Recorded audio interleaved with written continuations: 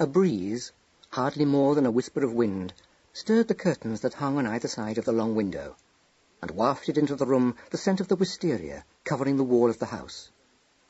The policeman turned his head as the curtains faintly rustled, his rather glassy blue eyes frowning and suspicious.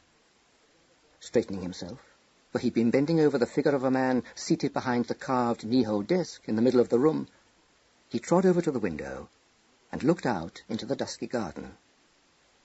His torch explored the shadows cast by 2 flowering shrubs, without, however, revealing anything but a nondescript cat, whose eyes caught and flung back the light for an instant before the animal glided into the recesses of the shrub.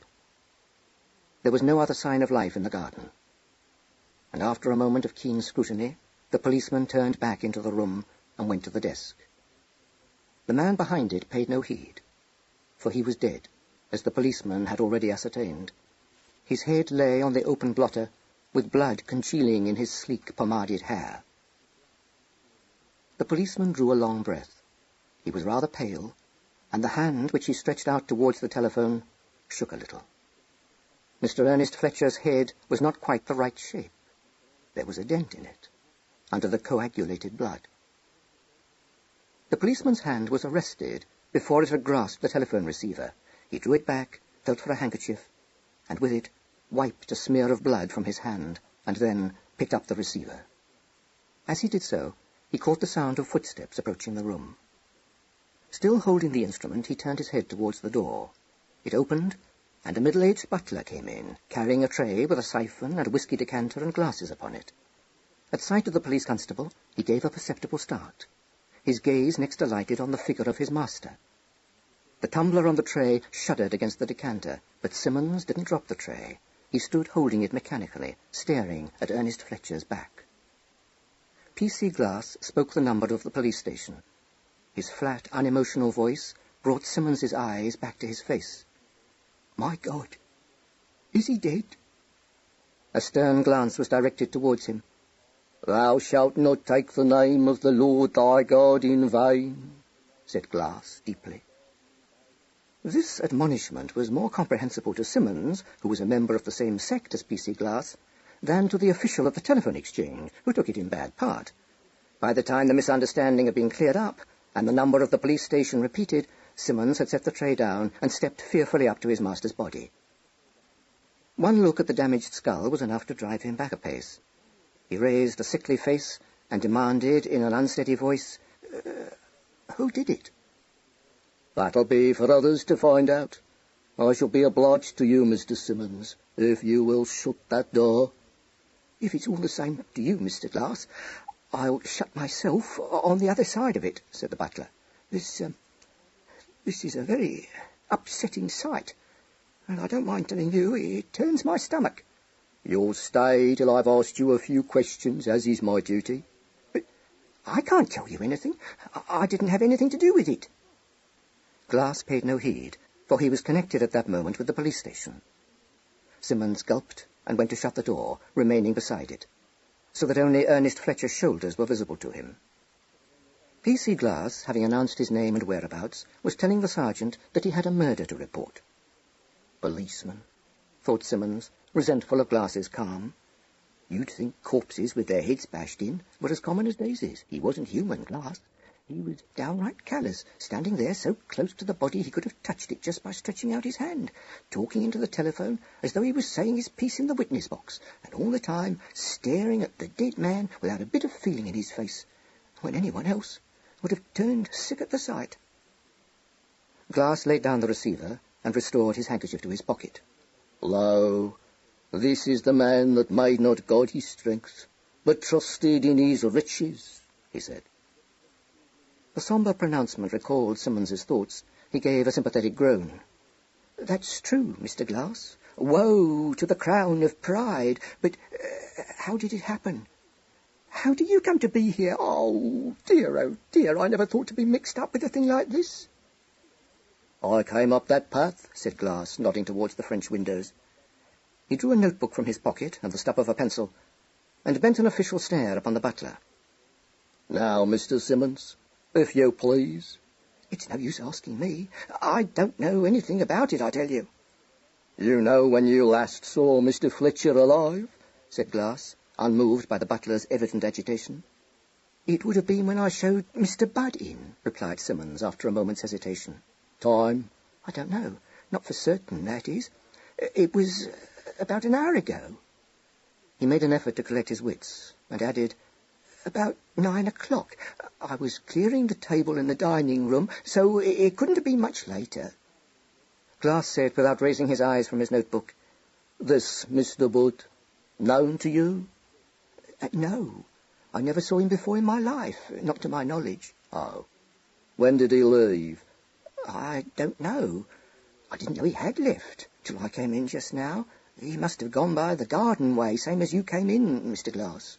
"Was that usual?" "It was, and it wasn't, if you know what I mean, Mr. Glass." "No," said Glass, uncompromisingly. "The master had friends who used to visit him that way." Simmons heaved a sigh. "Women, Mr. Glass." "Thine habitation," said Glass, with a condemnatory glance round the comfortable room, "is in the midst of deceit." "That's true, Mr. Glass. The times I've wrestled in prayer." The opening of the door interrupted him. Neither he nor Glass had heard footsteps approaching the study, and neither had time to prevent the entrance into the room of a willowy young man in an ill-fitting dinner-jacket suit, who paused on the threshold, blinked long-lashed eyelids at the sight of a policeman, and smiled deprecatingly. "Oh, sorry," said the newcomer. "Fancy finding you here." His voice was low-pitched, and he spoke softly and rather quickly, so that it was difficult to catch what he said. A lock of lank dark hair fell over his brow. He wore a pleated shirt and a deplorable tie, and looked to P.C. Glass like a poet. His murmured exclamation puzzled Glass. He said suspiciously, "Fancy meeting me, eh? So you know me, do you, sir?" "Oh, no," said the young man. His fluttering glance went round the room and discovered the body of Ernest Fletcher. His hand left the doorknob. He walked forward to the desk and turned rather pale. "I should share my manhood if I was sick, shouldn't I? I wonder what one does now." His gaze asked inspiration of Glass, of Simmons, and encountered only blank stares. It found the tray Simmons had brought into the room. "Yes, that's what one does," he said, and went to the tray and poured himself out a stiff, short drink of whisky and soda. "The master's nephew, Mr. Nero Fletcher," said Simmons, answering the question in Glass's eye. "You're staying in this house, sir?" "Yes, but I don't like murders. So inartistic, don't you think? Besides, they don't happen." "This has happened, sir?" said Glass, a little puzzled. "Yes, that's what upsets me. Murders only occur in other people's families, not even in one's own circle. Ever notice that?" "No, I suppose not. Nothing in one's experience, one had thought it so wide, has taught one how to cope with such a bizarre situation." He ended on an uncertain laugh. It was plain that under his flippancy he was shaken. The butler looked at him curiously, and then at Glass, who, after staring at Nero Fletcher for a moment, licked his pencil point and asked, "When did you see Mr. Fletcher last, if you please, sir?"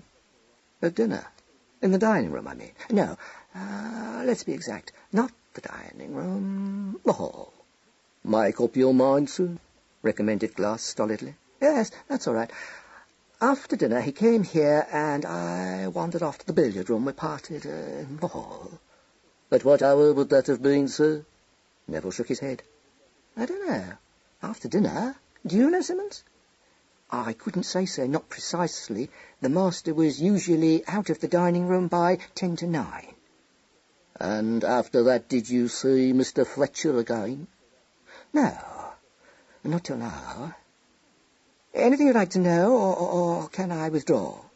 "It'll save time, sir, if you'll give an account of your movements between the time you and the deceased left the dining room and 10:05 p.m. "Well, I went into the billiard room and knocked the balls about a bit." "Alone, sir?" "Yes, but my aunt came to find me, so I left." "Your aunt?" "Miss Fletcher," interpolated the butler. The master's sister, Mr. Glass. You left the billiard room with your answer. Did you remain with her? No.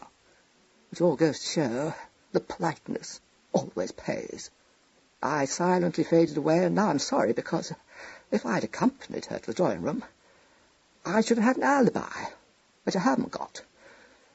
I went upstairs to my own room and read a book. I wonder if I could have fallen asleep over it. He looked doubtfully towards his uncle's chair and gave a faint shudder. No, my God, I couldn't dream anything like this. It's fantastic. If you'll excuse me, Mr. Glass, I fancy that was the front door bell, interrupted Simmons, moving towards the door. A few moments later, a police sergeant with several satellites was ushered into the study, and in the hall outside, the voice of Miss Fletcher, urgently desiring to be told the meaning of this invasion, was upraised in some agitation. Neville slid out of the study and took his aunt by the arm. I'll tell you. Come into the drawing-room. But who are all those men? Demanded Miss Fletcher. They look to me exactly like policemen. Well, they are, said Neville. Most of them, anyway. Look here, Aunt Lucy. We've been burgled. No. He stopped. I don't know. Yes, but perhaps that was it. Sorry, Aunt, but it's worse than that. Ernie has met with an accident. He stumbled a little over the words, looking anxiously at his aunt. Try not to mumble so, Neville, dear. What did you say? I said an accident, but I didn't mean it. Ernie's dead. Dead? Ernie? Oh, no, you can't mean that. How could he be dead? Neville, you know I don't like that sort of joke. It isn't kind, dear, to say nothing of its being in very questionable taste. It isn't a joke. She gave a gasp. Not?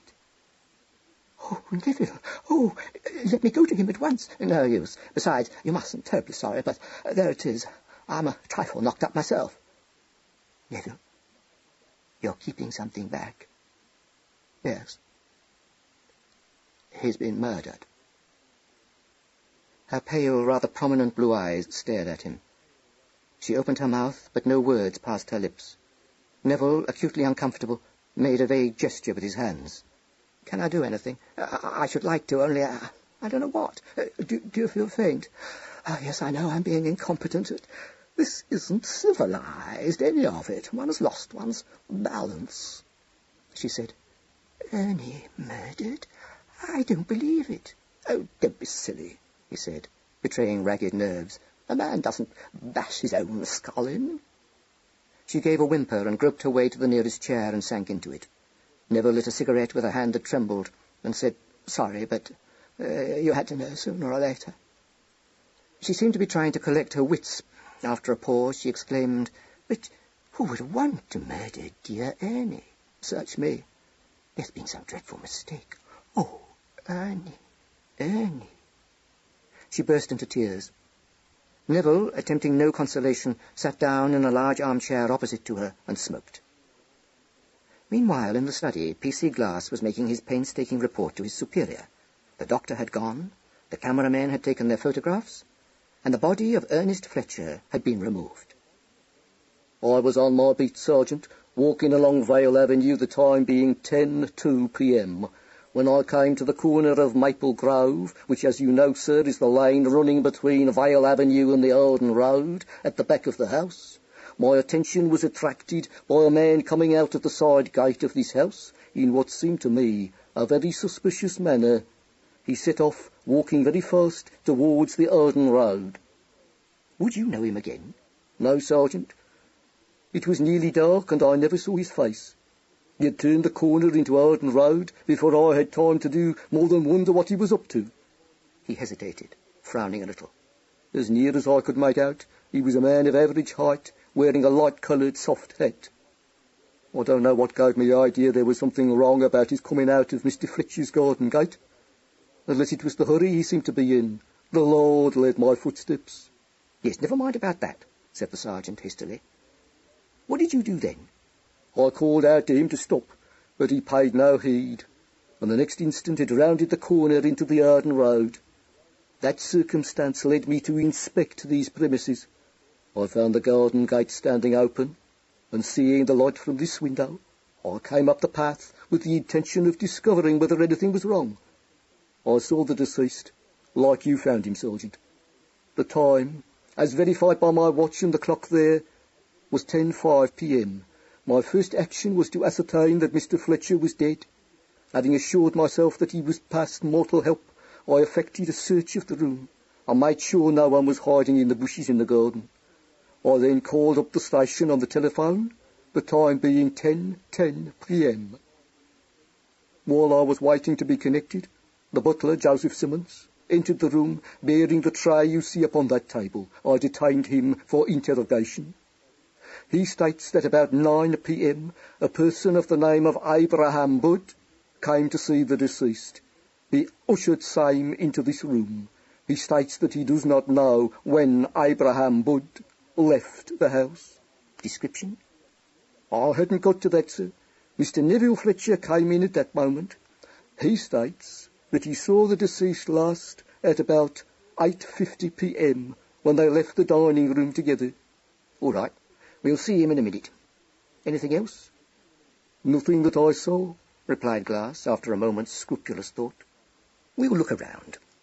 This looks like an open and shut case against this man you saw making off, friend Abraham Budd, eh? Not to my way of thinking, Sergeant, said Glass. The sergeant stared. Oh, it isn't it? Why not? The Lord been guiding you again? A flash of anger brought Glass's cold eyes to life. The scorner is an abomination to men, he said. That's enough. You remember you're speaking to your superior officer, if you please, my lad. The scorner, pursued Glass inexorably, loveth not one that reproveth him, neither will he go unto the wise. The man Budd came openly to the front door, making no secret of his name. The sergeant grunted. It's a point, I grant you. May not have been a premeditated murder, though. Fetch the butler in. Joseph Simmons is well known to me for a godly member, said Glass on his way to the door. All right. Fetch him. The butler was discovered in the hall, still looking rather pale. When he entered the study, he cast a nervous look towards the desk, and drew an audible sigh of relief when he saw the chair behind it unoccupied. Your name? Asked the sergeant briskly. Joseph Simmons, Sergeant. Occupation? I was employed as Mr. Fletcher's butler. How long have you been with him? 6.5 years, Sergeant. And you state, pursued the sergeant, consulting Glass's notes, that you last saw your master alive at about 9 p.m. when you showed a Mr. Abraham Budd into this room. Is that correct? Yes, Sergeant. I have the person's card here, said Simmons, holding out a piece of pasteboard. The sergeant took it and read aloud. Mr. Abraham Budd, 333C, Bishopsgate, E.C. Well, we know where he's to be found, that's one thing. You state that he wasn't known to you, I see. I never laid eyes on the individual before in my life, Sergeant. He was not the type of person I've been in the habit of admitting to the house, said Simmons haughtily. Glass dispelled this pharisaical attitude with one devastating pronouncement. Though the Lord be high, yet hath he respect unto the lowly, he said in military accents. But the proud he knoweth afar off. My soul is humbled in me, apologised Simmons. Never mind about your soul, said the sergeant impatiently, and don't take any notice of Glass. You listen to me. Can you describe this Budd's appearance? Oh, yes, Sergeant. A short, stout person in a suit, which I should designate as being on the loud side, and a bowler hat. I fancy he's of the Jewish persuasion. Short and stout, said the sergeant, disappointed. Sounds to me like a tout. Did the deceased expect a visit from him? I hardly think so. Mr. Budd stated that his business was urgent, and I was constrained to take his card to Mr. Fletcher. My impression was that Mr. Fletcher was considerably annoyed. Do you mean scared? Oh, no, Sergeant. Mr. Fletcher spoke of damned impertinence, but after a moment he told me to show Mr. Budd in, which I did. And that was at 9 p.m. or thereabouts. Did you hear any sounds of altercation? The butler hesitated. I wouldn't say altercation, Sergeant. The master's voice was upraised once or twice, but I didn't hear what he said, me being in the dining room across the hall, until I withdrew to my pantry. You wouldn't say that a quarrel took place between them? No, Sergeant. Mr. Budd didn't strike me as a quarrelsome person. In fact, the reverse. I got the impression he was afraid of the master. Afraid of him, eh? Was Mr. Fletcher a bad-tempered man? Dear me, no, Sergeant. A very pleasant-spoken gentleman, usually. It was very seldom I saw him put out. But he was put out tonight, by Mr. Budd's call. The butler hesitated. Before that, I fancy, Sergeant, I believe Mr. Fletcher had a slight difference with Mr. Neville, just before dinner. Mr. Neville? That's the nephew. Does he live here? No. Mr. Neville arrived this afternoon to stay with his uncle for a few days, I understand. Was he expected? If he was, I was not apprised of it. I should mention, in fairness to Mr. Neville, that he is, if I may say so, a somewhat eccentric young gentleman. It's by no means an unusual occurrence for him to arrive here without warning. And this difference with his uncle, was that usual? I shouldn't like to give a false impression, Sergeant. There wasn't any quarrel, if you understand me. All I know is that when I took sherry and cocktails to the drawing-room before dinner, it seemed to me that I'd interrupted an altercation. The master looked to be distinctly annoyed, which was a rare thing in my experience, and I did hear him say, just as I came in, that he wanted to hear no more about it. And Mr. Neville could go to hell. Oh. And what about Mr. Neville? Was he annoyed? I shouldn't like to say, Sergeant. Mr. Neville is a peculiar young gentleman, not given to showing what he feels, if he feels anything, which I sometimes doubt. Well, I do, frequently, said Neville, who had come into the room in time to hear this remark. The sergeant, unaccustomed to young Mr. Fletcher's noiseless way of entering rooms, was momentarily startled. Neville smiled in his deprecating fashion, and said softly, "Good evening. Isn't it shocking? I do hope you've arrived at something. My aunt would like to see you before you go. Do you know who killed my uncle?" "It's early days to ask me that, sir," replied the sergeant guardedly. "Your words hint at a prolonged period of suspense, which I find peculiarly depressing." "Very unpleasant for all concerned, sir," agreed the sergeant. He turned to Simmons. "That'll be all for the present," he said. Simmons withdrew, and the sergeant, who had been eyeing Neville with a good deal of curiosity, invited him to sit down. Neville obligingly complied with this request, choosing a deep armchair by the fireplace. The sergeant said politely, "I'm hoping you may be able to help me, sir. I take it you were pretty intimate with the deceased?" "Oh, no," said Neville, shocked. "I shouldn't have liked that at all." "No, sir? Am I to understand you were not on good terms with Mr. Fletcher?" "Well, I was. I'm on good terms with everybody. Only I'm not intimate." "Well, but what I mean, sir, is—" Yes, I know what you mean. Did I know the secrets of my uncle's life? No, Sergeant, I hate secrets and other people's troubles." He said this with an air of sweet affability. The sergeant was a little taken aback, but rallied and said, "At all events, you knew him fairly well, sir." "We won't argue the point," murmured Neville. "Do you know if he had any enemies?" "Well, obviously he had, hadn't he?" "Yes, sir. But what I'm trying to establish—" "I know. But you see, I'm just as much at a loss as you are. You weren't acquainted with my uncle?" "I can't say as I was, sir." Neville blew one smoke ring through another and watched it dreamily. "Everybody called him Ernie, or Ernie dear, according to sex. You see?" The sergeant stared for a moment, and then said slowly, "I think I'll get you, sir. I've always heard him well spoken of, I'm bound to say. I take it you don't know of any person with a grudge against him?" Neville shook his head. The sergeant looked at him rather discontentedly and consulted Glass's notebook. "I see you state that after you left the dining-room, you went into the billiard-room where you remained until Miss Fletcher came to find you. At what hour would that have been?" Neville smiled apologetically. You don't know, sir? No idea at all? Try and think. The last time has hitherto meant practically nothing to me. Does it help if I say that my aunt mentioned that a most peculiar visitor was with my uncle, a fat little man who carried his hat in his hand? She'd seen him in the hall. Did you see this man? No. You don't know whether he was still with your uncle when you went up to your room? Sergeant, do you think I listen at keyholes? Of course not, sir, but at least not when I'm wholly incurious, explained Neville, temporizing. Well, sir, we'll say that sometime between 9 and 10 you went up to your room. At 9:30. At a moment ago, sir, you said you had no idea what time it was. I hadn't, but I remember now, one solitary cuckoo. The sergeant shot a startled look towards Glass, standing motionless and disapproving by the door. A suspicion that the eccentric Nero Fletcher was of unsound mind had darted into his brain. What might you mean by that, sir? Only the clock on the landing. A cuckoo clock. Well, really, sir, for a moment I thought...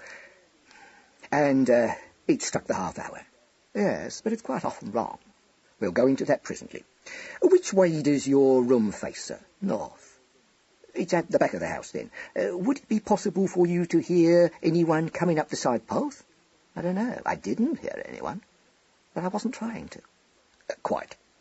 Well, I think that'll be all for the present, thank you, sir. Of course, you understand that you'll not be able to leave this house for a day or two, just a matter of routine, you know. We all hope it won't be long before we get the whole thing cleared up. Yes, let's, agreed Neville. His gaze dwelt speculatively on a picture on the wall opposite the fireplace. It wouldn't be a robbery, would it? Hardly, sir. But of course we can't say definitely yet. It isn't likely a burglar would come when Mr. Fletcher was still up, not to mention the rest of the household. No, only the safe was behind that picture. Just in case you didn't know. Yes, sir, so the butler informed me. We've been over it for fingerprints, and as soon as we can get Mr. Fletcher's lawyer down, we'll have it open. Oh, yes, Hepworth? Found anything? The last words were addressed to a constable who had stepped into the room through the window. Not much, Sergeant, but I'd like you to have a look at one thing. The sergeant went at once. Neville uncoiled himself, got up, and wandered out of the room in his wake. Don't mind me coming, do you? He murmured as the sergeant turned his head. I don't see as there's any objection, sir. The fact is, a man was seen sneaking out by the side gate just after 10 p.m., and unless I'm mistaken, he's the chap we're after. A fat man, suggested Neville, blinking. Oh, that would be too easy, wouldn't it, sir? No, just an ordinary-looking chap in a soft hat. Well, Hepworth, what is it? The constable had led the way to the back of a flowering currant bush, which was planted in a bed close to the house. He directed the beam of his torch onto the ground. In the soft earth were the deep imprints of a pair of high-heeled shoes. They're freshly made, Sergeant, said Hepworth. Someone's been hiding behind this bush. The woman in the case, said Neville. Ought to be having fun. End of side 1.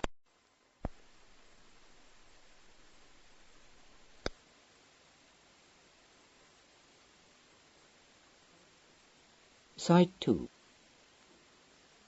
2. By 11:30, the police, with the exception of one constable left behind to keep a watch over the house, had departed from Greystones. Miss Fletcher, gently interrogated by the sergeant, had been unable to assist the course of justice. The news of the finding of the imprints of a woman's shoes didn't seem either to shock or to surprise her. He was such an attractive man, she confided to the sergeant. Of course, I don't mean... But one has to remember that men are not like us, doesn't one? The sergeant had found himself listening to a panegyric on the late Ernest Fletcher. How charming he was, how popular, what perfect manners he had, how kind he had always been to his sister, how gay, how dashing, how generous. Out of this turmoil of words, certain facts had emerged. Neville was the son of Ernie's brother Ted, many years deceased, and certainly his heir. Neville was a dear boy, but you never knew what he would be up to next, and yes, it did annoy poor Ernie. when he got himself imprisoned in some horrid Balkan state.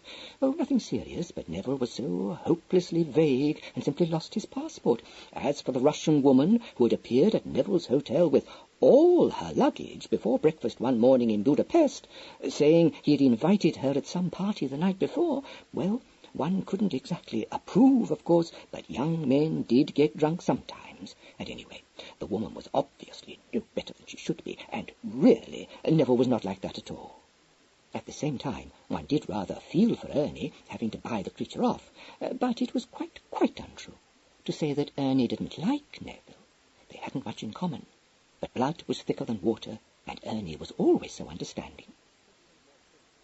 Questioned more closely, no, she knew of no one who nourished the least grudge against her brother. She thought the murderer must have been one of these dreadful maniacs one reads about in the papers. The sergeant got away from her, not without difficulty, and very soon left the house. Aunt and nephew confronted one another in the drawing-room. "I feel as though this were all a horrible nightmare," said Miss Fletcher, putting her hand to her head. "There's a policeman in the hall, and they've locked dear Ernie's study." "Does it worry you?" asked Neville. "Was there anything you wished to destroy?" "That would be most dishonest. Not but what I feel sure Ernie would have preferred it to having strangers poking their noses into his affairs. Of course, I wouldn't destroy anything important. But I'm sure there isn't anything. Only, you know what men are, dear. Even the best of them." "No, do tell me." "Well," said Miss Fletcher, "one shuts one's eyes to that side of a man's life. But I'm afraid, Neville, that there have been women. And some of them, I think, though of course I don't know, not what I call nice women." "Men are funny like that." "Yes, dear, and naturally I was very thankful, because at one time I made sure Ernie would get caught." "Caught?" "Marriage," explained Miss Fletcher. "That would have been a great blow to me. Only, luckily, he wasn't a very constant man." Neville looked at her in surprise. She smiled unhappily at him, apparently unaware of having said anything remarkable. She looked the acme of respectability, a plump, faded lady with wispy grey hair and mild eyes, red-rimmed from crying, and a prim little mouth, innocent of lipstick. "I'm now definitely upset," said Neville. "I think I'll go to bed." She said distressfully, "Oh, dear, is it what I've told you? But it's bound to come out. So you had to know, sooner or later." "Not my uncle, my aunt," said Neville. "You do say such odd things, dear. You're overwrought, and no wonder. Ought I to offer that policeman some refreshment?" He left her engaged in conversation with the officer on duty in the hall, and went up to his own room. After a short interval, his aunt tapped on his door, desiring to know whether he felt all right. He called out to her that he was quite all right, but sleepy. And so, after exchanging good nights with him, and promising not to disturb him again, Miss Fletcher went away to her own bedroom in the front of the house. Neville Fletcher, having locked his door, climbed out of his window and reached the ground by means of a stout drain-pipe and the roof of the veranda outside the drawing-room. The garden lay bathed in moonlight. In case a watch had been set over the side entrance, Neville made his way instead to the wall at the end of the garden, which separated it from the Arden Road. Espaliers, trained up it, made the scaling of it a simple matter. Neville reached the top, lowered himself on the other side, and let himself drop. He landed with the ease of the trained athlete, paused to light a cigarette, and began to walk westwards along the road. 100 yards brought him to a crossroad running parallel to Maple Grove. He turned up it and entered the first gateway he came to. A big square house was sharply outlined by the moonshine, light shining through the curtains of several of the windows. One of these, on the ground floor to the left of the front door, stood open. Neville went to it, parted the curtains, and looked into the room. A woman sat at an escritoire writing, the light of a reading lamp touching her gold hair with fire. She wore evening dress, and a brocade cloak hung over the back of her chair. Neville regarded her thoughtfully for a moment, and then stepped into the room. She looked up quickly, and gave a sobbing gasp of shock. The fright of her eyes gave place almost immediately to an expression of relief. Colour rushed into her lovely face. She caught her hand to her breast, saying faintly, "Neville, oh, how you startled me." "That's nothing to what I've been through tonight," replied Neville. "Such fun and games at Greystones, my dear, you wouldn't believe." She shut her blotter upon her half-finished letter. "You haven't got them?" she asked, between eagerness and incredulity. "All I've got is the jitters," said Neville. He strolled over to her, and to her surprise, went down on his knee. "Neville, what on earth?" His hand clasped her ankle. "Let's have a look at your foot, my sweet." He pulled it up and studied her silver kid shoe. "Oh, my prophetic soul. Now we are in a mess, aren't we? Just like your pretty little slippers." He let her go and stood up. Swift alarm dilated her eyes. She glanced down at her shoes and twitched the folds of her frock over them. "What do you mean?" "Can it, precious? You called on Ernie tonight and hid behind a bush outside the study window." "How did you know?" "Intuition. You might have left it to me. What's the use of dragging me into it if you were going to muscle in? God knows I was unwilling enough." "That's just it. I didn't think you'd be any good. You're so unreliable, and I knew you hated doing it." "Oh, I did, and I am, and I wasn't any good. But all the same, it's damn silly of you not to give me a run for my money. Did you get them, by the way?" "No. He only laughed and... oh, you know." "Well, isn't that nice?" said Neville. "Did you happen to knock him on the head?" "Oh, don't be silly." "If that's acting, it's good," said Neville, looking at her critically. "Did you see who did?" She was frowning. "Did I see who did what?" "Knocked Ernie on the head. My pretty ninny, Ernie's been murdered." A sound between a scream and a whimper broke from her. "Neville." "Oh, no. Neville, you don't mean that." He looked at her with a smile lilting on his mouth. "Didn't you know?" Her eyes searched his, while the colour receded slowly from her face. "I didn't do it," she gasped. "I shouldn't think you'd have the strength." They were interrupted by the opening of the door. A slim young woman, with a cluster of brown curls and a monocle screwed into her left eye, entered the room, saying calmly, "Did you call, Helen?" Her gaze alighted on Neville. She said with every appearance of disgust, "Oh, you're here, are you?" "Yes, but I wouldn't have been if I'd known you were." "Hellcat," responded Neville sweetly. Miss Drew gave a contemptuous snort and looked critically at her sister.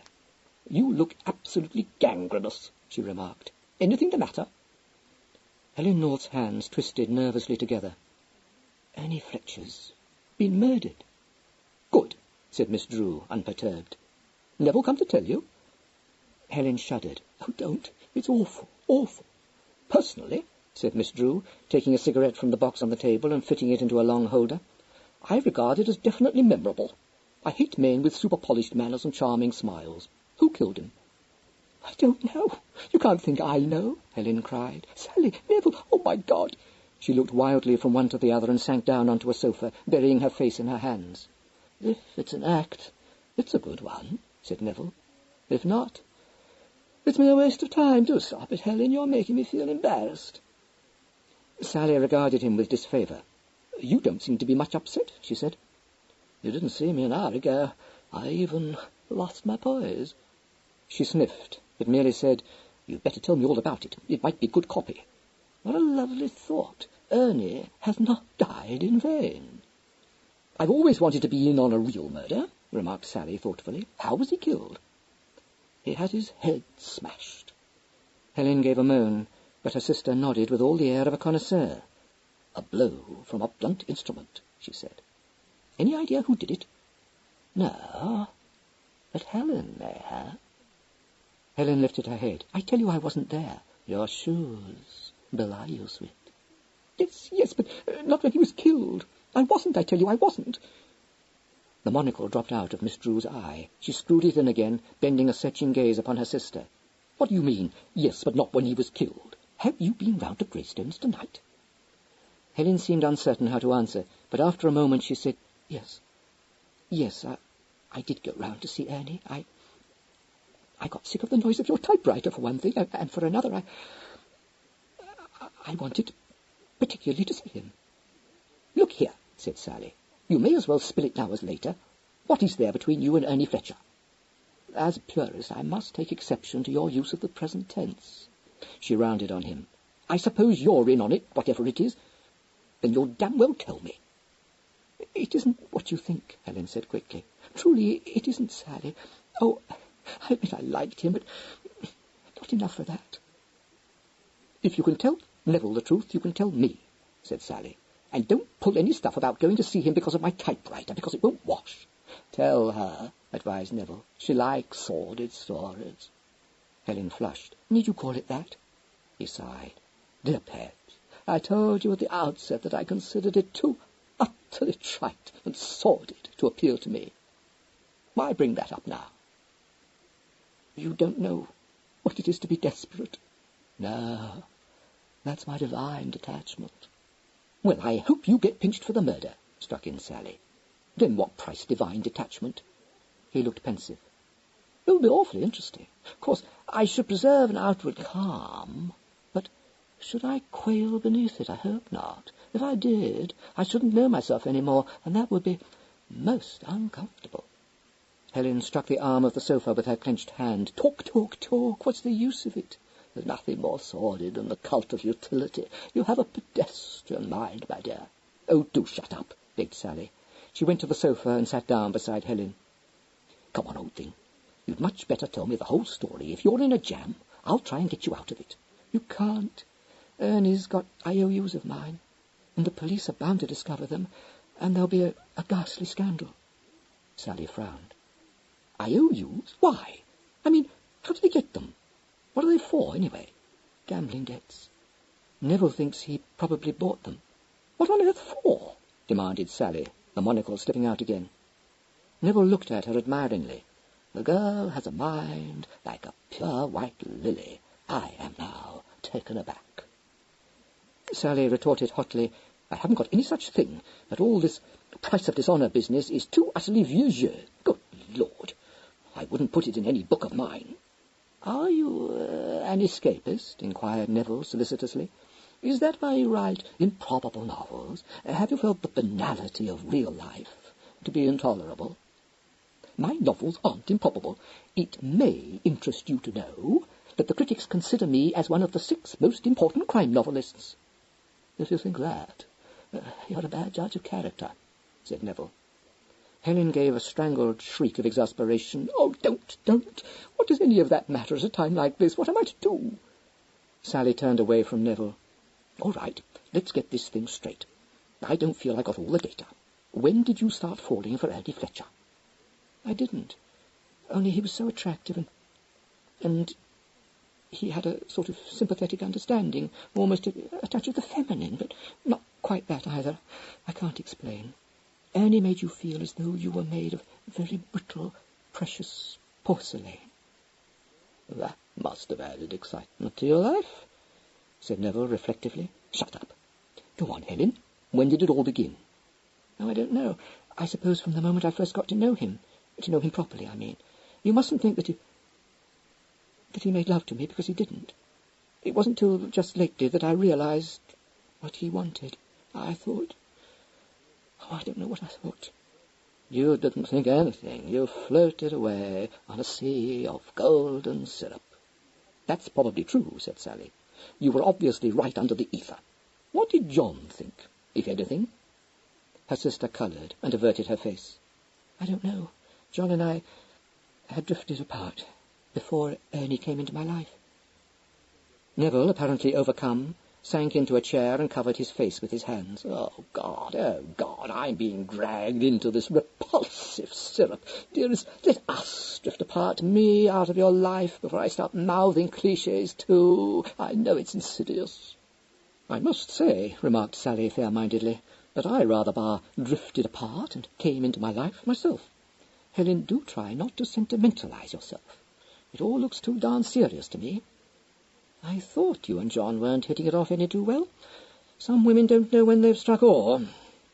What went wrong between you? I should have thought John was the answer to any maiden's prayer. Oh, it's so hard to explain, Helen said, her eyes brimming with tears. I was so young when I married him, and I thought everything was going to be like my dreams. I'm not excusing myself. I know John's a fine man, but he didn't understand me. He didn't want what I wanted, life, gaiety, and excitement. Didn't you love him? Asked Sally bluntly. I thought I did, only everything went wrong. If only John had been different. But you know what he's like.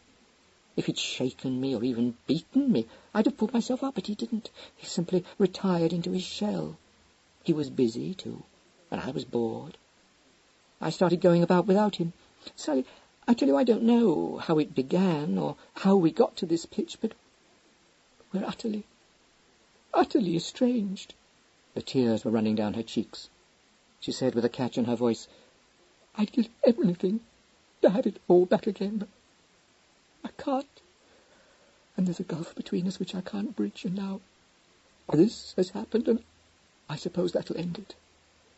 I've dragged John's name in the mud, and the least I can do is to let him divorce me. Don't be such an ass, said Sally bracingly. John's much too decent to let you down when you're in trouble. You don't divorce people for getting into debt, and if your IOUs are found in Ernie Fletcher's possession, it'll be obvious that you weren't a faithless wife. If they're found, and it all comes out, I'll kill myself, Helen said. I couldn't face it. I could not face it. John doesn't know a thing about my gambling. It's the one thing he detests above all others. Neville's a beast, but he's perfectly right when he says it's a sordid story. It wasn't bridge or the sort of gambling you have at parties, but a real hell. Lummy, said Miss Drew elegantly. Gilded vice and haggard harpies and suicides adjacent, all that sort of thing.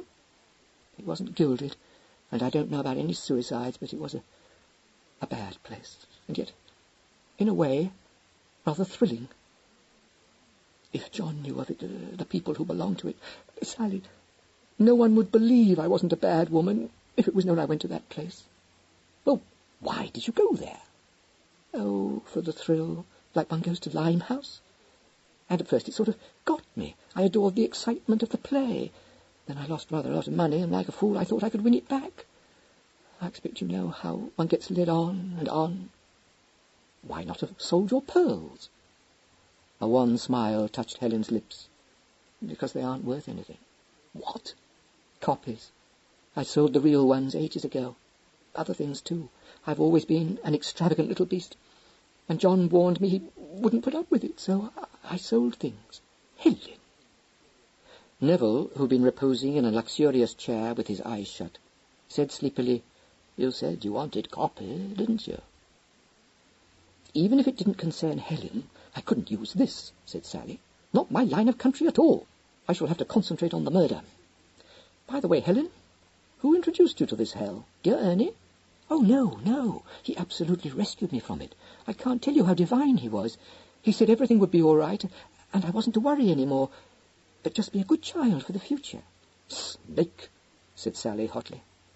Yes, only it didn't seem like that. He had such a way with him. He got hold of those ghastly IOUs, and at first I was so thankful. Then he blackmailed you?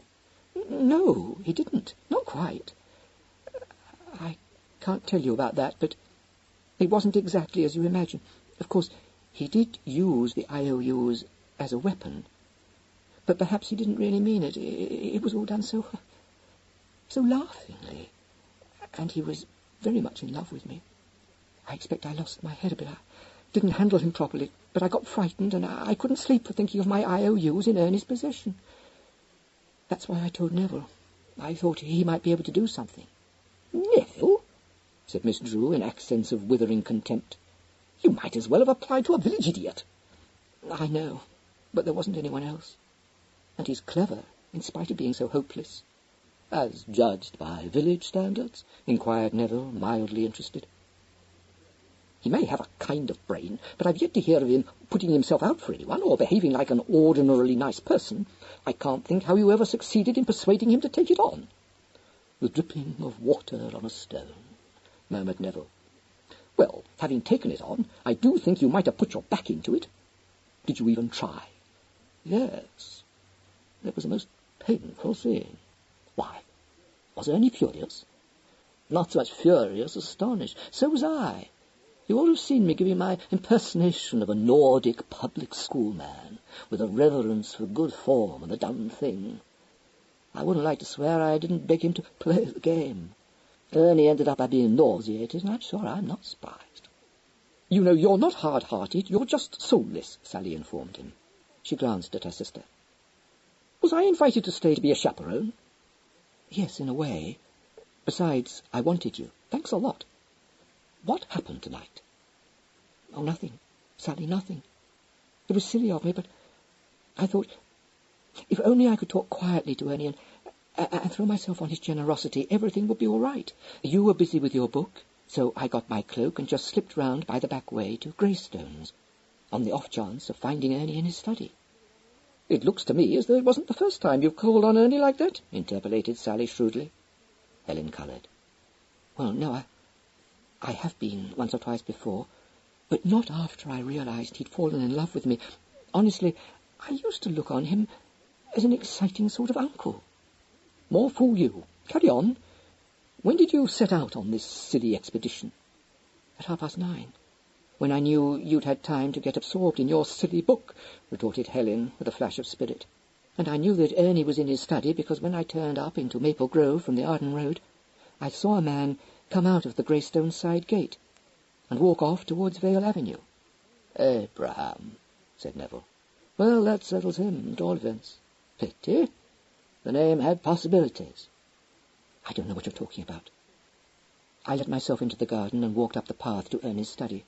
Ernie was there, but I soon saw I'd made a mistake to come. He was almost horrid. As horrid as a person with charm like his could be. That's what comes of getting me to be a Pukka Sahib, said Neville. You can't blame Ernie. How long did you stay with him? Demanded Sally. Think. It's probably important. I don't have to think, I know. Ernie said something about my being found with him at a compromising hour, and I looked at the clock, and said if he thought 9:45 a compromising hour, he must be actually a Victorian, although I'd thought him merely Edwardian. Good, approved Sally. Yes, I was in a rage, and I walked straight out, the way I'd come. Straight home? Helen hesitated, her eyes on Neville, who was regarding her with an expression of sleepy enjoyment. No, she said after a pause, not quite. I heard the gate open, and naturally I didn't want to be seen, so I dived behind a bush beside the house. Who was it? I don't know. I couldn't see. A man, that's all I can tell you. Sally looked at her rather searchingly, and then said, All right, go on. He went into the study. I think he closed the window behind him. I didn't hear anything except a sort of murmur of voices. Oh. Did you beat it while you had the chance? Helen nodded. Yes, of course. And no one but Ernie saw you? No. And you didn't go dropping handkerchiefs about or anything like that? Of course I didn't. Then there's nothing except the IOUs to connect you with the murder, Sally declared. You've got to get hold of them before the police do. Oh, Sally, if only I could. But how? They aren't in his desk. How do you know? Asked Sally swiftly. Why, something Ernie said, faltered Helen. I shouldn't set much store by anything he said. Of course, they may be in a safe, but we'll hope he didn't go in for safes. Neville, this is your job. Neville opened his eyes. Having surveyed both sisters in his peculiarly dreamy way, he dragged himself out of his chair and wandered over to the table where the cigarette box stood. He selected and lit one, produced his own empty case, and proceeded to fill it. All this excitement, he said softly, has gone to your head. Oh, no, it hasn't. You're staying at the house. You said you'd help Helen. You can jolly well find those IOUs before Scotland Yard gets onto the case. Scotland Yard? Gasped Helen. Yes, I should think almost certainly, replied Sally. This is the metropolitan area, you know. They'll probably send a man down to investigate. Neville, are you willing to take a chance? No, darling, he replied, fitting the last cigarette into his case. You would fast enough if they were your IOUs. He looked up. I dare say I should, but they aren't mine. I won't have anything to do with them. If you'd a grain of decency or chivalry, do stop trying to cast me for this beastly Gunga Din role. Find someone else for the job. You must know lots of whiter men than I am. Very well, said Sally. If you haven't the guts to do it, I have and I will. I don't want to blight your youthful ardour, Svetlana, but I think I ought to tell you that there's a large, resolute policeman parked in the front hall. Her face fell. I never thought of that. End of side 2. Side 3. An idea occurred to her. Do you mean he's keeping a watch over the household? Well, he's certainly not a paying guest. She started up. You utter, abysmal idiot. What did you come here for if the house was being watched? We get some cigarettes. We've run out. Oh, don't be a fool. Don't you realize you'll have led them straight to Helen? Oh, no. No, really I haven't, Neville replied, with his apologetic smile. I climbed out of my window and over the wall. You... Did you really? Exclaimed Sally, her thunderous frown vanishing. I must say I should never have thought it of you. Atavism, he explained. Oh, Neville, how on earth did you manage it? Helen asked, a note of admiration in her voice. He looked alarmed. Please don't get misled. It wasn't a bit heroic or daring or even difficult. It must have been. I can't think how you did it. I should never have had the nerve. No nerve. Merely one of the advantages of a university education. Well, I think it was fairly sporting of you, said Sally. Only it doesn't help us to solve the problem of how to get those IOUs. Don't strain yourself. You can't get them. They're probably in Ernest's safe, just like you suggested. There are ways of opening safes, said Sally darkly, cupping her chin in her hands. I suppose you don't happen to know the combination. You're right, for the first time tonight. God, how I hate women. Sally, you don't really know how to open safes, do you? Asked Helen, forgetting her troubles in surprise. No, not offhand. I should have to look it up. Of course I know about soup. What sort of soup? Inquired Neville. If we're going to talk gastronomy, I can be quite intelligent. They're seldom inspired. Ass, not that kind of soup. The stuff you blow open safes with. I forget exactly what it's made of, but it's an explosive of sorts. Is it really? What lovely fun. Won't it go big with the policeman in the hall? I wasn't thinking of using it, even if I knew how to make it, which I don't. That must be your weak woman's nature breaking through the crust, darling. Get the better of it, and don't stop at the safe. Blow the whole house up, thus eliminating the policeman. Have a good laugh, said Sally. After all, you aren't in this jam, are you? She got up and began to stride about the room. Well, let's face it. We can't open the safe, and we don't know how to get by the policeman. In fact, we're futile. But if I created this situation in a book, I could think of something for the book me to do. Why the devil can't I think of something now? Neville betrayed a faint interest. If we were in one of your books, we should all of us have much more nerve than we really have to start with. Not necessarily. Oh, yes. You always draw your characters rather more than life-size. We should have more brains, too. You, for instance, would know how to make your soup.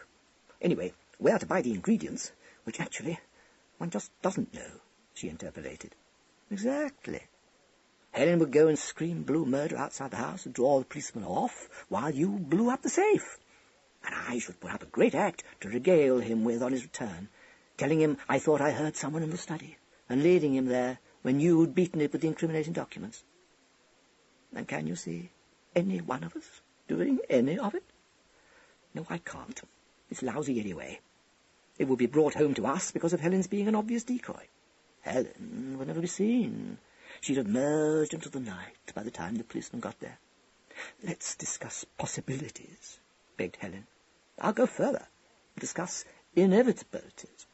We shall all of us sit tight and let the police do the worrying. Ern is dead, and there isn't a thing we can do except preserve our poise.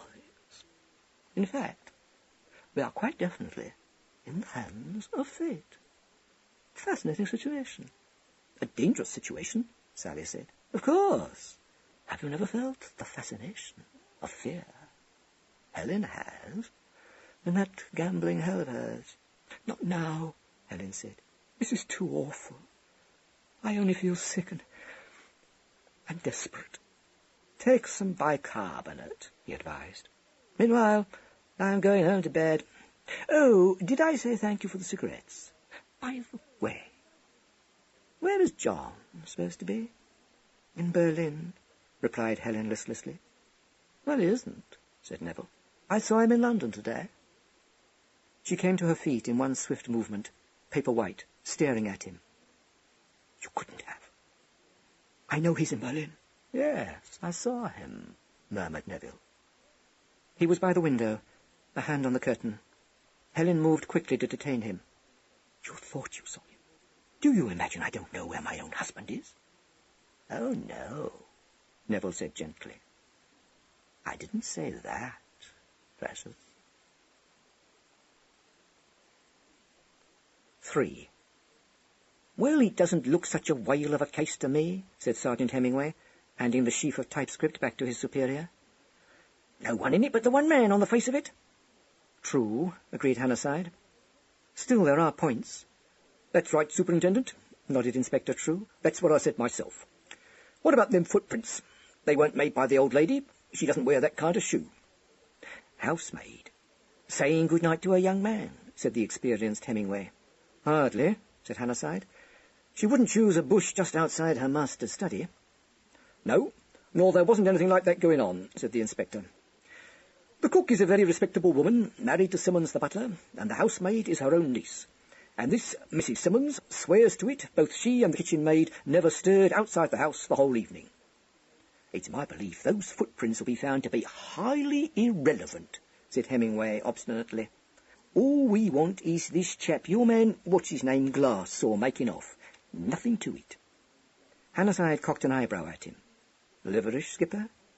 I don't like the setup. Ordinary, that's what it is. And I don't like the smashed skull. Just doesn't appeal to me. Give me something a bit recherché, and I'm right on to it. Hannahside smiled a little. I repeat, there are points. The murdered man seems to have been universally liked. No motive for killing him even hinted at. You wait till we've done half an hour's work on the case, said Hemingway. I wouldn't mind betting we'll find scores of people all stiff with motives. I thought you said all we had to do was to find the man P.C. Glass saw. I dare say I did, Chief. And what's more, I was probably right. But you mark my words, we shall find a whole lot of stuff just confusing the main issue. I've been on this kind of case before. The way I look at it, said the inspector slowly, we want to find the instrument it was done with. Yes, that's another of the points, replied Hannahside. Your man Glass seems quite certain that the fellow he saw wasn't carrying anything. What sort of a chap is he? Reliable? Yes, sir, he is. Very reliable. That's his conscience. He's a very religious man, Glass. I never can remember what sect he belongs to, but it's one of those where they all wrestle with the devil and get moved by the Lord to stand up and testify. Well, I'm Church of England myself, but what I say is, it takes all sorts to make the world. As a matter of fact, I was thinking of detailing Glass to you, to give you any assistance you may need, Superintendent. I reckon he's one of my best men, not quick, you know, but not one to lose his head or go flying off at a tangent. Seems only right to put him onto this case, seeing as it was him discovered the body. All right, said Hannahside absently, his eyes running down the typescript in his hand. The inspector coughed. Only, perhaps I'd better just warn you, sir, that he's got a tiresome habit of coming out with bits of the Bible. One of these blood and thunder merchants, if you know what I mean. You can't break him of it. He gets moved by the spirit. I dare say Hemingway will be able to deal with him, said Hannahside, rather amused. Oh, I knew I wasn't going to like this case, said Hemingway gloomily. Half an hour later, having made a tour of the grounds of Greystones, inspected the footprints behind the flowering currant bush, and cast a jaundiced eye over the stalwart, rigid form of P.C. Glass, he reiterated this statement. If thou find in the day of adversity, thy strength is small, said Glass reprovingly. The sergeant surveyed him with acute dislike. If you get fresh with me, my lad, we are going to fall out. The words are none of mine, but set down in Holy Writ, Sergeant, explained Glass. There's a time and a place for everything, and this isn't the time nor the place for Holy Writ. You attend to me now. When you saw that chap sneaking out of this gate last night, it was just after 10 o'clock, wasn't it? It was, Sergeant. And getting dark. As you say, Sergeant. Too dark? for you to see him very clearly. Too dark for me to distinguish his features, but not too dark for me to take note of his build and raiment. It's my belief it was too dark for you to see whether he was carrying anything or not, said the sergeant. His hands were empty. I will not bear false witness against my neighbour. All right, skip it. Now, you've been in this district some time, haven't you? For 3 years, Sergeant. Well, what do you know about these Fletchers? Their eyes stand out with fatness. They have more than heart could wish. Yes, that's a lot of use, isn't it? What about the nephew? I know nothing of him, either good or ill. And the late Ernest? A sombre look came into Glass's face. He that pursueth evil pursueth it to his own death. The sergeant pricked up his ears. What evil? Glass looked sternly down at him. I believe him to have been wholly given up to vain show, double of heart, a fornicator. Here, that'll do, said the sergeant, startled. We're none of us saints. I understand the late Ernest was pretty well liked. It is true. It is said that he was a man of pleasing manners, filled with loving kindness, but the heart is deceitful above all things and desperately wicked. Who can know it? Yes, that's all very well. But where did you get that fornication idea? From those footprints, eh? No. Joseph Simmons, who is in the way of light, though a foolish man, knew some of the secrets of his master's life. He did he? We'll see, said the sergeant briskly, and turned towards the house. He entered it through the study window and found his superior there, with Ernest Fletcher's solicitor and Nero Fletcher, who was lounging bonelessly in an armchair, the inevitable cigarette drooping from the corner of his mouth. "Then, if that is all, Superintendent," the solicitor was saying, "I will take my leave. Should you require my further services, there is my card." "Thank you," said Hannahside. The solicitor picked up Ernest Fletcher's will and replaced it in his briefcase.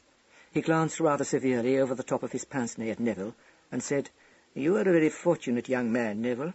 I hope you will prove yourself worthy of the benefits your poor uncle has conferred on you." Neville looked up with his fleeting smile. "Ah, so do I. I shall try hard not to let all this vulgar wealth corrupt my soul." "It's a great responsibility," said the lawyer gravely. "I know. That's what depresses me. People will expect me to wear a hat and look at tape machines." "I hope you will do more than that," replied the lawyer. "Now, if you please, I should like to have a word with your aunt. Perhaps you could take me to her." Neville obligingly rose and opened the door for him. They passed out of the room together, and Sergeant Hemingway, who had been standing silent in the window, said, "Who's the bit of chewed string, Chief?" "The heir," answered Hannahside. "Nero Fletcher." "Oh, well, I don't grudge it him. He looks as though he hasn't got tuppence to rub together, let alone hardly having the strength to stand up without holding on to something." "You shouldn't go by appearances, Sergeant," said Hannahside, a twinkle in his eye. "That weary young man holds the record for the high jump. Got a half-blue at Oxford, so the solicitor informed me." "You don't say?" "Well, I wouldn't have thought it, that's all. And he's the heir. What did I tell you? Motive number 1. "I'll remember it if I draw a blank on that unknown visitor," promised Hannahside. "Meanwhile, we found this little lot." The sergeant came to the desk and looked over Hannahside's shoulder at 3 slips of paper, all signed by Helen North. "IOUs," he said. Well. She did splash money about, didn't she? Know what I think, Super? There's a nasty smell of blackmail hanging round these bits of paper. I believe friend Ichabod wasn't so far off the mark after all with his pursuit of evil stuff." "My name is not Ichabod, Sergeant, but Malachi," said Glass stiffly from the window. "It had to be," said the sergeant. "What price those footprints, Chief?" "The medical evidence goes to show that it's in the highest degree improbable that a woman could have struck the blow which killed Ernest Fletcher. Still, I agree that these notes will bear looking into. Young Neville know anything about this Helen North?" "I haven't asked him. In the event of those IOUs having no bearing on the case, I'm not anxious to stir up any mud." He glanced up to see Glass staring at him with knit brows. "Well, does the name convey anything to you?" There's a man of that name living with his wife, not 5 minutes' walk from this house, replied Glass slowly. The sergeant pursed his lips in a soundless whistle. Hannahside said, "Know anything about them?" No, sir. Address? You'll find the house in the road which runs parallel to Maple Grove. It's called the Chestnuts. Hannahside jotted it down. The sergeant, meanwhile, was turning over a collection of photographs and snapshots laid out on the desk. "Looks like you weren't so far out, Glass," he remarked. "I have to hand it to the late Ernest. He certainly knew how to pick 'em. Regular harem." He picked up a large portrait of a dazzling blonde, dressed apparently in an ostrich feather fan, and regarded it admiringly. "That's Lily Logan, the dancer. What a figure!" Glass averted his eyes with a shudder. Can a man take fire in his bosom and his clothes not be burnt? As a jewel of gold in a swine's snout, so is a fair woman which is without discretion. "That's what you think," said Hemingway, laying Lily Logan down and looking critically at another smiling beauty. "Went the pace a bit, didn't he? Hello?" His eyes had alighted on the portrait of a curly-headed brunette. He picked it up. "Seems to me I've seen this dame before." As his female acquaintance seems to have consisted largely of chorus girls, that's not surprising, said Hannahside dryly. "Yours lovingly, Angela," read out the sergeant. Angela. He scratched his chin meditatively. "Got something at the back of my mind. Do you seem to know that face, Chief?" Hannahside studied the photograph for a moment. "It does look a little familiar. Some actress, I dare say. We'll check up on them presently." Hemingway held the photograph at arm's length.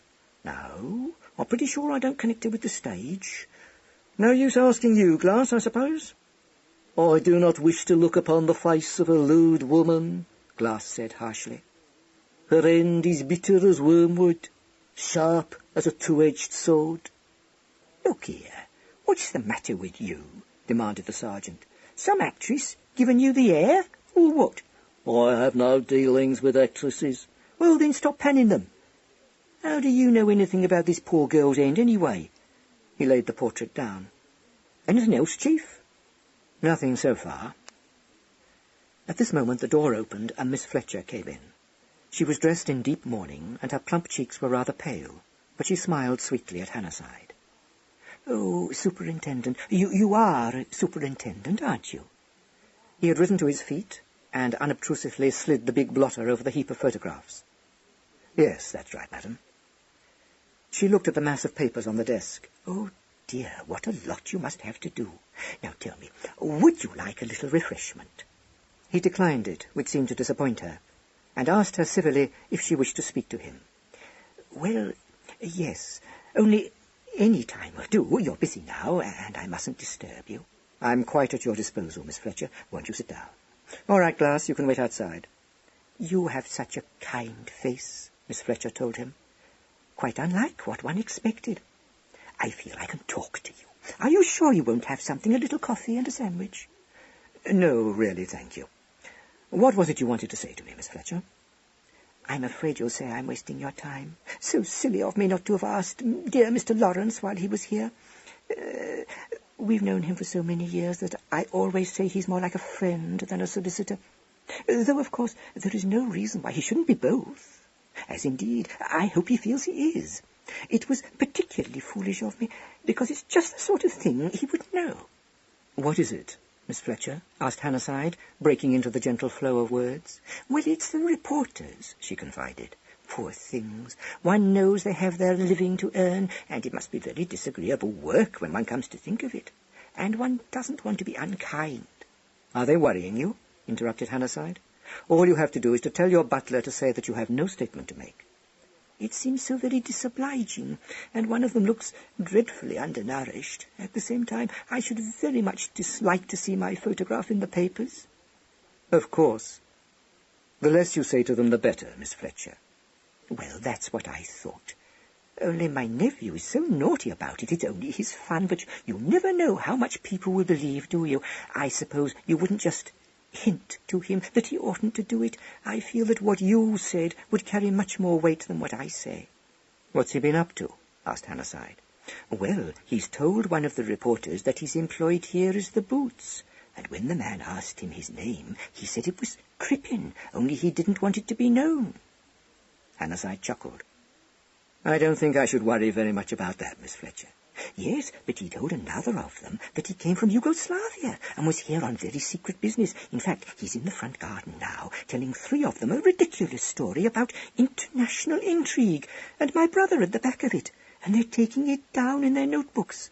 Neville's such a marvellous actor, and of course he speaks Serbian, from having travelled in the Balkans, but I don't think he ought to deceive those poor men, do you? No, I don't. It's most unwise to play jokes on the gentlemen of the press. Hemingway, go and ask Mr. Fletcher if I can have a word with him, will you? Thank you so much. Poor Neville. One always has to remember that he hasn't known a mother's love. I feel that accounts for so much, don't you? Not that he isn't a dear boy, of course, and I'm very fond of him. But he's like so many of these young people nowadays, so strangely heartless. Nothing seems to matter to him. Not even a thing like this. Her lips trembled. She groped for her handkerchief and dabbed her eyes with it. You must forgive me. I was very much attached to my dear brother. It doesn't seem to me as though any of this can really have happened. It must have been a terrible shock to you, said Hannahside sympathetically. Yes. You see, my brother was such a charming man. Everyone liked him. So I understand, Miss Fletcher. Yet it seems that he had one enemy at least. Have you no idea who that might be? Oh, no, I can't think of anyone. But I didn't know all his friends, Superintendent. She looked up anxiously, but Hannahside said nothing. That was one of the things I came to talk to you about, she ventured. I'm afraid you will think it rather odd of me to mention such things, but I've made up my mind that I ought to. You may be perfectly frank with me, Miss Fletcher. She fixed her eyes upon a point beyond his shoulder. My brother had affairs with women. Hannahside nodded. I never inquired into them, and of course he never spoke of them to me, but naturally I knew. In my young days, Superintendent, ladies did not discuss such matters. Nowadays things are different, and young people seem to talk of everything, which I can't help feeling is a pity. It's much better to shut one's eyes to some things. Don't you agree? But it's occurred to me, I thought it all over during the night, that whoever killed my brother may have done so from jealousy. Yes, that is a possibility, Hannahside said. Yes, of course, if it was so, it will have to come out. I quite realize that. But if you find it wasn't, or fail to discover the man who did it, do you think my brother's private affairs need be known? Certainly not, Hannahside replied. I quite understand your feelings in the matter, Miss Fletcher, and I can assure you that I shall respect them as much as I possibly can. So kind, she sighed. I have such a dread of the papers printing horrid things about my poor brother, perhaps getting hold of letters. You know the sort of thing I mean, I expect. You needn't be afraid of that, he assured her. There are no such letters as you refer to. Oh, how thankful I am, she breathed. You've taken a load off my mind.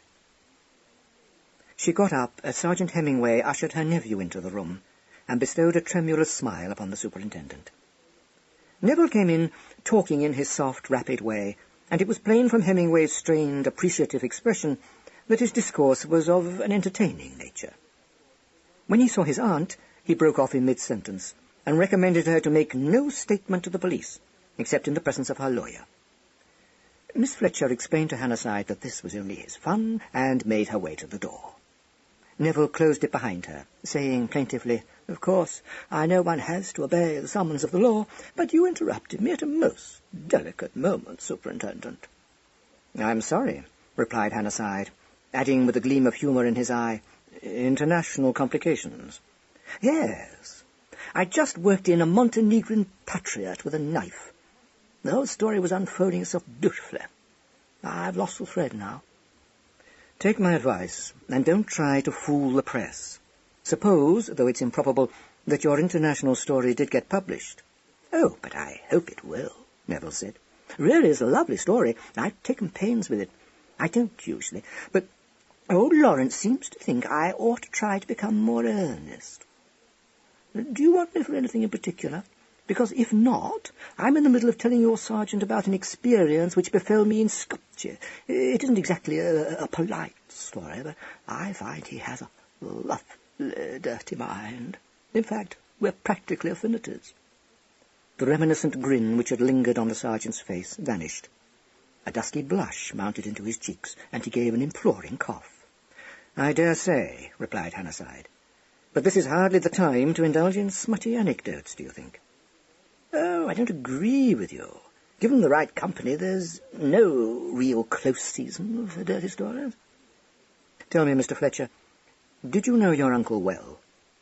"I expect it'll save time if I say no," answered Neville. "I can see we're on the verge of talking at cross purposes." "Why?" Hannahside asked bluntly. "Oh, one doesn't know people. Mothers say they know their children through and through. Fallacy, rather disgusting too. Indecency inherent in over-probing, and results misleading, probably disquieting." "Oh," said Hannahside, who had followed this rapid and telegraphic speech with some difficulty. "I see what you mean, but it doesn't answer my question. As well as one person may know another, did you know your uncle?" "No." "Interest being the natural forerunner to understanding." "You'd none in him?" "Nor anyone, except objectively. And I'm not sure of that either. Do you like people?" "Don't you?"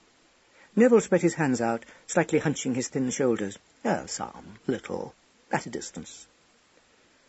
"You seem to be an ascetic," said Hannahside dryly. "Hedonist. Personal contacts, pleasant at first, but leading to discomfort." Hannahside regarded him frowningly. "You have peculiar ideas, Mr. Fletcher, and they're not getting us anywhere." A smile flickered in Neville's eyes. "Eschew my company. You see, I don't want to get anywhere. Prolonged intercourse with me, bad for your temper." "You are probably right," returned Hannahside with a touch of asperity. "I won't detain you any longer." "Oh, can I go back to my entrancing reporters?" "If you think it wise or desirable." "Like feeding goldfish," said Neville, drifting out by the way of the window. The sergeant watched him go and drew a long breath. "What I call a turn in himself," he said. "He's certainly a new one on me." Hannahside grunted. The sergeant cocked an intelligent eye at him. "You didn't take to him, did you, Chief?" "No, nor believe him." "I'm bound to say I don't entirely follow his talk, what I can hear of it, which isn't much." "I think he knows more than he pretends and doesn't want to be questioned. However, he'll keep. I've nothing on him, so far." He looked at his wristwatch and got up. "Take charge of those papers and the photographs, will you? I'm going now to call on Mrs. North. I'll leave Abraham Budd to you. Find out from headquarters while you're in town if they've got anything out of the fingerprints." He had no difficulty in finding his way to the Chestnuts, and upon sending in his card, was ushered presently into a pleasant morning room at the back of the house. There he found not only Helen North, but Miss Drew also, who was seated at a table in the window with a portable typewriter in front of her. Helen came forward a few steps, saying nervously, "Good morning. I'm Mrs. North. I understand you want to see me." "Yes," Hannahside replied.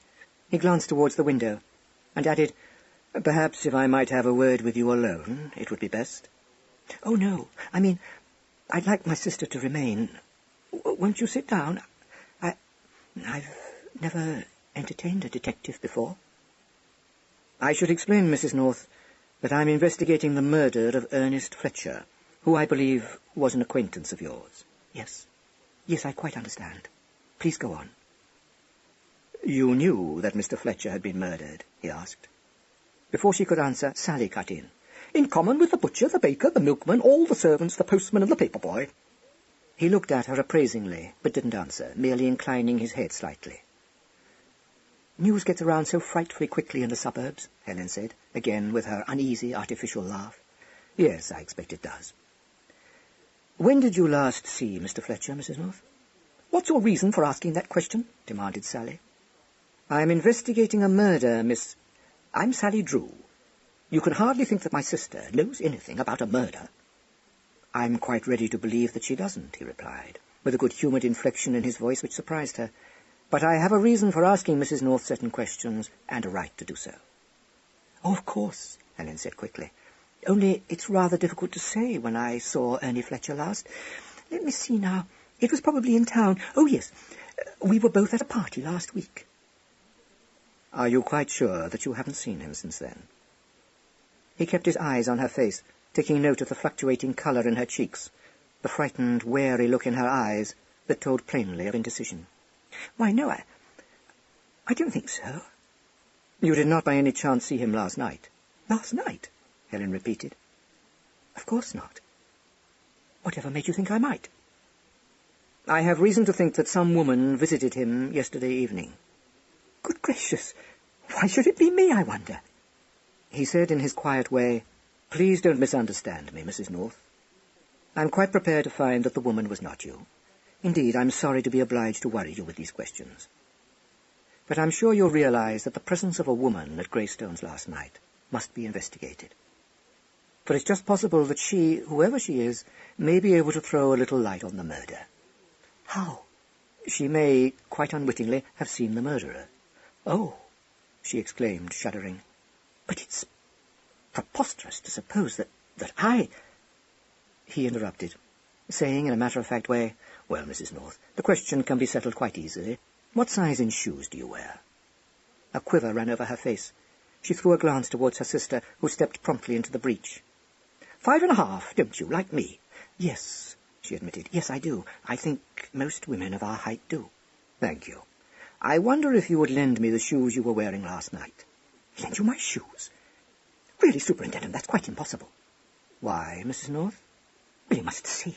Oh, this is idiotic. I had nothing to do with Ernie Fletcher's death. Then you can have no possible objection to lending me your shoes for half an hour.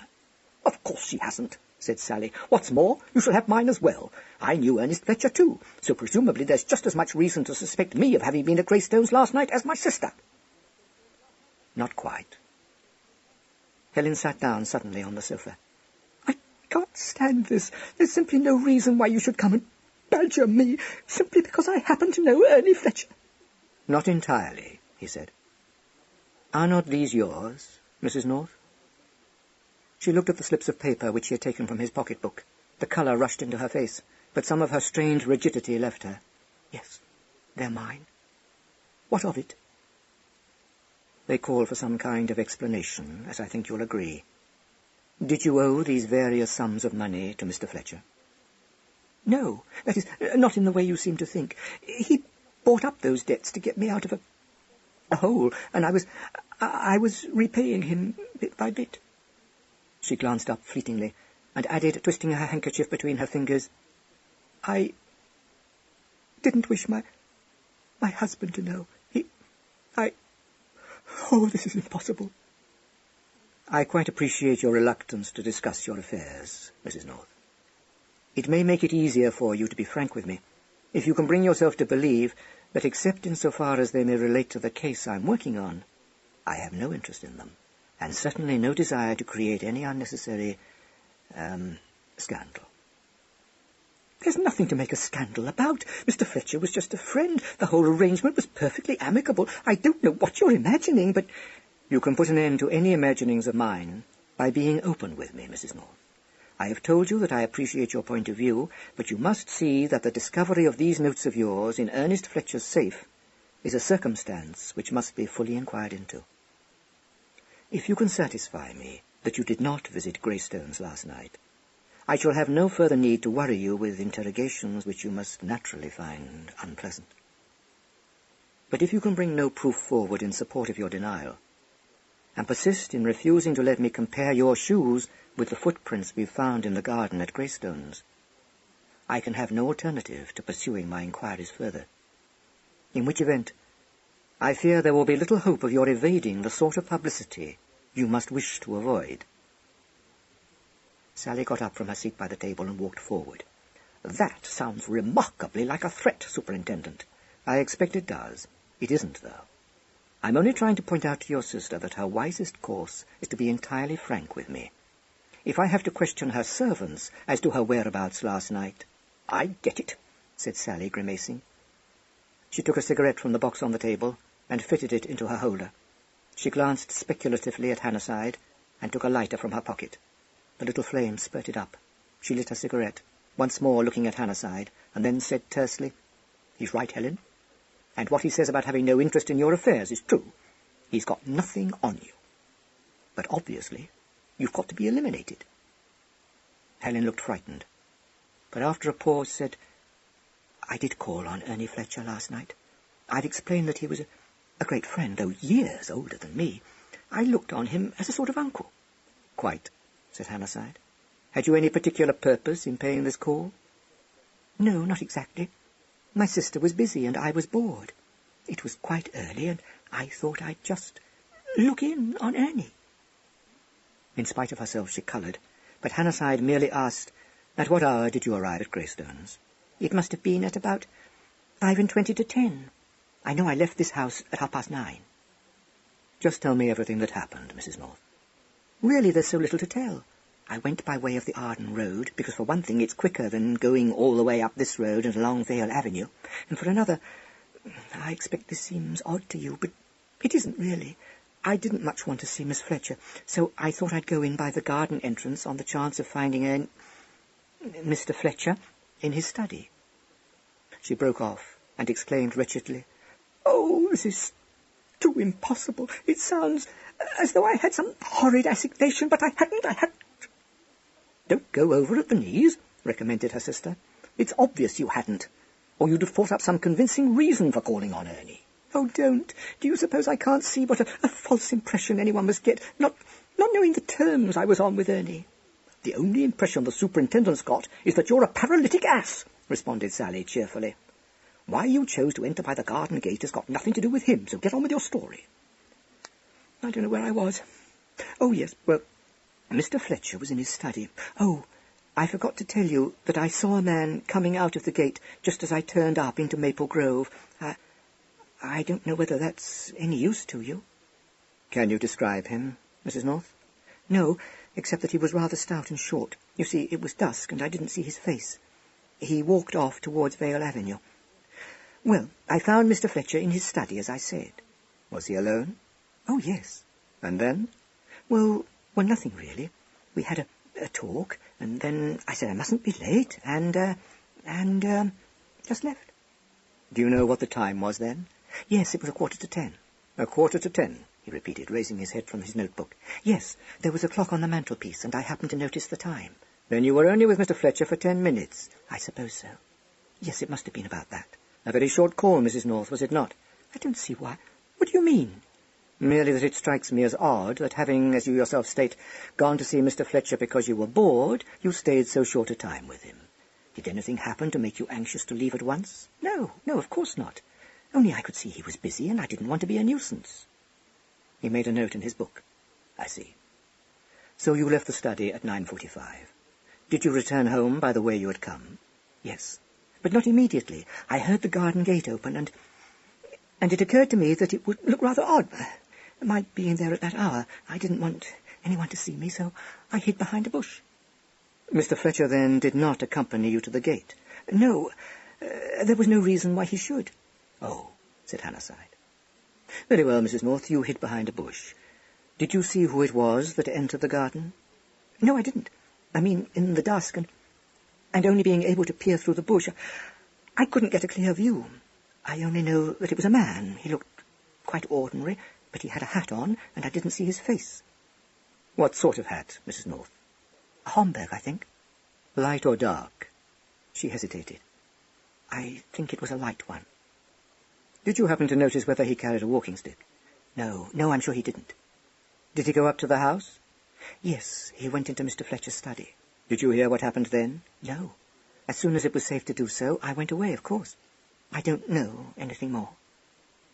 Hannahside shut his notebook, and looking straight across at Helen, said bluntly, "Mrs. North, are you prepared to state that your visit to Mr. Fletcher was not in connection with these notes of yours?" "I don't understand. I've told you." "I don't think you've told me the whole truth." "I don't know why you should say that, or what you may choose to suspect, but—" "I suspect that Mr. Fletcher was threatening to use these notes against you, Mrs. North." "That's absurd. I tell you he was a friend of mine." "Yes, you have told me that. But I find it difficult to reconcile that statement with the presence of the IOUs in his safe. If his motives in obtaining possession of them were as chivalrous as you say they were, it would surely have been more natural for him either to have destroyed them or to have given them back to you. Are you suggesting that he was trying to blackmail me? It isn't true. Good heavens, what could he possibly want to blackmail me for? Perhaps he wanted something from you, which you were unwilling to give, Mrs. North. She flushed. Oh, you've no right to say that. Besides, how could he blackmail me? It isn't a sin to get into debt. He might have threatened to lay your IOUs before your husband, might he not? He wouldn't. He wasn't like that. Where is your husband, Mrs. North? He's in Berlin. He went last week, and he won't be back till next Wednesday. Even as the words left her lips, he saw her face change. The click of an opening door had sounded. Hannahside turned quickly. A man had entered the room and was standing on the threshold, his hand resting on the doorknob, his cool, rather stern grey eyes surveying the group in the middle of the room. End of Side 3.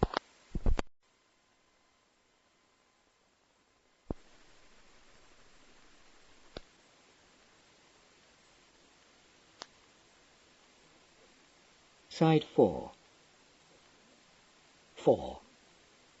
Hannahside heard the frightened gasp that came from Helen and glanced once towards her. She was very white, gazing as though benumbed at the newcomer. It was Sally who spoke. "Hello, John," she said nonchalantly. "Where did you spring from?" John North closed the door and walked forward. "How do you do, Sally?" he responded. His voice was a deep one, and he spoke with a certain deliberation. He was a well-built man of average height, good-looking, and with a manner quietly assured.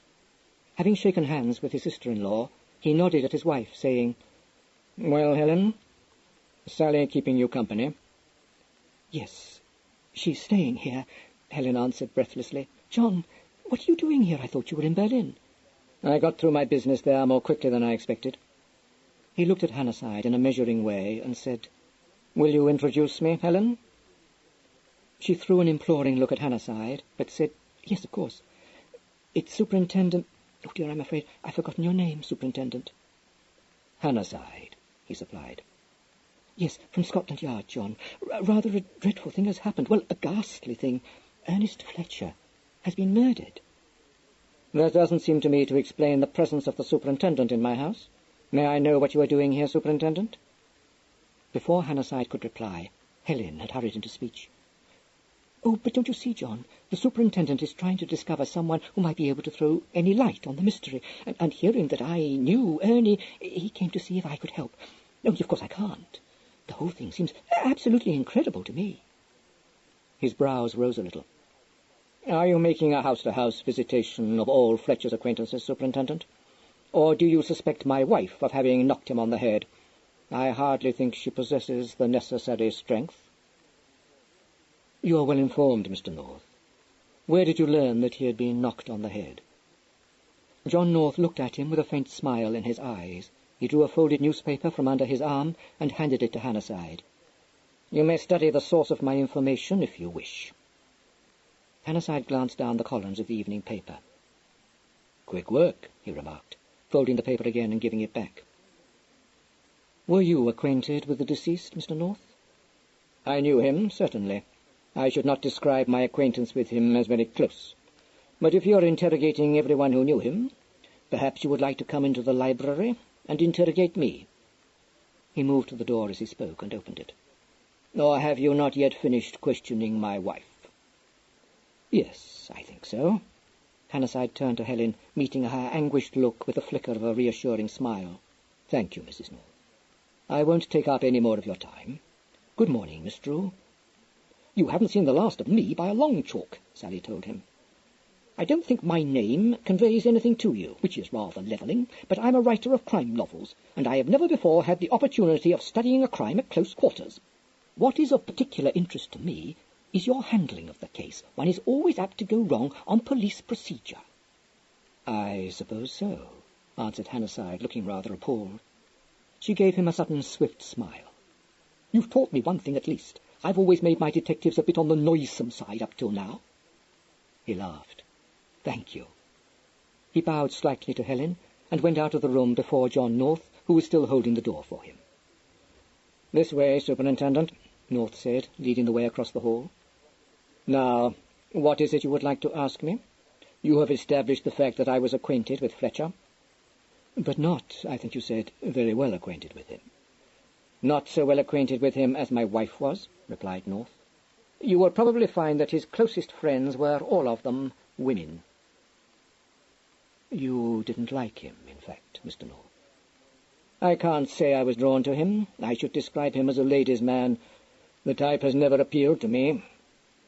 "Did you consider him a dangerous man with ladies?" "Dangerous?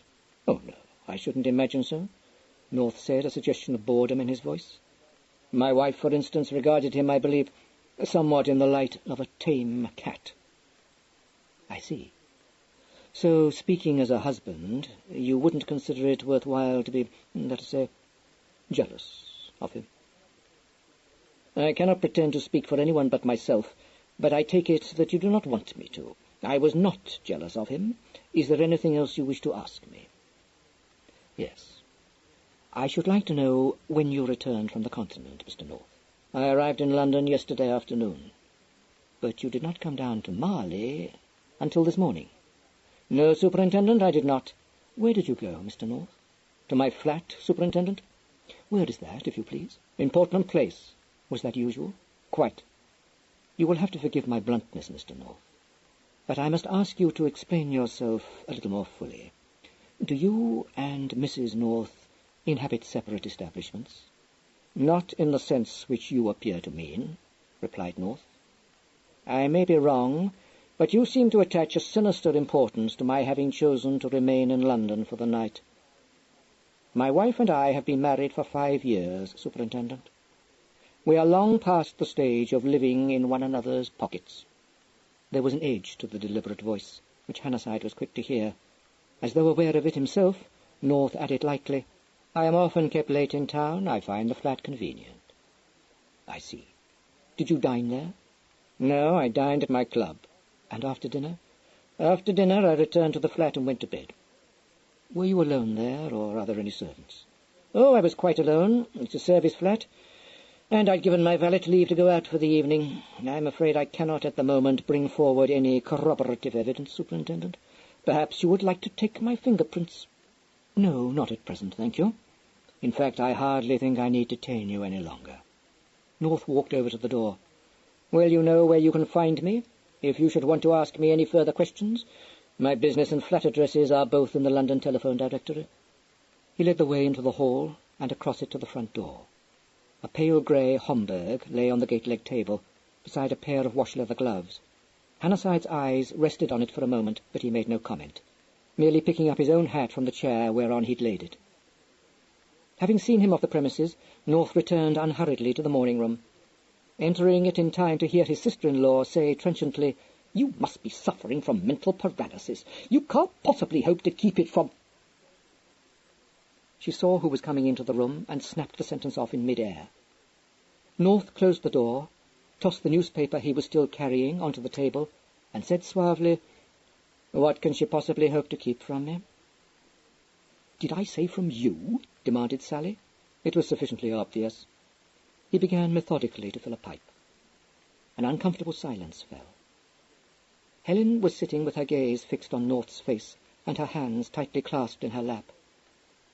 As he restored his pouch to his pocket, he raised his eyes and for a moment looked steadily into hers.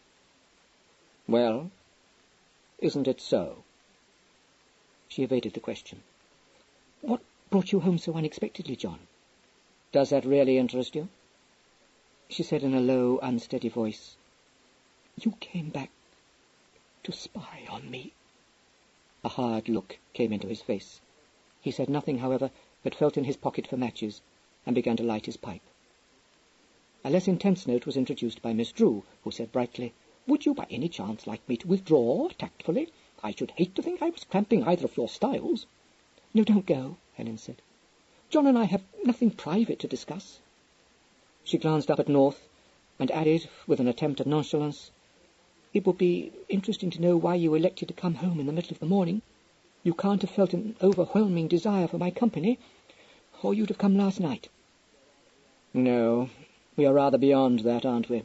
I came when I read about Fletcher's murder. There, what did I tell you? Said Sally. The answer to the maiden's prayer. Not that I'm fond of the protective type myself, but I should be if I were a pretty ninny like you, Helen. Oh, that'd be absurd, Helen said, a catch in her voice. So you thought I might be mixed up in the murder, did you, John? He didn't answer for a moment, but after a pause he said in his cool way, No, I don't think I suspected that seriously, until I found a superintendent from Scotland Yard in the house. She stiffened. Surely you understand the reason for that? He came simply... Yes, I understood. For the first time a harsh note sounded in his voice. The superintendent came to discover whether the woman's footprint in the garden was yours. Was it?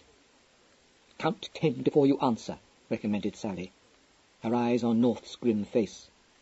Golly, she thought, this isn't going to be such plain sailing as I'd imagined.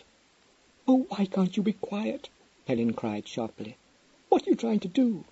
Stop you telling useless lies. You may be all washed up, you two, but I don't see John letting you get pinched for murder if he can help it. I didn't murder him, I didn't. You can't think that. Were the footprints yours? North asked. She got up jerkily. Yes, they were mine, she flung at him. Sally gave a groan. How not to break the news, she said. For God's sake, try to stop looking like something carved out of the solid rock, John. Holy mackerel, to think I've written books about people like you and never believed a word of it. North disregarded her, addressing his wife. No doubt I shall seem to you unwarrantably intrusive, but I should like to know why you visited Fletcher in this apparently clandestine fashion. I went to see him because he was a friend of mine. There was nothing clandestine about our relations. I don't expect you to believe that, but it's true. Sally polished her eyeglass. Questioned, Miss Sally Drew, an eminent writer of detective fiction, corroborated that statement. You are a somewhat partial witness, Sally, North said. Oh, don't look so belligerent, Helen. I merely asked out of curiosity. It's really quite beside the point. What seems to me to be more important is what, if anything, you know about the murder. Nothing. When were you with Fletcher? Oh, early, quite early. I left his study at 10:15. John, I know it sounds strange, but I went to see him on a perfectly trivial matter. I wanted to know if he'd go with me to the Dimberley's affair next week, that's all. He paid no heed to this, but picked up the newspaper and studied the front page. I see that Fletcher's body was discovered at 10:05 p.m., he remarked. He looked steadily across at his wife. And you know nothing? I saw a man coming up the path. That's why I hid behind the bush. He folded the newspaper very exactly. You saw a man come up the path. Well? Who was it? I don't know. You mean you didn't recognize him? Yes. That is, I couldn't see him distinctly. I only know that he went into the study through the window. Have you told the police this? Yes, I told them. Did the superintendent ask you if you would be able to recognize this mysterious man if you saw him again? No. I told him that I couldn't see at all clearly, and only had a vague impression of an ordinary sort of man in a light hat. There was a slight pause. In a light hat? Oh. And would you recognize him again? No, I tell you, I haven't the least idea who it was. I hope the superintendent believed you, he remarked. Why? Demanded Sally, who'd been watching him closely. He glanced indifferently down at her. Why? Because I have no desire to see my wife in the witness box, of course. Oh, my God. I shan't have to give evidence, shall I? Gasped Helen. I couldn't. I'd rather die. Oh, what a ghastly mess it all is. It is indeed, he said. Sally, who'd been rhythmically swinging her monocle on the end of its cord, suddenly screwed it into her eye and asked, Does the superintendent suspect you of having anything to do with it, John? I've no idea what he suspects. Helen's connection with the crime has evidently given him food for thought. He probably suffers from old-fashioned ideas about jealous husbands. She cocked her head on one side. I should have thought you were capable of being a trifle primitive. What's more, your somewhat unexpected appearance on the scene must look a bit fishy to him." "Why should it?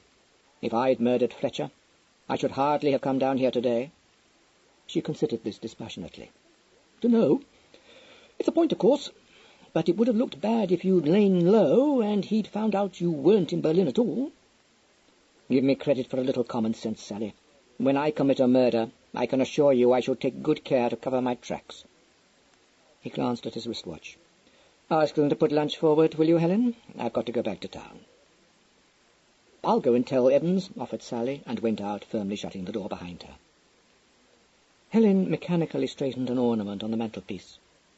Are you coming back?" "Certainly I'm coming back." She hesitated, then said in a low voice, "You're very angry about this." "We won't discuss that. The mischief is done, and I imagine my possible anger is unlikely to make you regret it more than you are already doing." She lifted her hand to her cheek.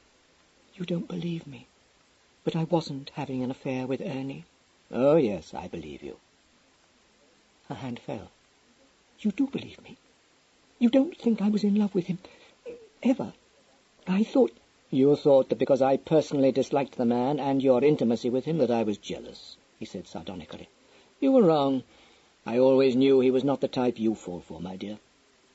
She winced. "It's not fair to say I fall for anyone. It sounds rather Victorian, but I've been perfectly faithful to you." "I'm aware of that." "You've made it your business to be sure of that." "It was my business," he replied hardly.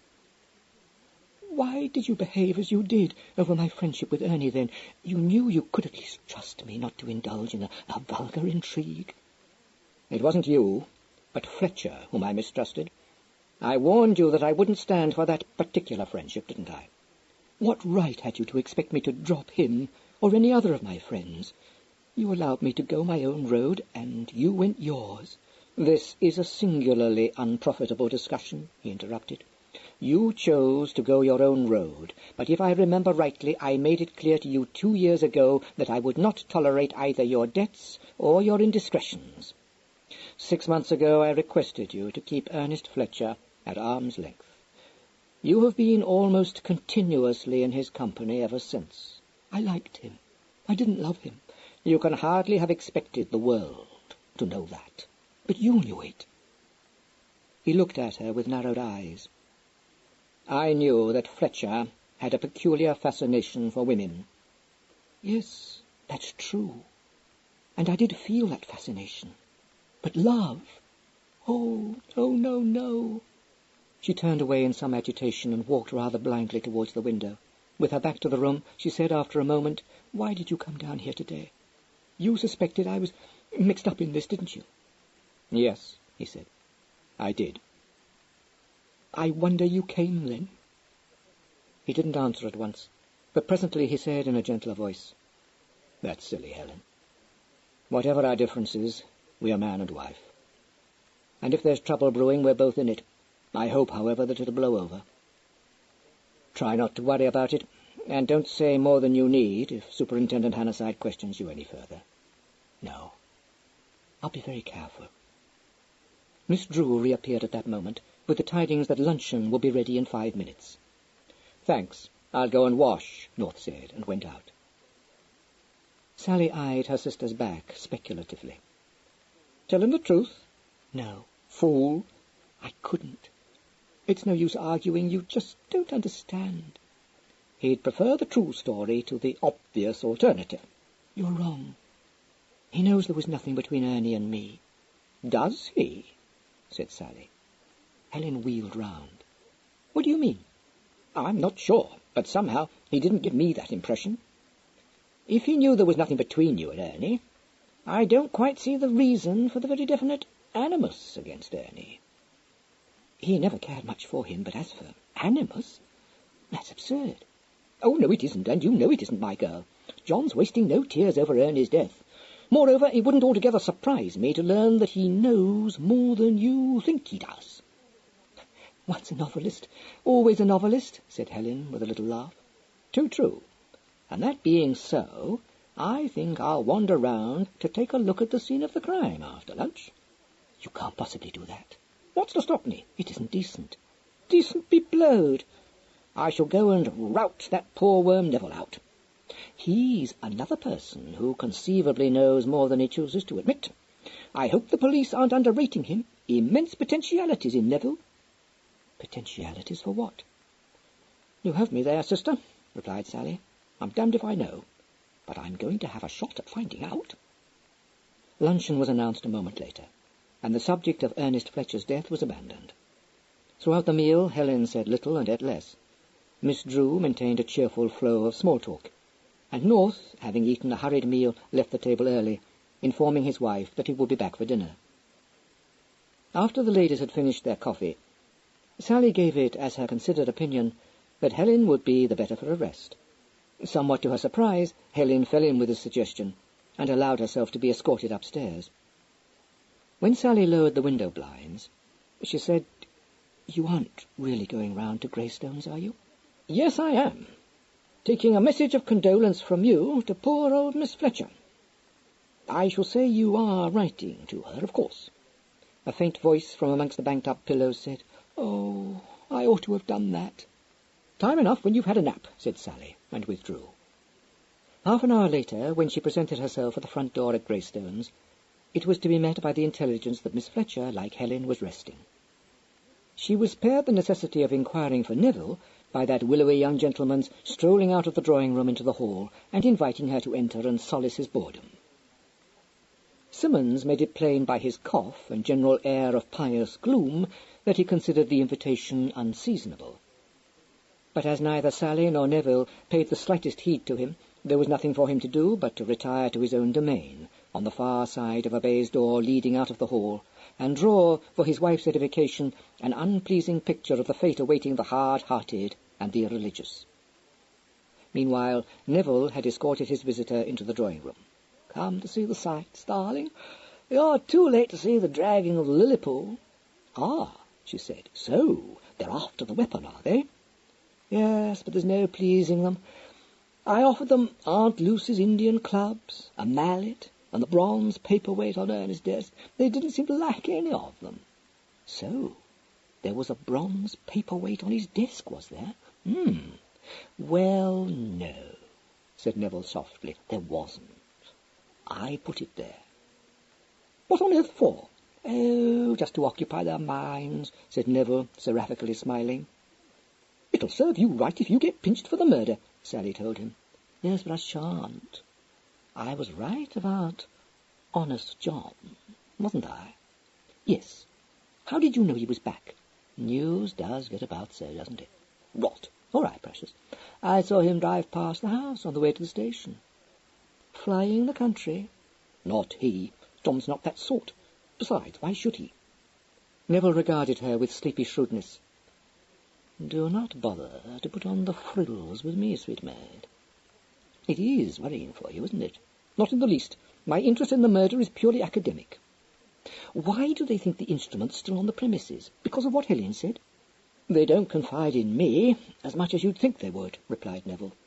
"What did Helen say?" "Oh, that she was sure the man she saw wasn't carrying anything." "Bless her little heart, did she? Isn't she fertile? First, she didn't see the man at all. Now she knows he wasn't carrying anything. Give her time, and she'll remember that he had bandy legs and a squint." "You poisonous reptile! Just because it wasn't light enough for her to recognize the man." "Oh, do you think it wasn't?" asked Neville. "You've a kind heart, and no Norman blood." "Oh, so you think she did recognize the man, and that it was John, do you?" "Yes, but I have a low mind," he explained. "You've taken the words out of my mouth." "I know." "Well, I've got the same kind of low mind, and the thought that crossed it is that you're probably the heir to Ernie's money. Correct?" "Yes, rather," said Neville cordially. "I'm practically a plutocrat." "Yes," said Sally. "Then it'll be a nice change for you, Mr. Nero Fletcher, after having been up to your eyes in debt." 5. This suggestion, hurled at his head like a challenge, was received by Neville with unruffled placidity. He appeared to consider the matter dispassionately, remarking at length, "Well, I don't know that I altogether agree with you." "What?" said Sally scornfully. "You don't agree that a fortune is better than debt?" "Depends what you're accustomed to," said Neville. "Don't be a fool. You don't imagine I'm going to swallow that, do you?" "No." "Then what on earth's the use of saying it?" "I mean, I haven't speculated on the processes of your mind," explained Neville. "Unprofitable occupation, quite without point."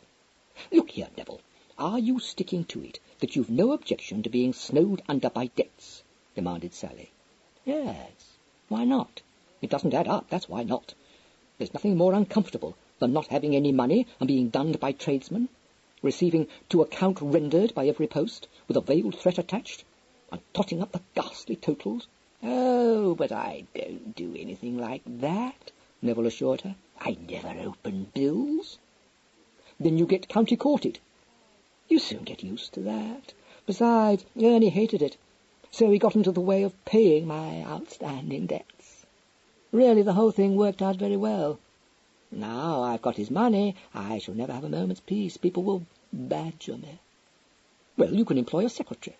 "I shouldn't like that at all. I should have to have a house to him in, and servants to run it, and before I knew what had happened, I should find myself shackled by respectability." This point of view struck Sally quite forcibly. "I must say I hadn't looked at it like that," she admitted. "It does sound rather lousy. What do you want to do?" "Nothing at the moment. But I may easily want to wander off to Bulgaria next week. It's a place I hardly know." "You'll still be able to, won't you?" "First-class ticket to Sofia and a suite at the best hotel. Not if I know it." Sally was so much interested that she was beguiled into pursuing the subject of foreign travel. Neville's disjointed yet picturesque account of incredible adventures encountered during the course of aimless and impecunious wanderings held her entranced, and drew from her at length a rather wistful exclamation of, "Golly, what fun you must have had! I wish I were a man. Why haven't you written a book about all this?" "That," said Neville incorrigibly, "would have invested my travels with a purpose, and spoilt them for me." "You're definitely subhuman," said Sally. She eyed him curiously. "Does anything ever worry you?" "Yes. Problem of how to escape worry." She grinned, but said, "I hate paradox. Does this little situation worry you?" "What, Ernest murder? No, why should it?" "Does it strike you that you've got a pretty good motive for having killed Ernie?" "Naturally not." "The police will think so." "Too busy chasing after the unknown man seen by Helen and Malachi." "Who?" "Haven't you met Malachi?" said Neville, roused to sudden interest. "Oh, I must introduce you at once. Come on." "Yes, but who is he?" demanded Sally. He took her wrist and led her out into the garden through the long window. "He's the bobby who discovered the crime." "Good Lord! Did he see Helen's man too? That wasn't in the paper John brought home." "Oh, here we live at the hub of the crime," said Neville. "Just a moment," interposed Sally, pulling her hand away. "I want to take a look at the general layout. Anyone mounting guard over the study?" "Not now. Nothing to be seen." "I might get an idea," Sally said darkly. "Morbid mind, professional interest, or family feeling?" She ignored the implication of this last alternative. "Professional interest." They'd rounded the corner of the house and come in sight of a path leading to a gate set in the fence separating the garden from Maple Grove. A thick bed of shrubs concealed the fence from view, and was being subjected to a rigorous search by two hot and rather dishevelled policemen. Sally cast them a cursory glance and transferred her attention to the house. "Which is Helen's bush?" He pointed it out to her, and she went to it, inspected the footprints, and would have concealed herself behind it, had it not been for the prompt action of P.C. Glass, who, having observed her arrival with some disapproval, now abandoned his search in the shrubbery to admonish her. "It's all right," said Sally. "I'm not going to obliterate the prints or anything like that. I only want to get an idea of what anyone hidden here in the dark could actually see. I'm interested in crime." "Remove thy foot from evil," recommended Glass severely. "These things are in the hands of the police." "Don't you bother your head about me. I've made a study of murder. I may be able to help," said Sally. "Like me," murmured Neville. I tried to help. No one was grateful. A cold eye was bent upon him. "Bread of deceit is sweet to a man," said Glass, "but afterwards," he added forebodingly, "his mouth shall be filled with gravel." Sally, having by this time satisfied herself that very little could be seen from behind the currant bush, emerged. "Is that out of the Bible?" she inquired. "Nearly all the best things are, except those that come out of Shakespeare." "Can I go into the study, Neville?" "Do," he said cordially. "What is your business here?" demanded Glass. "Why do you desire to enter that room?" "I'm a novelist," explained Sally. "Crime stories." "You are better at home," he said somberly, but made no further attempt to stop her. Followed by Neville, who had produced a Bible from his pocket and was swiftly flicking the pages over, Sally entered the study and stood just inside the window looking round.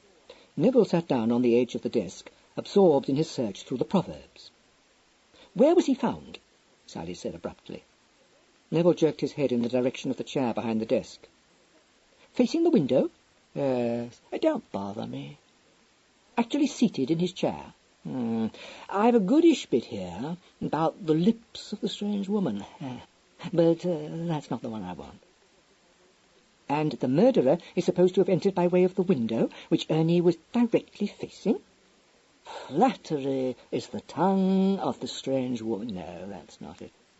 "Oh, do take your head out of that.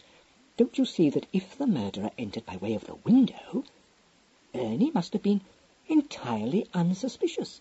He apparently didn't even get up from his chair." "Got it," said Neville triumphantly. "She is loud and stubborn. Her feet abide not in her house." "That's you." "I'm going to tell that." He slid off the edge of the table and departed in search of the policeman. Left alone, Sally sat down in an armchair, dropped her chin in her cupped hands, and frowned upon her surroundings. Neville soon reappeared, saying, "He reproved me. Seemed to know the context." "What was that?" asked Sally absently. "Not polite. Only two kinds of women in the OT. This was the other kind." "Solved the whole mystery?" "No. But as I see it, one fact stands out a mile. It wasn't John." "All right, have it your own way." "Yes, but don't you see," she insisted, "Ernie wasn't expecting to be murdered. If John had walked in, wouldn't he— No, I suppose it doesn't absolutely follow. One doesn't expect even jealous husbands to murder one." "Oh, is John jealous?" said Neville. "I thought he was quite complaisant." "That's what a great many people think, but—" She stopped. "Forget it." "Crediting me with an earnest desire to incriminate honest John?" inquired Neville. "Non-existent, believe me." "Nevertheless, I should probably be wise not to say too much to you," said Sally bluntly. "That's all right with me, too," he assured her. "As a subject for conversation, I find that Ernie's murder palls on one." She looked at him. "You're a cold-blooded fish, Neville. I didn't like Ernie, but by gosh, I'm sorry for him." "What a waste of emotion," he remarked. "What's the use of being sorry for a dead man?" "There's something in that, but it's hardly decent to say so." "Oh, damn it all, this is a rotten mess. Why the dickens couldn't you have got hold of those IOUs before it all happened?" "Oh, have they been found?" said Neville. "Of course they have. John pleased. He doesn't know anything about them. Helen won't tell him." He blinked. "Let me get this straight, just in case of accidents. What is Helen's story?" "That she went round to see Ernie on some trivial matter." "Yes, I know it's insane, but she probably knows her own business best. John wasn't particularly encouraging, and as he's apparently rabid on the subject of gambling and debts, I dare say she's right not to tell him. If you run into John, you'd better know nothing about it." "You go home and tell Helen about the bread of deceit," said Neville. "I don't think she's being very clever." "No, poor darling, but she's all in. I've left her on her bed, and I hope she'll be feeling a bit better by the time I get back, more able to cope. I don't think she slept much last night." "Well, let's hope she doesn't do anything silly," said Neville. "She probably will, but with any luck she'll merely confuse the issue."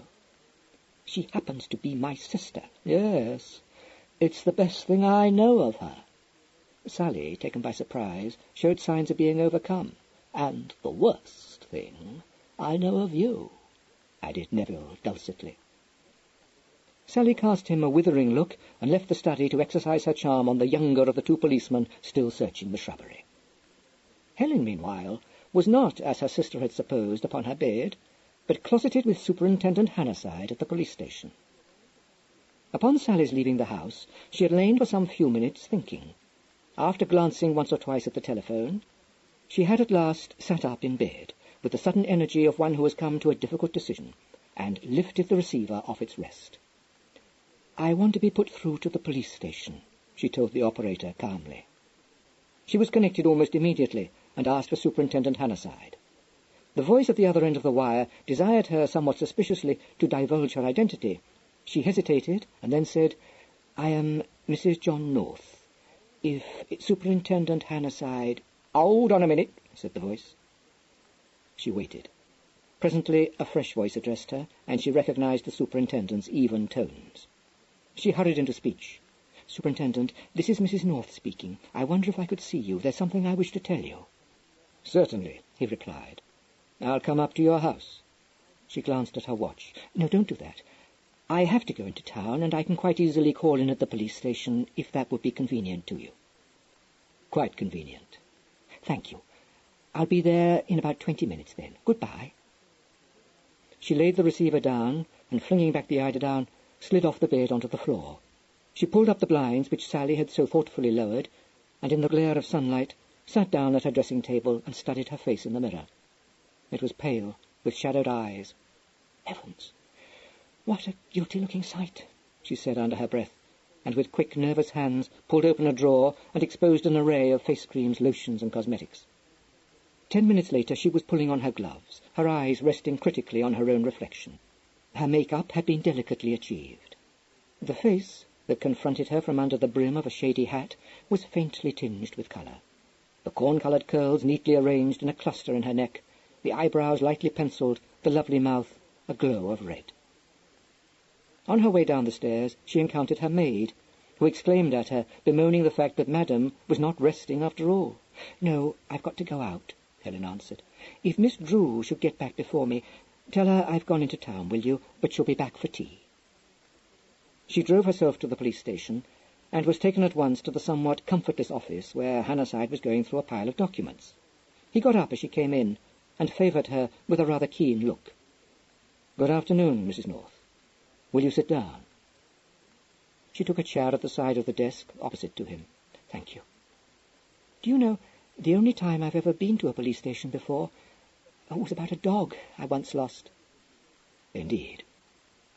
What is it you wish to say to me, Mrs. North?" She raised her eyes to his face. "I want to tell you something which I ought to have told you this morning," she said frankly. "Yes?" His voice betrayed nothing but a kind of polite interest. She found it a little disconcerting, and stumbled over her next words. "It was silly of me, but you know how it is when one is suddenly confronted. Oh, no, perhaps you don't. It's always you who ask the questions, isn't it?" "I've had plenty of experience of people who either concealed the truth or told me only a part of it, if that's what you mean, Mrs. North." "I suppose it is. Perhaps you can understand, though, how awkward it was for me when you, exposed my indiscretions this morning. I won't attempt to deny that I was badly rattled. Not because of the murder, because I had nothing to do with that, but because I'm not the sort of woman my dealings with Mr. Fletcher might have led you to suppose, and there could be nothing worse, from my point of view, than to have an indiscretion like that made public. The only idea in my head this morning was to admit as little as I need. You do understand that, don't you?" He nodded. "Perfectly, Mrs. North. Please go on." "Yes. Well, since I saw you, I've had time to think it over. And of course I realize that when it's a question of murder, it would be terribly wrong of me to keep anything back. Moreover," she smiled shyly across at him, "you were so very nice about it, not to—" not giving me away to my husband, that I feel sure I can trust you. I had better make it clear, Mrs. North, that while I've not the slightest desire to create any unnecessary unpleasantness in connection with this case, my consideration for your feelings cannot interfere with the execution of what I may decide to be my duty. Of course not. I quite appreciate that. He looked at her. A few hours earlier she had been nervous to the point of distraction, but she had herself well in hand now. She met his eyes deprecatingly but quite squarely, and was sure enough of herself to employ little feminine tricks to beguile him. She was a lovely woman. He wondered what the brain behind her soft blue eyes was evolving. She was probably playing a part, but so well that he couldn't be sure of it. It was easy to believe that she had concealed some of the truth earlier in the day. The reasons she put forward for having done so were quite credible. But it would not be so easy to know how much of whatever revelations were to come was to be believed. End of side 4.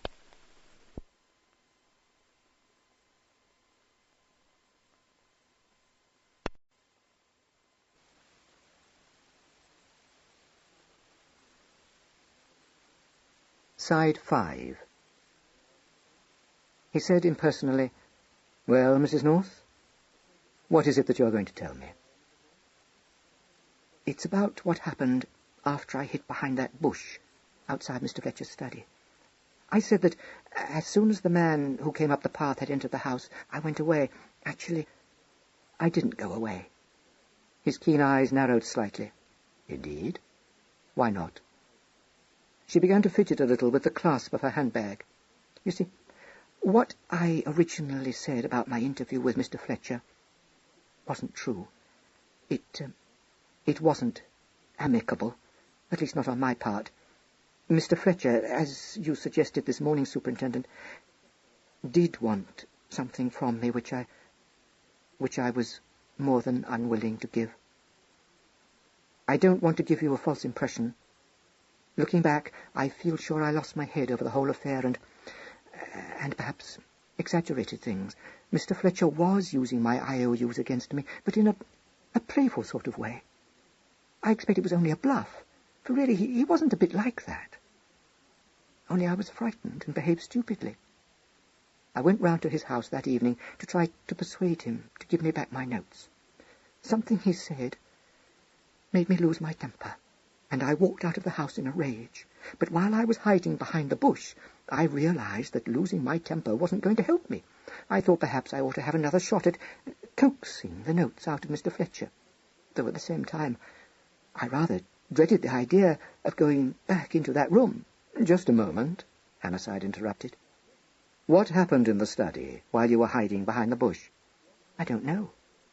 You remember I told you that I thought the man I saw closed the window? Well, that was true. I only heard a confused murmur of voices. I don't think he was in the room for more than 6 or 7 minutes. It seemed longer to me, but it can't have been, because the clock in the hall began to strike 10 when I finally left the house, but I haven't got to that yet. While I was still waiting and not knowing quite what I ought to do next, the window of the study was pushed open, and both Mr. Fletcher and the other man came out. Mr. Fletcher had a light, carrying voice, and I distinctly heard him say, 'A little mistake on your part. Permit me to show you the way out.'" "And the other? Did he speak?" "Not in my hearing. Mr. Fletcher said something else, but I couldn't catch what it was." "Did he appear to be at all put out?" "No, but he was the sort of man who never showed when he was annoyed. He sounded rather mocking, I thought. I don't think there can have been a quarrel, because he just strolled down the path with the other man quite casually, not hurrying or anything. In fact, I rather thought that perhaps the man had walked in by mistake." "Oh. And then?" "Well, you know that the path to the gate twists past some bushes. As soon as they'd reached the bend, I slipped from behind the bush and ran back to the study. I had a wild sort of hope that my notes might be in Mr. Fletcher's desk, and it seemed to me that here was my chance to get hold of them. Most of the drawers were unlocked, and I didn't bother about them, but the centre drawer had its key in it, and I happened to know that Mr. Fletcher used to keep it locked. I'd seen him take the key out of his pocket to open it. I pulled it out, but I couldn't see my notes. Then I heard Mr. Fletcher coming up the path. He was whistling. I got a sudden panic, and instead of staying where I was, I shut the drawer and whisked myself over to the door. I just had time to open it very gingerly to make sure that no one was in the hall before escaping that way. There wasn't anyone in sight, and I slipped into the hall before Mr. Fletcher had reached the study. That was when the clock began to strike. As a matter of fact, it gave me a dreadful start, because it's one of those tall case clocks that make a whirring noise before they begin striking. I walked down the hall to the front door, let myself out as quietly as I could, and went home by way of Vale Avenue, which I expect you know cuts across the top of my own road. There was a short silence after she'd finished speaking. Hannahside moved a paper slightly on his desk. Mrs. North, why have you told me this? But isn't it obvious? I couldn't let you think that a perfectly innocent man might have murdered Mr. Fletcher. You see, I know that Mr. Fletcher was alive when that man left the house. How long were you in the study the second time? He asked. I don't know, but not more than 3 minutes. Oh, less. I had only time to look hurriedly through that drawer before I heard Mr. Fletcher coming back. I see. Something in his voice made her stiffen. You don't believe me? But it's true. I can prove it's true. You can? How? She spread out her hands. I wasn't wearing gloves. My fingerprints must have been on the door. Look, I'll show you. She got up and moved to the door, clasping the handle in her right hand and laying her left hand on the panel above it. You know how one eases a door open if one's afraid of its making any noise? I remember putting my left hand on it just like this. Have you any objection to having your fingerprints taken, Mrs. North? No, none, she answered promptly. I want you to have them taken. That's partly why I chose to see you here. Very well. But there are 1 or 2 questions I should like to ask you first. She came back to her chair. Why, certainly. You have said that Mr. Fletcher was using your IOUs against you. Does that mean that he was pressing for payment, or that he was threatening to lay them before your husband? He did hint that my husband might be interested in them. Are you on good terms with your husband, Mrs. North? She gave an embarrassed little laugh. Yes, of course. Perfectly. He had no cause to suspect you of any form of intimacy with Mr. Fletcher? No, oh no. I've always had my own friends, and my husband never interfered. He was not then jealous of your friendships with other men? How old-fashioned of you, Superintendent. Of course not. That implies great confidence in you, Mrs. North. Well, naturally. Yet, in spite of this perfect understanding which you tell me existed between you, you were ready to steal your IOUs from Mr. Fletcher rather than allow the knowledge of your gambling debts to come to your husband's ears. She took a moment or two to answer, but replied at length quite composedly. My husband very much dislikes gambling. I've always been rather extravagant, and I shrank from telling him about those debts. You were afraid of the consequences? In a way, yes. It was lack of moral courage, really. If I'd foreseen all that was going to happen. You would have told him? Yes, she said hesitantly. Have you told him, Mrs. North? No. No, Why not? But you must see. The whole thing has become so distorted. Now that Mr. Fletcher's dead, there would only be my word that everything happened as it did. I mean, his getting hold of my IOUs, and my not having till then the least suspicion of his wanting me to become his mistress. I know very well how incredible it sounds, and I've no doubt I was a perfect fool, but I didn't guess. But anyone just hearing my account would be bound to think that there must have been more between Mr. Fletcher and me than there actually was. If I'd had the sense to tell my husband at once, as soon as I knew Mr. Fletcher had got possession of my IOUs, but I hadn't. I tried to get them back myself, which makes it look as though I were afraid of something coming out about me and Mr. Fletcher. Oh, can't you understand? I think so, he replied. The fact of the matter is that you were not speaking the truth when you told me that your husband did not object to your friendship with Mr. Fletcher. Isn't that so? You're trying to make me say that he was jealous, but he wasn't. He certainly didn't like Mr. Fletcher much. He thought he had rather a bad reputation with women, but... Her throat contracted. She lifted her head and said with difficulty, "My husband doesn't care enough for me to be jealous of me, Superintendent." His eyes dropped to the papers under his hand. He said quite gently, "He might perhaps be jealous of your good name, Mrs. North." "I don't know." "That is not consistent with the rest of your evidence. You ask me to believe in a state of confidence existing between you and your husband that was unaccompanied by any great depth of affection. Yet, at the same time, you wish me to believe that it's impossible for you to make a clean breast of the whole story to him." She swallowed and said, "I do not wish to be dragged through the divorce courts, Superintendent." He raised his eyes. "There is, then, so little confidence between you that you were afraid your husband might do that?" "Yes," she said, doggedly returning his look. "You had no fear that he might instead be very angry with the man who had put you in this unpleasant position?" "None," she said flatly. He allowed a pause to follow. When he spoke again, it was with an abruptness that startled her. "A few minutes ago you repeated words to me which you heard Mr. Fletcher utter when he passed down the garden path with his visitor. How was it that you were able to hear these so clearly and yet distinguish nothing that his companion said?" "I've told you that Mr. Fletcher had a light, rather high-pitched voice. If you've ever been with a deaf person, you must know that such a voice has a far greater carrying power than a low one." Apparently he accepted this explanation, for he nodded and got up. "Very well, Mrs. North. And now, if you are willing, your fingerprints." A quarter of an hour later, when Helen had left the police station, he sat down again at his desk and meditatively studied certain notes which he had jotted down on a slip of paper. Evidence of PC glass. At 10:02, man seen coming out of garden gate. Evidence of Helen North. At 9:58 approximately, unknown man escorted to garden gate by Fletcher. He was still looking pensively at these scribblings when PC Glass entered the office to report that no trace of any weapon had been found in the garden at Greystones. Hannahside gave a grunt, but said as Glass turned towards the door, "Just a moment. Are you certain that the time when you saw a man come out of the garden gate was 2 minutes after 10? "Yes, sir." "It could not, for instance, have been 2 or 3 minutes before 10? "No, sir. The time by my watch and the clock in the room was 10:05 p.m. when I entered the study. Therefore I am doubly certain.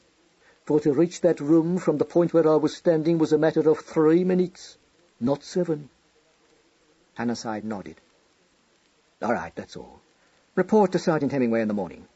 "Yes, sir," Glass replied, but added darkly, "He that hath a froward heart findeth no good." "I dare say," said Hannahside discouragingly. "And he that hath a perverse tongue falleth into mischief," said Glass with a good deal of severity. Whether this pessimistic utterance referred to himself or to the absent sergeant, Hannahside did not inquire. As Glass walked towards the door, the telephone bell rang, and the voice of the constable on duty informed the superintendent that Sergeant Hemingway was on the line. The sergeant sounded less gloomy than when Hannahside had parted from him. "That you, sir? Well, I've got something, though where it's going to lead us, I don't see. Shall I come down?" "No, I'm coming back to town. I'll see you there. Any luck with those prints?" "Depends what you call luck, super. Some of 'em belong to a bloke by the name of Charlie Carpenter." "Carpenter?" repeated Hannahside. "Who the dickens is he?" "It's a long story. What you might call highly involved," replied the sergeant. "All right, reserve it. I'll be up in about half an hour." "Right you are, Chief." "Give my love to Ichabod," said the sergeant. Hannahside grinned as he laid down the receiver, but refrained from delivering a message which, judging by Glass's forbidding countenance, would not be well received. He said kindly, "Well, Glass, you've been doing a lot of work on this case. You'll be glad to hear that some of the fingerprints have been identified." Apparently he was wrong. "I hear, but I behold trouble and darkness," said Glass. "The same might be said of all murder cases," replied Hannahside tartly, and closed the interview. 6. Hannahside found his subordinate awaiting him in a cheerful mood. "Any luck you're in, Chief? I've had a foolish sort of day myself." "Yes, I got hold of a certain amount," Hannahside replied. "Glass could find no trace of the weapon at Greystones, though, which is disappointing." "He was probably too busy holding prayer meetings with himself to have time to look for the weapon," said the sergeant. "How's he doing? I can see he's going to be my cross all right." "As far as I can gather, you're likely to be his," said Hannahside, with the ghost of a smile. He made a somewhat obscure reference to forward hearts and perverse tongues, which I took to mean you. "He did he? Oh, well, the only wonder to me is he didn't call me a hissing and an abomination. I dare say he will yet. I don't mind him reciting his pieces, though it isn't strictly in accordance with discipline. As long as he doesn't take it into his silly head, I've got to be saved. I've been saved once, and that's enough for me. Too much," he added, remembering certain features of this event. "Nasty little tracts about lost sheep and the evils of drink. It's a funny thing, but whenever you come up against any of these reforming chaps, they always have it fixed in their minds you must be a walking lump of vice. You can't persuade them otherwise either. What you might call a fixation." Hannahside, who knew that the sergeant's study of his favourite subject had led his adventurous feet into a strange realm of bastard words and lurid theories, intervened hastily and asked for an account of his day's labours. "Well, it's been interesting. But like what Glass said about me, obscure," said the sergeant. "Taking our friend Abraham Budd first, we come to the first unexpected feature of the case. When I got up to headquarters this morning, what should I find but his lordship waiting for me on the mat." "Budd?" said Hannahside. "Do you mean he came here?" "That's right, Chief. Came along as soon as he'd read the news in the evening paper. They'll start getting the evening editions out before breakfast soon, if you ask me. Anyway, Mr. Budd had his copy tucked under his arm and was just oozing helpfulness. Do get on. Does he know something or what?" "Not so as you notice," responded the sergeant. "According to him, he left the house by way of the garden gate at about 9:35 p.m. "That tallies with Mrs. North's account, at all events." "Oh, so you got something there, did you, Super?" "Yes, but go on with your report. If Budd left at 9:35, he can't have seen anything, I suppose. What did he come to Scotland Yard for?" "Funk," said the sergeant tersely. "I've been reading a whole lot about causations, and that naturally made it as plain as a pikestaff to me." "Cut out the causations. What's Budd got to be frightened of? And don't hand me anything about early frustrations or inhibitions, because I'm not interested. If you knew what you were talking about, I could bear it, but you don't." The sergeant, accustomed to this lack of sympathy, merely sighed, and said with unimpaired good humour, "Well, I haven't so far got to the bottom of Mr. Budd's trouble. He calls himself an outside broker, and by what I can make out, the late Ernest was in the habit of using him as a kind of cover man every time he wanted to put through any deals which, strictly speaking, he oughtn't to have put through. At least that's the way it looked to me, putting two and two together and making allowances for a bit of coyness on friend Budd's part." "I gathered that he was a broker. There are one or two copies of letters to him amongst Fletcher's papers, and a few of his replies. I haven't had time yet to go through them carefully. What took him down to see Fletcher at 9 o'clock at night?"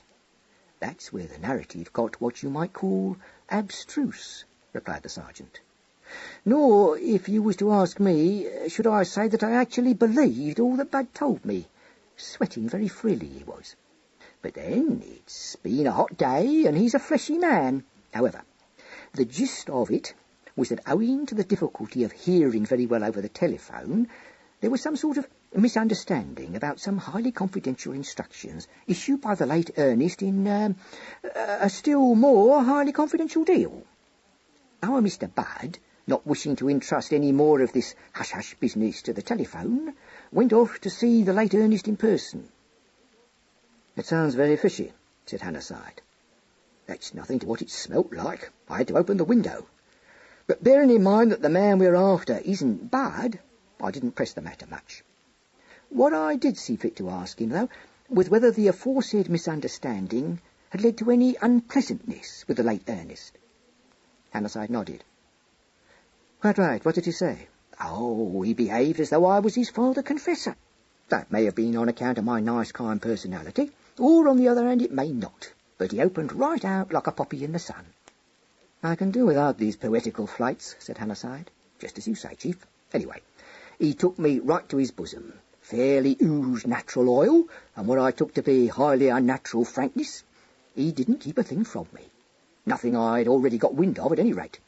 There was a little unpleasantness due to the late Ernest's having assumed that certain of his instructions had been acted on, which, owing to the telephone and one thing and another, they hadn't been. However, once the late Ernest had got over his naughty temper, all became Jake again, and they parted like brothers. Ah, quite plausible. It might be true. Yes, but I'll tell you a funny thing, said the sergeant. I've been swatting flies all day, but the whole time little Abraham was with me, I never saw a fly settle on him. Not once. Oh, said Hannahside again. Like that, is he? Yes, he is. What's more, Super, though you and I may not see eye to eye about psychology, I know when a man's got the wind up. Little Abraham was having quite a job to keep his feet down on the ground, but I'm bound to say he did it. He answered all my questions before I'd even had time to ask 'em, too. Gave me a word picture of his state of mind when he read about the late Ernest's death that was a masterpiece. First you could have knocked him down with a feather. Then he thought, why, it must have happened not half an hour after he'd left the late Ernest. After that, he hoped he wouldn't get mixed up in it, and from there it was only a matter of seconds before he remembered handing the late Ernest butler his card. And on top of that, having Ernest address him in a loud and angry voice. Finally, it struck him like a thunderclap that the late Ernest had shown him out by the side gate, so that no other person had witnessed his departure. Having assembled all these facts, he perceived that he was in a very compromising situation, and the only thing to be done was to come straight down to the kind police, whom he was brought up to look upon as his best friends. Hannahside was frowning. It's almost too plausible. What did you do? Gave him a piece of toffee and sent him home to his mother, answered the sergeant promptly. Hannahside, who knew his sergeant, apparently approved of this somewhat unorthodox conduct, for he said, yes, about the best thing you could do. He'll keep. Now, what about this Charlie Carpenter you spoke of over the telephone? The sergeant abandoned flippancy for the moment. A packet, he said. That's where we come on to the second unexpected feature of this case. As a matter of fact, I thought we were going to draw a blank on those fingerprints, but this is what we've got. He picked up a folder from the desk as he spoke, and handed it to his superior. It contained a portrait of a young man, 2 sets of photographed fingerprints, and a brief, unsentimental record of the latter career of one Charlie Carpenter, aged 29 years, measuring 5 feet 9 inches, weighing 11 stone 6 pounds, having light brown hair, grey eyes, and no distinguishing birthmarks. Hannahside's brows went up as he read, for the record was one of petty rogueries, culminating in a sentence of 18 months' imprisonment for false pretences. This is certainly unexpected, he said. Doesn't fit at all, does he? Agreed the sergeant. That's what I thought. Hannahside was studying the portrait. Flashy-looking fellow. Hair probably artificially waved. All right, Sergeant. I can see you're bursting with news. Let's have it. Newton handled his case. He doesn't know much about him beyond his little lapses.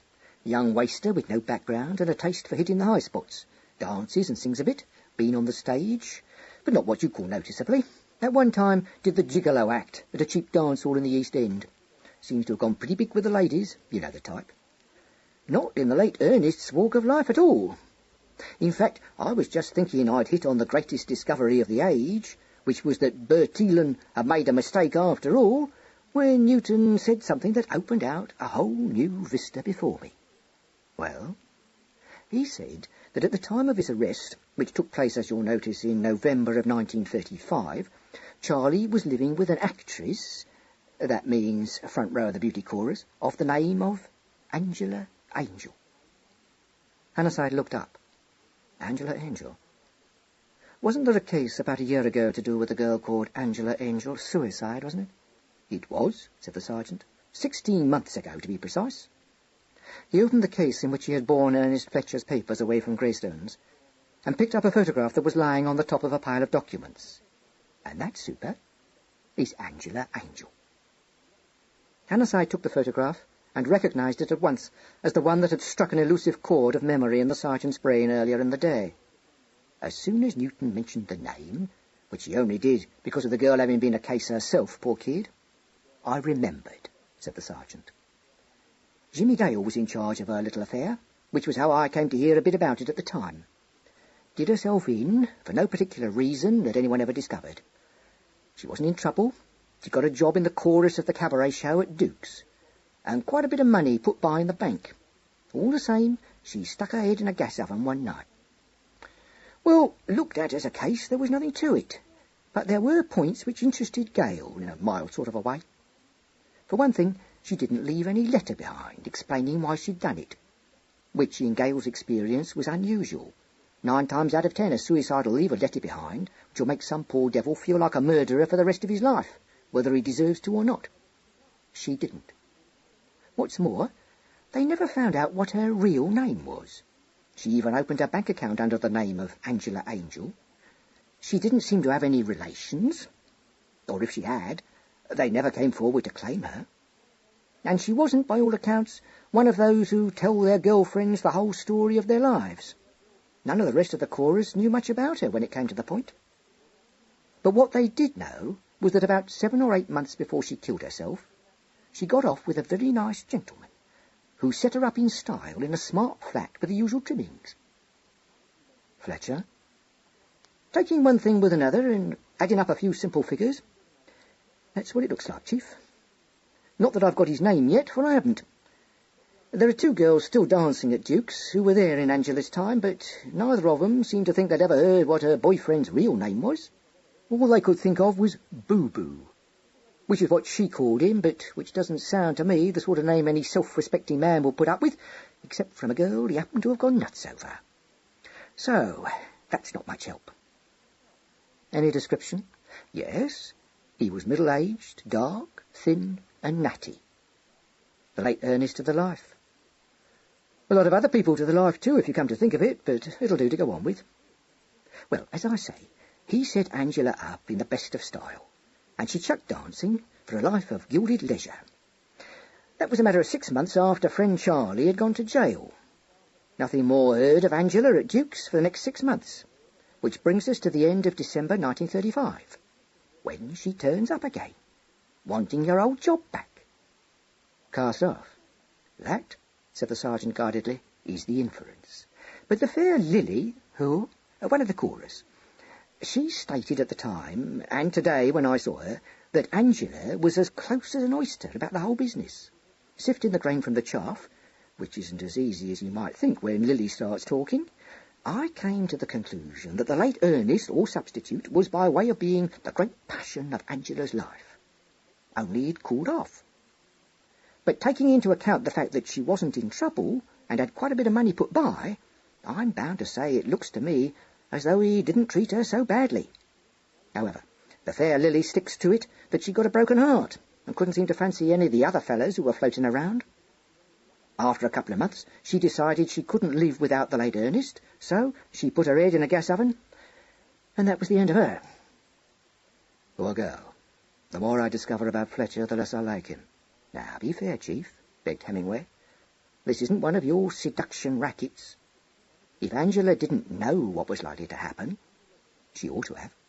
But that's neither here nor there. What I want to know is, where and how does Charlie Carpenter fit into the scenario? Have you been able to discover anything about his movements since he was released from prison? When exactly was that? He consulted the dossier on the desk. June 1936, a year ago, in fact. What's he been up to all this time? You can search me, said the sergeant. He hasn't got pinched for anything, that's all I can tell you. Funny, isn't it? If he was out to pull a big revenge act, what's he want to wait a year for? Hannahside looked at the photograph again. Revenge? Does he give you that impression? No, he doesn't. Silly, weak kind of face. And by all accounts, he was a selfish young bounder, not given to putting himself out for anyone but himself. No, what it looks like to me at first glance is an attempt to put the black on the late Ernest. Not much of an attempt either, which is about all you'd expect, judging from his record. Yes. And then we come up against the murder. Slap up against it, nodded the sergeant. And it doesn't fit. Several loose ends somewhere. He fits the description given by Glass and Mrs. North, though. But I admit they were too vague to be of much use. Oh, so Mrs. North was there, was she? She was there, and unless I'm much mistaken, she thinks it was her husband who killed Fletcher. The sergeant opened his eyes at that. You do see life in the suburbs, don't you? Nice goings on. Whatever does Ichabod say about that? As I haven't told him anything about it, he hasn't yet favoured me with his opinion. You wait till he gets wind of it. He'll learn a whole new piece to say to us. But this line on Mrs. North's husband is very confusing. What's been happening your end, Chief?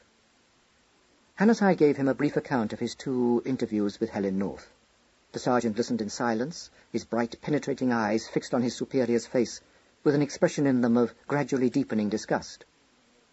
"What did I tell you?" he said when Hannahside had finished. "The whole stage is getting cluttered up with supers. I'll tell you something else, too. By the time we're through, we shall have had just about all we can stand of this North woman. I wouldn't mind betting she thinks we've got nothing better to do than run round in circles while she gets on with this 3-act problem play of hers. I'm surprised at you, Chief, letting yourself get dragged into her differences with her husband. What's more, where's the sense of her hiding all this IOU business from him? He's bound to find out in the end." "I dare say, but I can't see that it's any part of my job to tell him." The sergeant sniffed. "What's the husband like? Give any reason for coming home a week before he was expected?" "None. He's a good-looking chap, got a bit of a chin, and thinks more than he says. Determined fellow, I should imagine. Not easily rattled. And by no means a fool." "I hope we bring it home to him," said the sergeant uncharitably. "From the sound of it, he's going to be as big a nuisance as his wife." "No alibi?" "So he said. In fact, he made me a present of that piece of information." The sergeant cocked an eye at him. "He did he? Did it strike you he might be fancying himself in the part of a red herring?" "It's a possibility, of course. He may suspect his wife of having killed Fletcher. It depends how much he knows about her dealings with the man."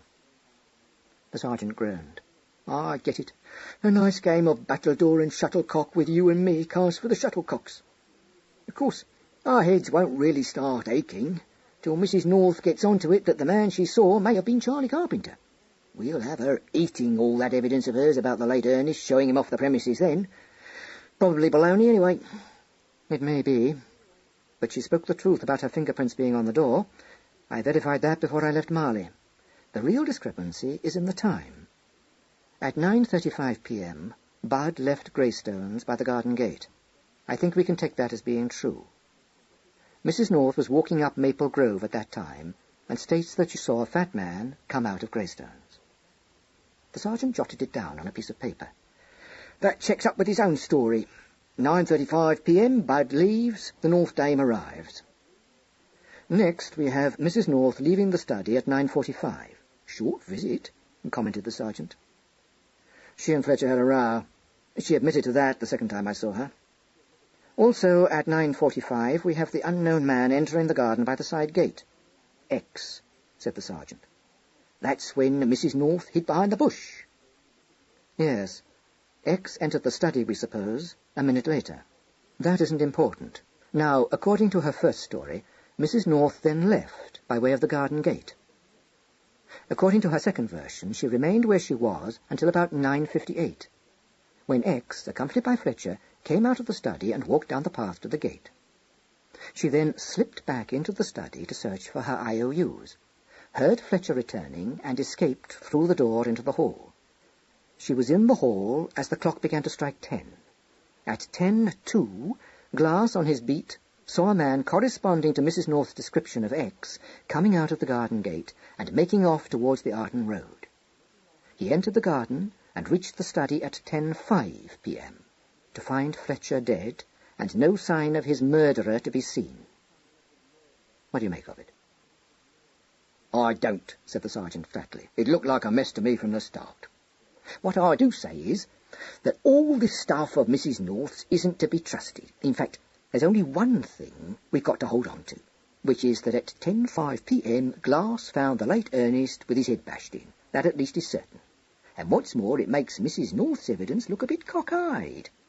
Glass saw X leaving the premises at 10:02, which means that if he was the murderer, he must have done Ernest in between 10 and 10:01, allowing him a minute to get out of the study and down the path to the gate. All right, that's probably a fair estimate. Well, it doesn't fit. Not if you're accepting Mrs. North's evidence. According to her, it was just on 10 when she heard Ernest coming back to the study. You think of it, Chief. Ernest has got to have time to get into his chair behind the desk again and start to write the letter that was found under his head. It was obvious he was taken by surprise, which means that X didn't come stampeding up the path directly behind him. He waited till Ernest was in the house. It stands to reason he must have. Once Ernest has settled down, he gets to work, enters, strikes Ernest with some kind of a blunt instrument, not once, mark you, but 2 or 3 times, and then makes off. Well, if you can cram all that into 2 minutes, you're cleverer than I am, Super, that's all. Take it this way. If Ernest saw him off the premises, he pretended to walk away, didn't he? You'd think so. I'm dead sure of it. While Ernest is strolling back to the house, he comes back cautiously to the gate. If he'd made up his mind, as he must have, to kill Ernest, he didn't open that gate till Ernest had reached the house again, which was at 10 p.m. He wouldn't have run the risk of Ernest hearing him, no point in it. Does he stride up the path, bold as brass, thus advertising his presence? Of course he doesn't. He creeps up. And if it takes a minute to reach the study from the gate, walking ordinarily, as we know it does, it's my belief it took X a sight longer to do it in the dark, treading warily. By the time he's in the study again, it must be a couple of minutes after 10. At which time, mark you, Glass saw him coming out of the garden gate. I'm afraid you've got a fixation, Skipper, said Hannahside gently. We don't know that X was the murderer. The sergeant swallowed this, replying with dignity, I was coming to that. It could have been Bud, come back secretly and lying in wait in the garden till the coast was clear, or it could have been Mr. North. But if X, whom Glass saw was Charlie Carpenter, what was he doing while Ernest was being knocked on the head? There's another possibility. Suppose that North was the murderer. Just a moment, Super. Is North X? Demanded Hemingway. Nobody is X. Assuming that North was the man Mrs. North saw coming up the path, we have to consider the possibility of Fletcher's having been killed at any time between 9:45 and 10:01. The sergeant blinked. Mrs. North's revised version being so much eyewash. Where does Carpenter come in? After the murder, replied Hannahside. There was a short pause. We've got to find Carpenter, announced the sergeant. Of course. Have you got anyone onto that? I've got practically the whole department hunting for him. But if he's kept out of trouble for the past year, it may be a bit of a job to locate him. The other point that puzzles me is the weapon used.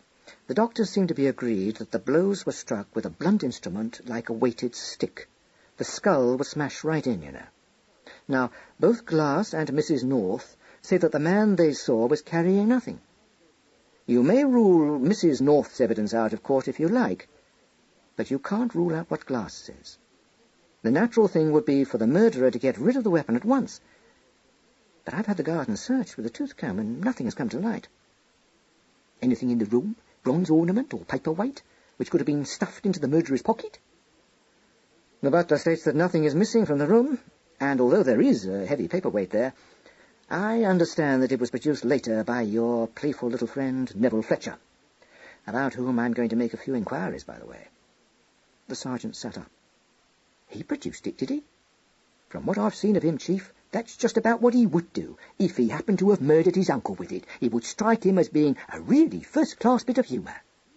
Fairly cold-blooded. Don't you fret, he's cold-blooded enough, clever enough too.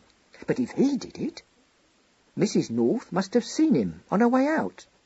Oh, now we're assuming Mrs. North's first story was the true one, are we? If we're considering Nero Fletcher as the possible murderer, it looks as though we shall have to. But that brings us up against two difficult fences.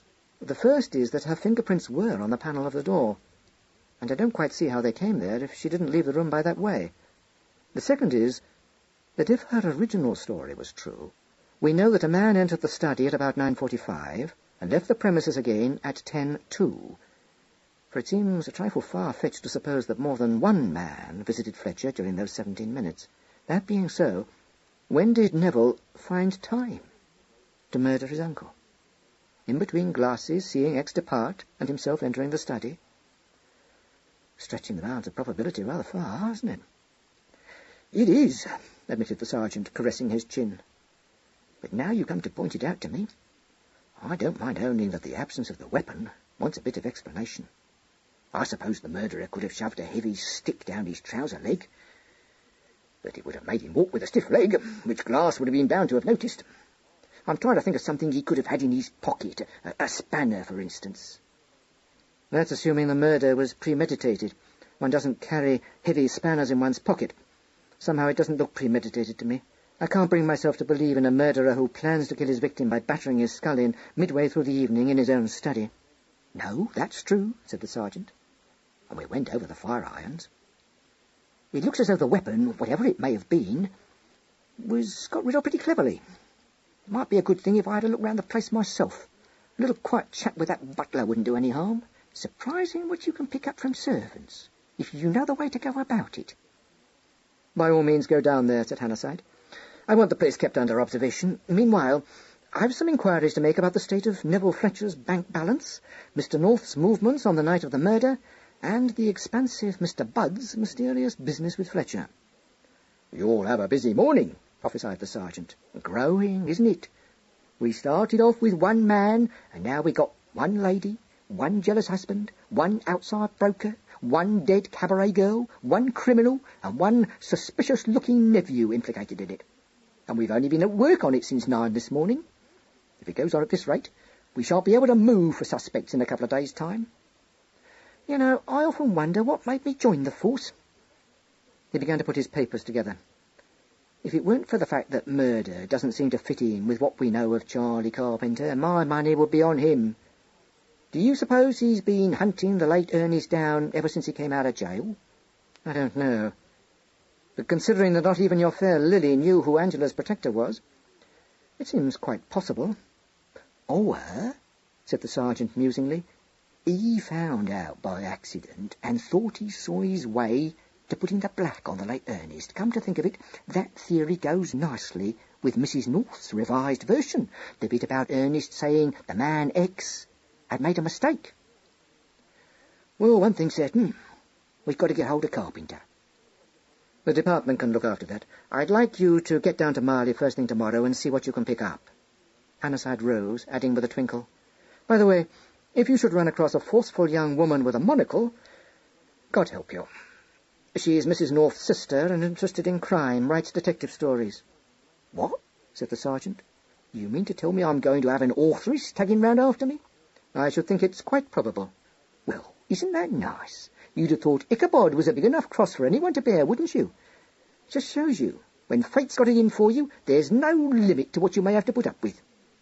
Hannahside laughed. "Go home and study Havelock Ellis or Freud, or whoever it is you do study. Perhaps that'll help you to cope with the situation." "Study? I won't have time," said the sergeant, reaching for his hat. "I'm going to be busy this evening." "You better relax. You've had a pretty strenuous day. What are you going to do?" "Mug up the Bible," said the sergeant bitterly. End of side 5.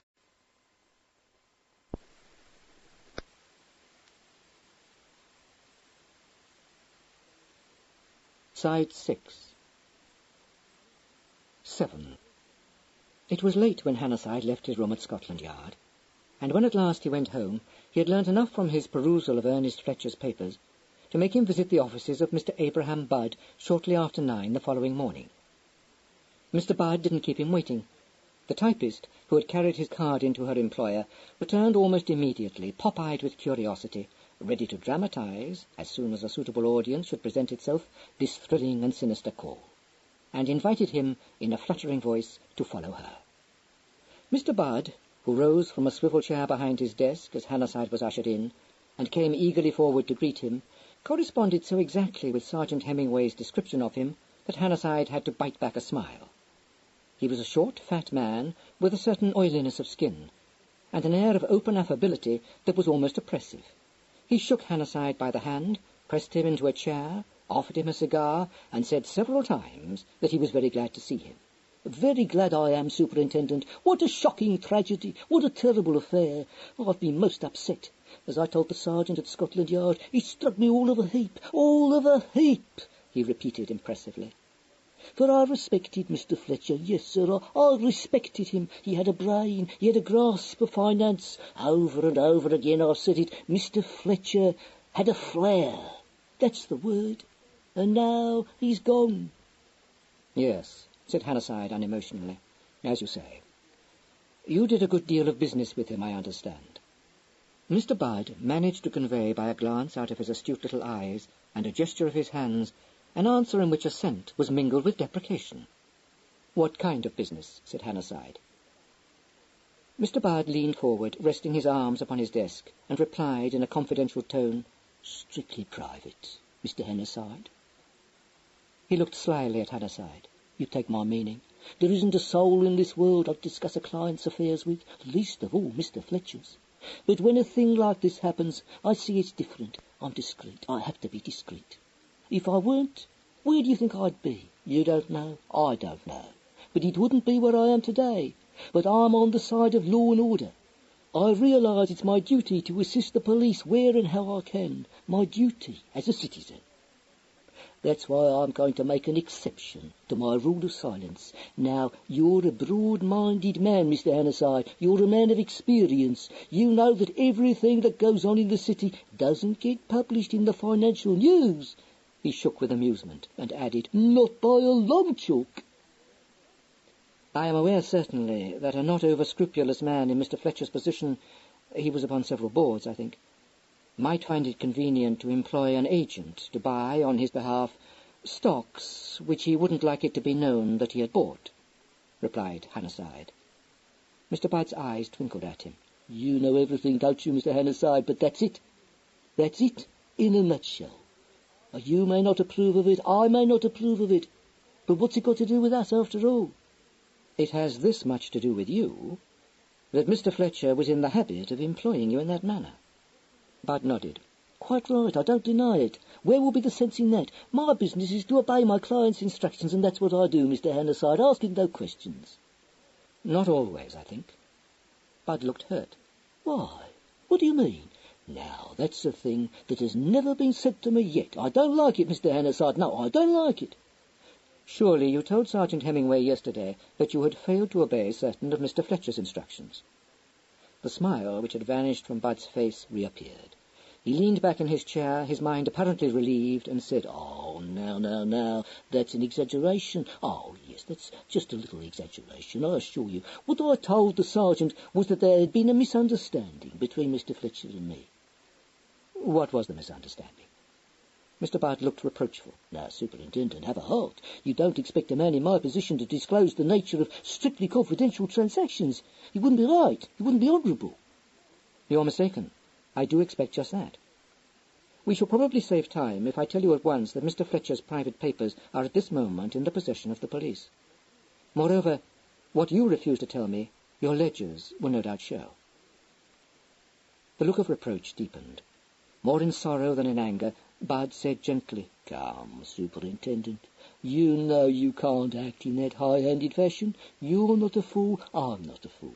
Where's the sense in trying to get tough with me, now I ask you? You will find that I have it in my power to get remarkably tough with you, replied Hannahside brutally. On your own showing, you visited Mr. Fletcher on the night of his murder. You admit that a quarrel took place. Not a quarrel, Superintendent, not a quarrel between you. You can bring no evidence to prove that you left the house at the time you stated. Added to these facts, there is enough documentary evidence amongst Mr. Fletcher's papers to justify my applying for a warrant to search these premises. Budd flung up a hand. Don't let's have any unpleasantness. You're not treating me as you should, Superintendent. You've got nothing against me. Didn't I go round to Scotland Yard the moment I read the shocking news? Didn't I tell your sergeant the whole truth? This isn't what I expected. No, it certainly is not what I expected. I've never been on the wrong side of the law, never in my life. But what reward do I get for that? Hannahside listened to this plaint with an unmoved countenance. Without troubling to reply to it, he said, consulting a paper he had in his hand, On the 10th of June, Mr. Fletcher wrote to you, instructing you to buy 10,000 shares in Huxton Industries. That's correct, said Budd, eyeing him with a little perturbation. I won't deny it. Or should I? It was what is known, I believe, as a dead market, was it not? Budd nodded. Did you buy those shares, Mr. Budd? The directness of the question startled Bud. He stared at Hannahside for a moment, then said feebly, "It's a funny question to ask. I had my instructions, didn't I? Perhaps I didn't approve of them. Perhaps it didn't seem to me wise to invest in Huxton Industries. But was it my business to advise Mr. Fletcher?" "Did you buy those shares?" Bud didn't answer immediately, but kept his troubled gaze on Hannahside's face. It was plain that he was at a loss, perhaps uncertain, of what Fletcher's papers might have revealed. He said uneasily, "Suppose I didn't? You know that a block like that isn't bought in the twinkling of an eye. It would look funny, wouldn't it? I know my business better than that." "At the time when you received Mr. Fletcher's instructions to buy, Huxton Industries were not quoted." "Moribund company," said Bud tersely. "The stock was, in your opinion, worthless?" Bud shrugged. "You were no doubt surprised at receiving instructions to buy such a large block of shares." "Maybe I was. It wasn't my business to be surprised. Mr. Fletcher may have had a tip." "But your own opinion was that Mr. Fletcher had made a mistake." "If it was, that's neither here nor there. If Mr. Fletcher wanted the shares, it wasn't anything to do with me. I bought them. Why, if you know so much, you'll know that there's been considerable activity in Huxton Industries. That's me." "Buying?" "What else would I be doing, I should like to know?" said Bud, almost indulgently. "Now I'm going to be frank with you, Mr. Hannahside. There's no reason why I should be, not a ha'porth of reason, but I've nothing to hide, and I'm anxious to help the police in every way I can. Not that my dealings with Mr. Fletcher can help you, but I'm a reasonable man, and I realise that you want to know about this little deal. The fact is, the misunderstanding that took place between Mr. Fletcher and me occurred over these instructions. Now, it struck you as remarkable, I think we can say it was remarkable, that Mr. Fletcher should have wanted to buy 10,000 shares in a company which was dying. It struck me that way too. It would anyone, wouldn't it? I put it to you. Well, what do? I ask myself if there's been a mistake in the typing. Very easy. To add an extra nought, isn't it? So I ring up my client to verify. I ask him, am I to buy 1,000 shares? He says yes. He's impatient, wants to know why I need to question my instructions. I don't get a chance to tell him. While I'm explaining, he rings off. Now, where's the sense in trying to pull the wool over your eyes? There's none. I know that. I slipped up. Yes, Mr. Hannahside, I slipped up. The first time in 20 years I've got to accuse myself of carelessness. I don't like admitting it. You wouldn't yourself. I ought to have got written confirmation from my client that 1,000 shares was what he wanted. That's what I neglected to do. I bought 1,000 shares on his behalf, in small packets. The shares rise as a result. Then I get a telephone call from my client. He's seen the record of the transactions on the ticker. He knows that's me. He rings up to know whether I've fulfilled instructions. I tell him yes. He's in a high good humour. Him and me have done business for years. I've obeyed orders, so he's let me in on the secret. That was his way. There wasn't anything mean about him, not a thing.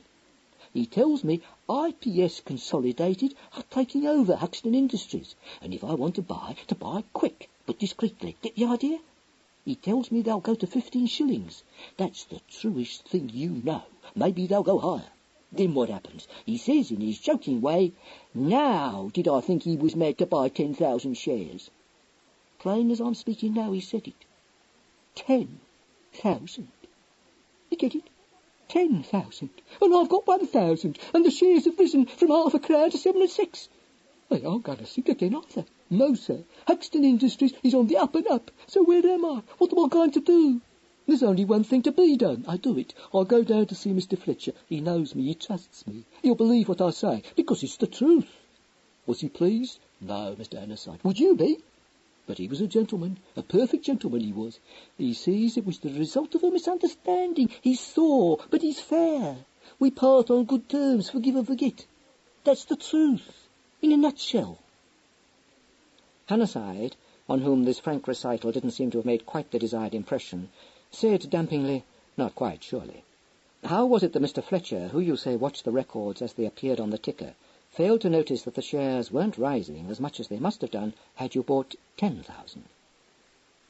There was an uncomfortable silence. Mr. Budd pulled himself together and said glibly, "Why, you don't suppose Mr. Fletcher had nothing better to do than to watch the ticker, do you, Superintendent? No, the little deal I was putting through for him was nothing more than a sideline for him.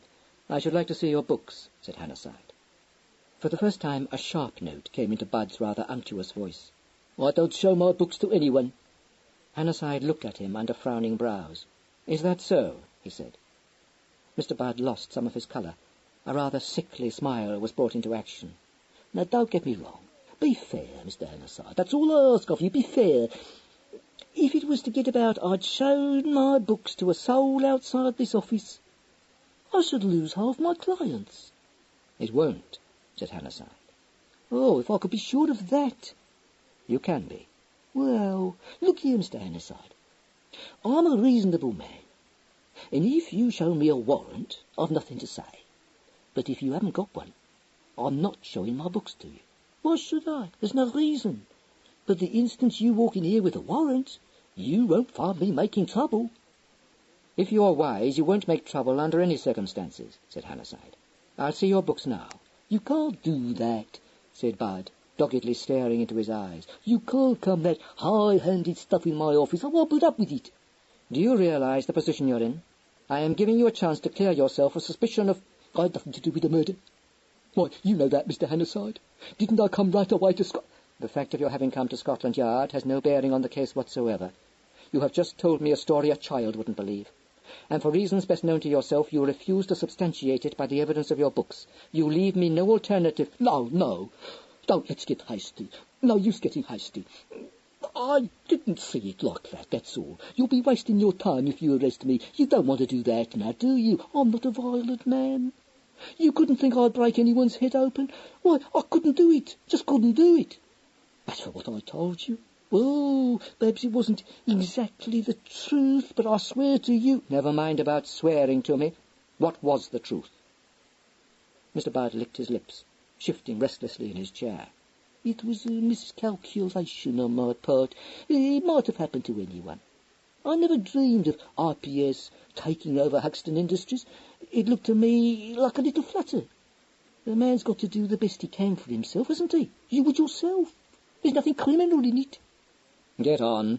You thought the shares would sink back again, didn't you?" "That's the way it was," answered Bard eagerly. "If Mr. Fletcher had let me into the secret earlier, it wouldn't have happened.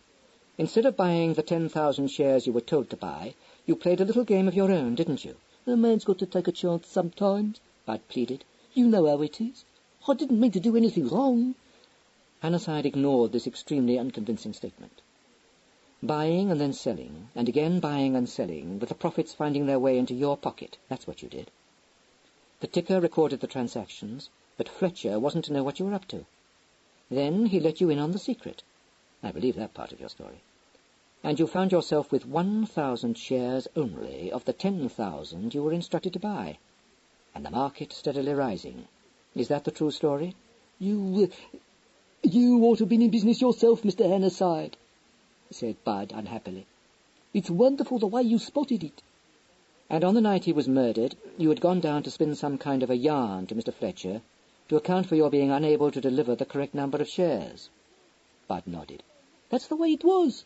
A bit of bad luck, Mr. Hannahside. I don't deny I acted foolishly, but—" "I take it Mr. Fletcher was very angry." "He was angry. I didn't blame him. I saw his point. But he couldn't do anything. Not without coming out into the open. He couldn't do that, see. He couldn't afford to have it known he'd been buying Huxton Industries under cover. You haven't got anything on me, Mr. Hannahside. You'll only regret it if you do anything impulsive. Take my word for it." He looked anxiously at Hannahside as he spoke, beads of sweat standing on his brow. When he found that he was not apparently to be arrested, he heaved a gusty sigh of relief and wiped his face with a large silk handkerchief. Hannahside went away to promote inquiries into the state of Nero Fletcher's finances. Meanwhile, Sergeant Hemingway, arriving betimes in Marley, found P.C. Glass awaiting him with his customary air of gloomy disapproval. The sergeant was in a cheerful frame of mind, and took instant exception to his subordinate's joyless mood. "What's the matter with you? Colic or something?" "Nothing is the matter with me, Sergeant," replied Glass. "I enjoy perfect health." "Well, if that's the way you look when you're enjoying yourself, I hope I never see you when you're feeling a bit blue," said the sergeant. "Do you ever smile? I won't say laugh, mind you, just smile." "Sorrow is better than laughter, for by the sadness of the countenance the heart is made better." If it's my art you're talking about, you're wrong, responded the sergeant instantly. I see no reason for mirth. I am troubled. I am bowed down greatly. I go mourning all day long. Look here, let's get this straight. Have you really got anything to mourn about? Or is this just your idea of having a good time? I see sin upon sin, discovered by reason of one man's death. I see how abominable and filthy is man, which drinketh iniquity like water. You know, when I came down here this morning, said the sergeant, restraining himself with a strong effort, I was feeling all right. Nice sunny day, birds singing, the case beginning to get interesting. But if I have to listen to much more of that kind of talk, I shall have the horrors, which isn't going to help either of us. You forget about iniquity and think about this case you're supposed to be working on. It is that which is in my mind, said Glass. An evil man is slain, but by his death hidden sins are laid bare. There is not one implicated in this case who can say, I am blameless. There is no spot on me. Today's great thought, said the sergeant. Of course no one can say there's no spot on them. What did you expect? You know, your trouble is you take things too hard. What have other people's spots got to do with you anyway? I may not know as much as you do about the Bible, but what about the mote in your neighbour's eye, eh? It is true. You do right to reprove me. I am full of sin. Well, don't take on about it. Let's get down to business. Nothing fresh come to light, I suppose? I know of nothing. You better come along up to Greystones with me. I'm going to have a look for that blunt weapon myself. It's not there. That's what you think. What's all this I was hearing from the superintendent about young Neville producing a hopeful-looking paperweight? Glass's brow darkened. They that are of froward heart are an abomination to the Lord. Nero Fletcher walks in vanity. He is of no account. What do you know about him? Anything or nothing? I think him an irreligious man who despises the word, but I know no other ill of him. What about the Norths? He is said to be an upright man, and such I believe him to be. She speaks with a lying tongue, but she did not strike the blow that killed Ernest Fletcher. No, not unless she did it with a sledgehammer, agreed the sergeant. It's my belief that when we find him, Charlie Carpenter's going to tell us who killed Fletcher. You heard about him, didn't you? I heard, but I did not understand what is known of this Carpenter. He's a small-time criminal. Done time and came out of jail about a year ago. We found his fingerprints on the late Ernest's desk. Glass frowned. How is such a one concerned in the case? Truly the way is dark. Not as dark as you think, replied the sergeant. Carpenter was mixed up with one of the late Ernest's little bits of fluff. That crack of yours about the girl in the photograph having an end as bitter as wormwood was one of your luckier shots. That was Angela Angel, the same that committed suicide 16 months ago. It looks as though she didn't want to go on living when the late Ernest shook her off, supposing he was her boyfriend, which it's pretty certain he was. Silly little fool, of course, but you can't help feeling sorry for the kid. The soul that sinneth, it shall die, Glass said harshly. Is it thought that Carpenter slew Ernest Fletcher? That's what we can't make out. We shan't till we lay our hands on him. It looks a cinch on the face of it, but somehow it doesn't fit with what we know of him. My own idea is that Charlie thought he saw his way to putting the black on the late Ernest over Angela's death. It is possible. But he would not then kill Fletcher? You wouldn't think so. But when you've seen as much crime as I have, my lad, you'll know that the more improbable a thing seems to be, the more likely it is it'll turn out to be a fact. But I won't deny you've made a point. What the chief thinks is that Carpenter may have seen the real murderer. Glass turned his arctic gaze upon the sergeant. How should that be? Why should he remain silent if it was so? Well, that's easy. He's not the sort to go running to the police. He'd have to explain why he was at Greystones, for one thing. True. Is his habitation known to you? If you talk plain English, we'd get on better, remarked the sergeant. No, it isn't known to me, but I'm hoping it soon will be. Meanwhile, we've got to see what we can find out about friend North. He saw the question in Glass's eyes, and added, Oh, you don't know about that little problem play, do you? According to the chief, Mrs. North thinks North was the man she saw in the garden. So what must she do but alter her evidence to suit this new development? Lying lips about hits her off. Why should she think it? because it turns out that he was sculling around without an alibi at the time. The chief's working on him now. Then there's Bud. He's been up to no good, or I'm a Dutchman." They had by this time reached Greystones. As they turned in at the front gate, Glass suddenly said, "The day cometh that shall burn the maiden oven, and all the proud, yea, and all that do wickedly shall be stubble." "You may be right, but it won't be in your time, my lad, so don't you think it," replied the sergeant tartly. "Now you can go and make yourself useful. The butler's a friend of yours, isn't he?" "I know him. I do not call him a friend, for I have few friends." "You surprise me," said the sergeant. "Still, if you're acquainted with him, that ought to be good enough. You go and have a chat with him. Just a nice casual chat." "An idle soul shall suffer hunger," said Glass austerely. "Not when it's idling with a butler. Or thirst either, if it comes to that," retorted the sergeant. "Thy tongue deviseth mischiefs, like a sharp razor working deceitfully," Glass told him. "Simmons is an honest man in the way of light." "Yes, that's why I'm handing him over to you," said the sergeant, "and I don't want any more back chat. You'll get that butler talking, and see what you can pick up." Half an hour later, the sergeant, standing before the wall at the end of the garden, and gazing thoughtfully at one of the espaliers growing against it, was interrupted in his cogitations by the arrival on the scene of Nero Fletcher and Miss Drew. "Oh, here's the sergeant," said Neville. "He's a nice man, Sally. You'll like him." The sergeant turned, foreboding in his breast. The monocle in Miss Drew's eye confirmed his fears. He regarded her with misgiving, but being a polite man, bade her good morning. "You're looking for the weapon," said Miss Drew. "I've given a good deal of thought to that myself." "So have I. I was even constructive," said Neville. "But Malachi told me to stand in awe and sin not." The sergeant's lips twitched, but he said dryly, "Well, from all I hear, sir, that was about what you were asking for." "Yes, but he also advised me to commune with my own heart upon my bed and be still." "Which I maintain was unreasonable at 3 in the afternoon." "I rather think of making a study of Malachi," announced Miss Drew. "He's probably a very interesting case, psychologically speaking. He ought to be psychoanalyzed, I think." "You're right, miss, he ought," agreed the sergeant, regarding her with a kindlier light in his eye. 10 to 1, it will come out that he had something happen to him when he was an infant that would account for the kink he's got now." "Dropped on his head?" inquired Neville. "Oh, no. It was probably some seemingly trivial episode which affected his subconscious," said Sally. "My precious," said Neville with spurious fondness. "He hasn't got one."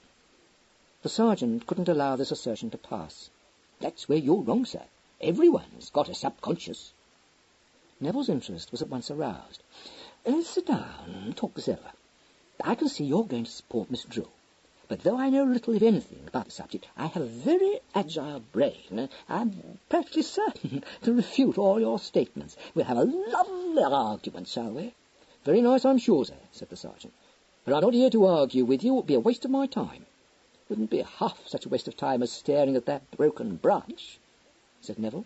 "Argument with me is very stimulating to the brain. As a matter of fact, that branch, which looks like a clue, is a snare for the unwary." The sergeant looked at him rather narrowly. "Is it so?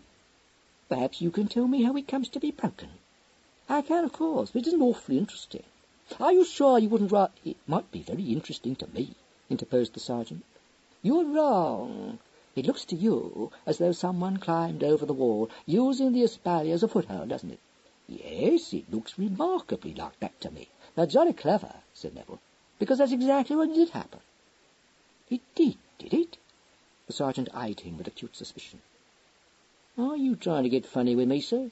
"No, I wouldn't dare. You mightn't think it, but I'm frightened of you. Don't be misled by my carefree manner. It's a mask assumed to hide my inward perturbation."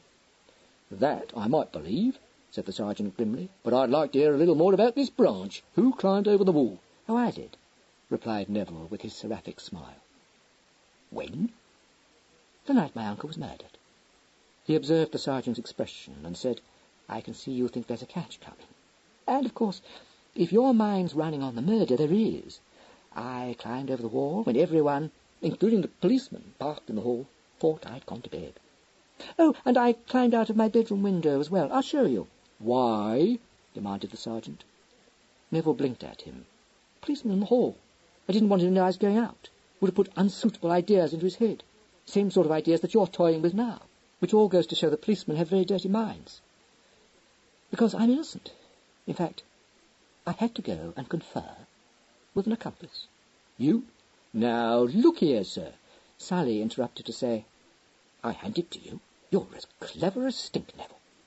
Don't be coarse, precious. The sergeant isn't mealy-mouthed, but he doesn't like to hear young women being vulgar.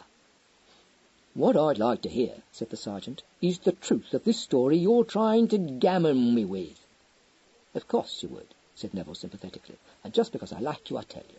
I went round by stealth to tell Mrs. North that my uncle had been murdered. The sergeant's jaw dropped. You went round to tell... And why, may I ask? Well, obviously it was important to her to know, on account of her sordid financial transactions with Uncle Ernie.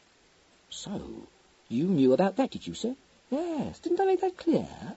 I was her accomplice. And a damned bad one, struck in Sally. She shouldn't have bullied me into it. I don't wonder you look surprised, Sergeant. You're perfectly right. Wasn't in my line at all. However, I did try to make my uncle disgorge the IOUs. That's what Simmons meant when he told you that he heard my uncle telling me to go to hell before dinner. He paused, watching the sergeant through his long lashes. You know, you're awfully quick, he told him. I can see that you've hardly finished thinking that gives me a motive for having committed the murder before your mind has grasped the flaw in that theory. Not, mind you, that I could have got hold of those IOUs even if I had murdered my uncle. I hadn't actually tried. I'm pretty sure I couldn't open a safe. Miss Drew could, at least she says she could, but I noticed that when it came to the point, she went to pieces a bit. That's the worst of women. They can never carry anything in their heads. If she'd had her criminal notes with her, she would have made some very violent stuff, which she calls soup. Blown the safe up. You mustn't think I encouraged her, because though I may look effeminate, I'm not really. And the sort of primeval crudity which characterizes the female mind nauseates me. The sergeant, who had listened to this remarkable speech with an air of alert interest, said, And why, sir? Did you think it was so important that Mrs. North should know that your uncle was dead? Well, naturally it was important, said Neville patiently. You people were bound to discover the IOUs, and if you don't think that their presence in my uncle's safe was extremely incriminating, why on earth did your superintendent go and grill the poor girl? The sergeant stared at him, unable immediately to think of a suitable rejoinder. He was relieved of the necessity of answering. Why boasteth thou thyself in mischief, almighty man? Demanded the condemnatory voice of P.C. Glass. 8. The sergeant, who had not heard his subordinate's approach across the lawn, jumped. But Neville proved himself to be Glass's equal by retorting without an instant's hesitation, Am I a sea or a whale, that you settest a watch over me? This question, delivered as it was in a tone of pained surprise, took Glass aback, and had also the effect of warming the sergeant's heart towards Neville. Miss Drew said dispassionately, The devil can quote scripture for his own use, all the same. That's a jolly good bit. Where did you find it? Job, responded Neville. I found some other good bits too. Unfortunately, they aren't quite drawing-room. Whoso despiseth the word, announced Glass, recovering from the shock of having been answered in kind, shall be destroyed. That'll do, intervened the sergeant. You go and wait for me in the drive, Glass. He waited until the constable had withdrawn, and then said, Well, sir, you've told me a very straightforward story, but what I'm asking myself is, why didn't you tell it before? You didn't notice the espalier before, said Neville. It might be better for you, sir, if you told the truth about your doings on the night of the murder without waiting to be questioned, suggested the sergeant with a touch of severity. Oh, no. You'd have thought it very fishy if I'd been as expansive as all that, said Neville. Upon reflection, the sergeant privately agreed with him. However, all he said was that Neville would be wise not to try to be too clever with the police. You may be right, but your superintendent said that no good would come of my taking the press to my bosom. Lots of good came of it. I've got my picture in the papers. You have? Said the sergeant, diverted in spite of himself. What, you're not going to tell me they went and printed all that international spy stuff? "No," replied Neville regretfully, "not that. But one of the eager brotherhood really thought I was the boots." Sally gave a crow of mirth. "Neville, is that what you told them? Oh, do let me see your interview." "I will, if the sergeant doesn't mind putting off my arrest for 10 minutes. The sergeant said, "You know very well I've got nothing to arrest you on, sir." "But wouldn't you love to do it?" murmured Neville. "You get along with you, sir," recommended the sergeant. To his relief, Neville obeyed his command, linking his arm in Sally's and strolling away with her towards the house. Out of earshot, she said, "You spilled more than I bargained for," diverting his mind.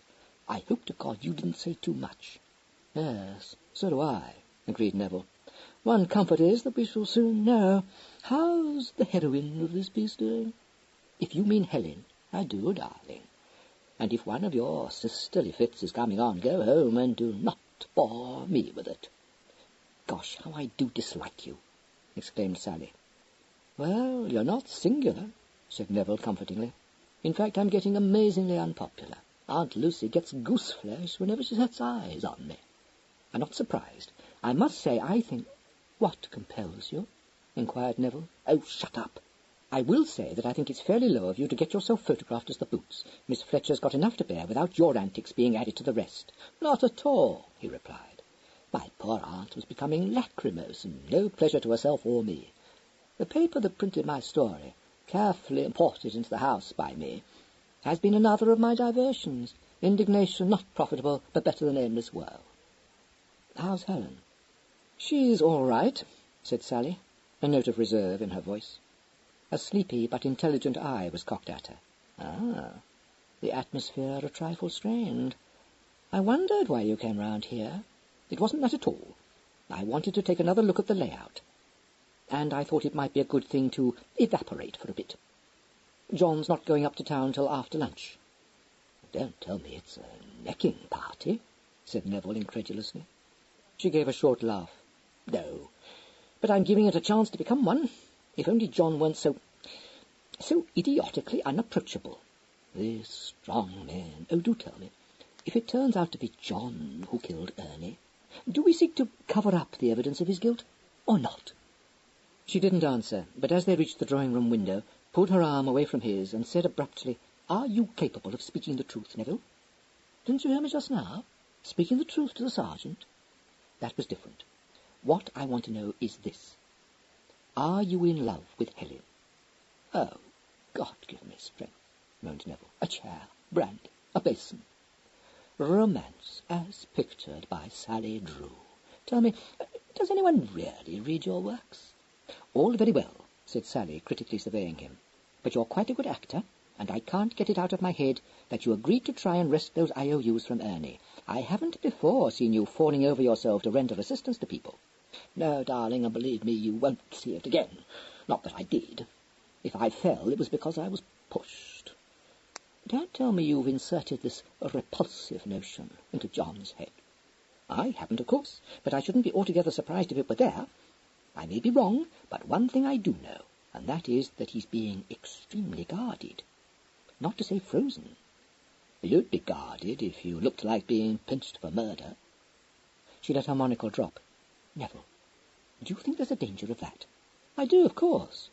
What's more, I don't think that the further instalment of Helen's adventures on the fatal night are going to be as helpful to John as she no doubt felt they would be." "No," said Sally bluntly, "nor do I. If she'd only keep her mouth shut. By the way, John doesn't know anything about her second interview with the superintendent, so don't go and let it out.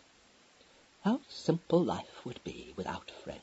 Why, in the name of all that's feeble-minded—" "Because he'd be bound to ask why she went back to the study, of course, and that would tear the whole thing wide open.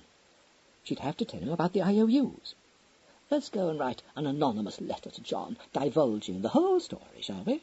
suggested Neville. "It would be a kindness to them both. I don't in the least mind doing people kindnesses if it doesn't cost me anything." Sally sighed.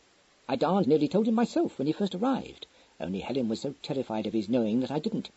And since then, I don't know. She may be right. I can't make John out. Neville, what brought him home? Dear heart, will you purge your mind of the belief that I'm good at riddles?" He doesn't suspect her of having had an affair with Ernie. Apparently he told her he didn't.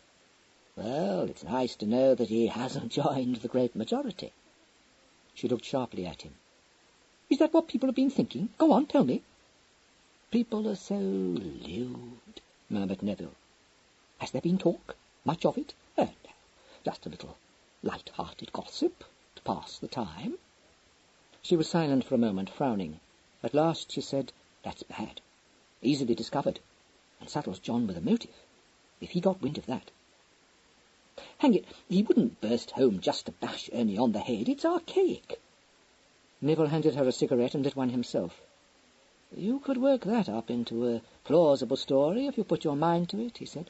While in Berlin, John heard repercussions of the gossip. Why in Berlin? She interrupted. That I can't tell you. You'll probably be able to think out several attractive answers for yourself. He returned to remonstrate with Ernie. I don't see John remonstrating. No, darling. If you'd seen John remonstrating, you'd be a suspect yourself. What I mean is, we know, have it your own way. He came home to issue an ultimatum. Ernie's got under his skin, and without taking much thought, he knocked him on the head. Several flaws, said Sally. Why did he enter by the side gate, if not with malice aforethought?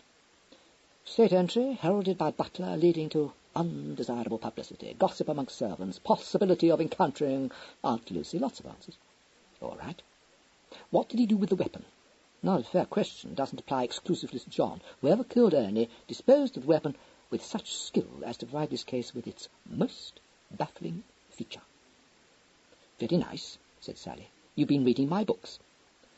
But let me tell you, I'm not a believer in these sudden flashes of brilliance on the part of murderers. When I think out a bit of dazzling ingenuity for my criminal to indulge in, it usually costs me several hours of brain-racking thought. The human mind is sharpened by fear.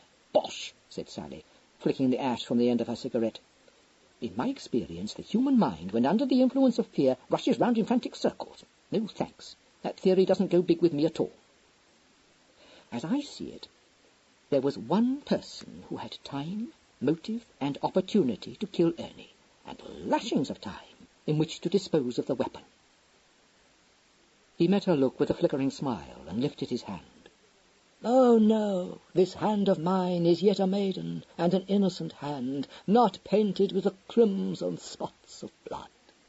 Round of applause from the gallery, but quotations prove nothing. You could have done it, Neville.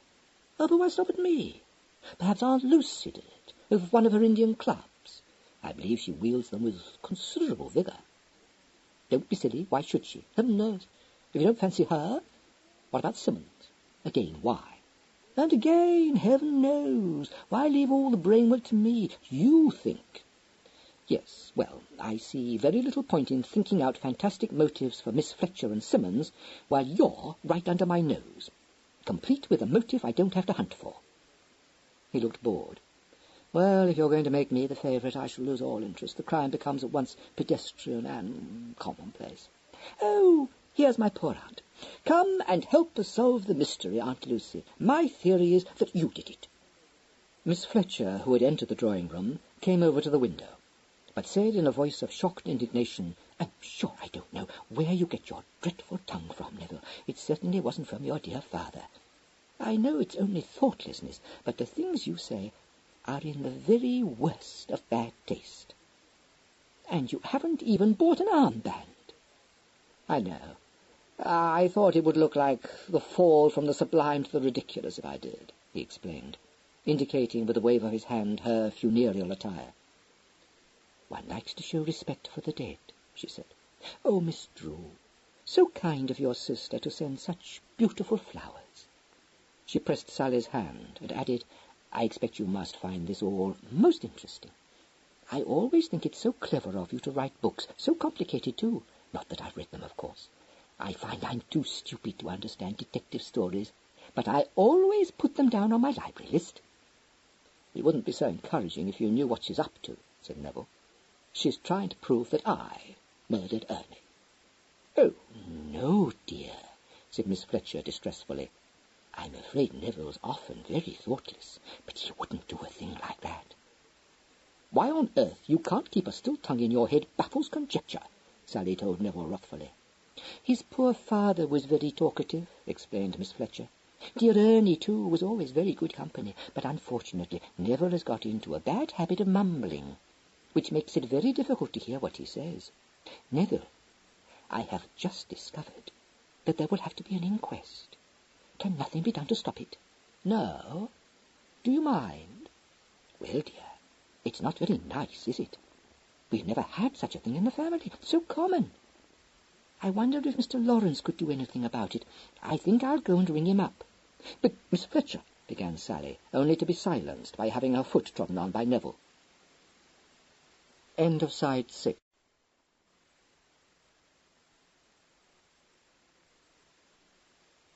Side 7. Miss Fletcher, recommending Neville to take care of his guest, drifted away. Neville said softly, "You know, you're a menace. Leave my aunt to me, will you?" "But what's the use of letting her think there needn't be an inquest? It isn't very considerate of you to—" "Of course it's not considerate. It wasn't considerate of me to discover that I hadn't a shirt fit to wear this morning, or a pair of socks without holes in them. And it won't be considerate of me when I think up a new annoyance, which I shall do as soon as this inquest business begins to wear thin.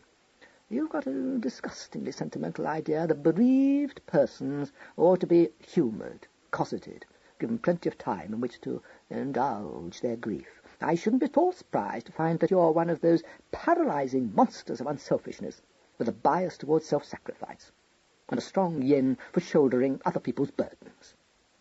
Sally gave a gasp. "Go on. It's the rankest kind of baloney, but I shall be interested to know how you defend it." "Shouldn't place people under obligation," said Neville briefly. "Nearly always intolerable. Effect on your own character, probably disastrous. Why? Spiritual conceit." She polished her monocle. "There's something in what you say," she admitted. "Not much, but a grain of truth. Sorry I tried to butt in on your plans for Miss Fletcher's consolation. I very nearly took a hand in Helen's differences with John, too. A small inner voice bade me hold my peace." "A woman's instinct," said Neville, deeply moved. "Not but what I sympathize with your purely rational desire to disperse the fog they grope in, but one should never forget that some people fair revel in fog." "Helen isn't revelling in any of this," Sally replied. "Married couples who can't get on rather bore me in the ordinary way. But though I think she's been cavorting around like a prize ass, my withers are a trifle wrung by Helen's troubles. They really do seem to have gathered thick and fast upon her. The worst of it is, I can't be sure which way John will jump if he discovers the truth." "Baffling man, John." "Well, he is. Just consider it. He arrives in England unexpectedly the day Ernest murdered, and turns up here the next morning, suspecting that the footprints discovered in the garden might be Helen's." "Oh, no. Did he really?" "That leads us to suppose that he knew something." "Yes, but what? Helen says he doesn't suspect her of having had any kind of liaison with Ernie. But when he walked in on us yesterday, the general impression I got was that an iceberg had drifted in. In fact, he was coldly angry. I'm not loving any of us very noticeably. Forgive the interruption, but if he thought Helen was mixed up in a murder case, there was a certain amount of excuse for peevishness. I don't want to be old world, but wife-submitted presence in home of noted lady-killer is enough to make most men feel a trifle out of humour. I know, and if he'd raged at her, I could have understood it. He was just deadly polite. Obviously the moment for Helen to put over a big actor's repentant wife. That's what I hope she is doing. But she's so burned up over the whole thing that she seems to have lost grip. Of course, if John were to say, 'Darling, tell me all,' I expect she would. But he isn't that sort. They must have let themselves drift an awful way apart." The same thought was in Helen's mind at that moment. She had just entered the library where her husband sat writing at his desk, and almost before she closed the door behind her, she wished that she was on the other side of it. North looked up, regarding her in a way which didn't tend to put her any more at her ease. "Do you want me, Helen?"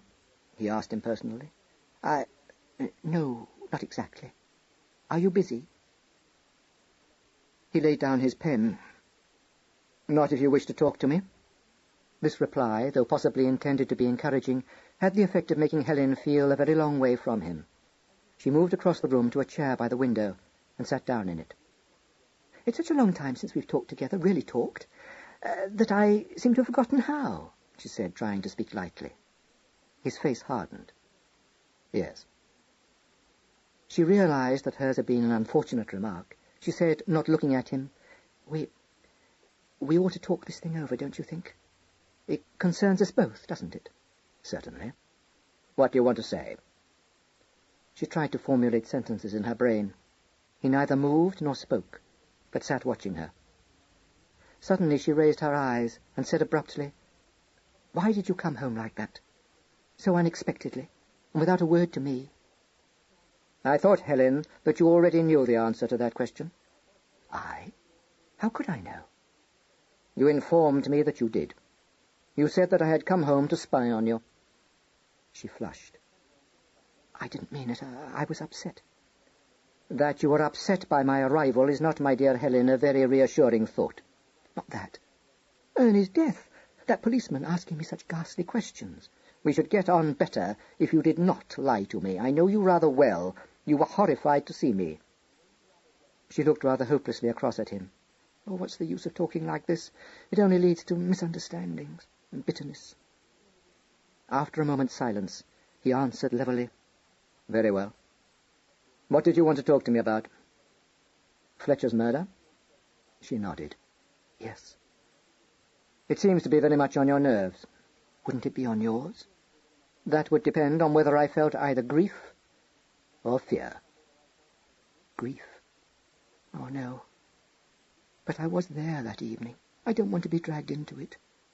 You must see how awful my position is." "Hadn't you better tell me exactly what happened?" "I did tell you. I think I've made the superintendent realize that it would be no use asking me to identify the man I saw, but—" "Just a moment, Helen. It's time we understood one another. Did you, in fact, recognize that man?" "No," she said quickly. "I never saw his face." "But you have some idea, haven't you, who he was?" She said in a low voice, "If I had, I shouldn't tell a soul. You can be sure of that." "In that case, there does not seem to be much point in pursuing the matter further. The only advice I can possibly give you, as things are, is to keep calm and say as little as you can." He picked up his pen again, but after writing a couple of lines, said without looking up, "By the way, have you any objection to telling me why Nero Fletcher came to see you on the night of the murder?" She gave an uncontrollable start and faltered. "How do you know? Who told you?" "Baker saw him leave the premises, and mentioned it to me this morning." "Do you encourage the servants to report to you who visits me?" "No," he replied imperturbably. "Neville came to tell me Ernie had been killed." He looked up at that. "Indeed? Why?" "He knew I was a friend of Ernie's. I suppose he thought I'd want to know. He's always doing mad things. You simply can't account for anything he says or does." "What does he know about this business?" "Nothing. Only what we all know." "Then why did he think it necessary to visit you at midnight to tell you what you would certainly know a few hours later?" "He'd seen my footprints," she said desperately. "He thought they might be mine. He came to find out." "If Neville leapt to the conclusion that the footprints were yours, he must enjoy a greater share of your confidence than I suspected. What is there between you?" She pressed her hands to her throbbing temples. "Oh, my God, what do you take me for? Neville, it's almost laughable." "You misunderstand me. I wasn't suggesting that there was any love between you. But your explanation of his visit is altogether too lame to be believed. Did he by any chance know that you were at Greystones that evening?" "No, of course not. How could he? It was a guess, that's all." "Not even Nero Fletcher would make such a guess without having very good reason for doing so. Am I to understand that you were so much in the habit of visiting Fletcher in that, you will have to forgive me if I call it, clandestine manner, that it was a natural conclusion for Neville to arrive at?" "Oh, no. Neville knew all the time that I didn't feel about Ernie except as a friend." He raised his brows. Was your possible relationship with Fletcher of interest to Neville? No, of course not. But I've known Neville for years. Her voice tailed off uncertainly.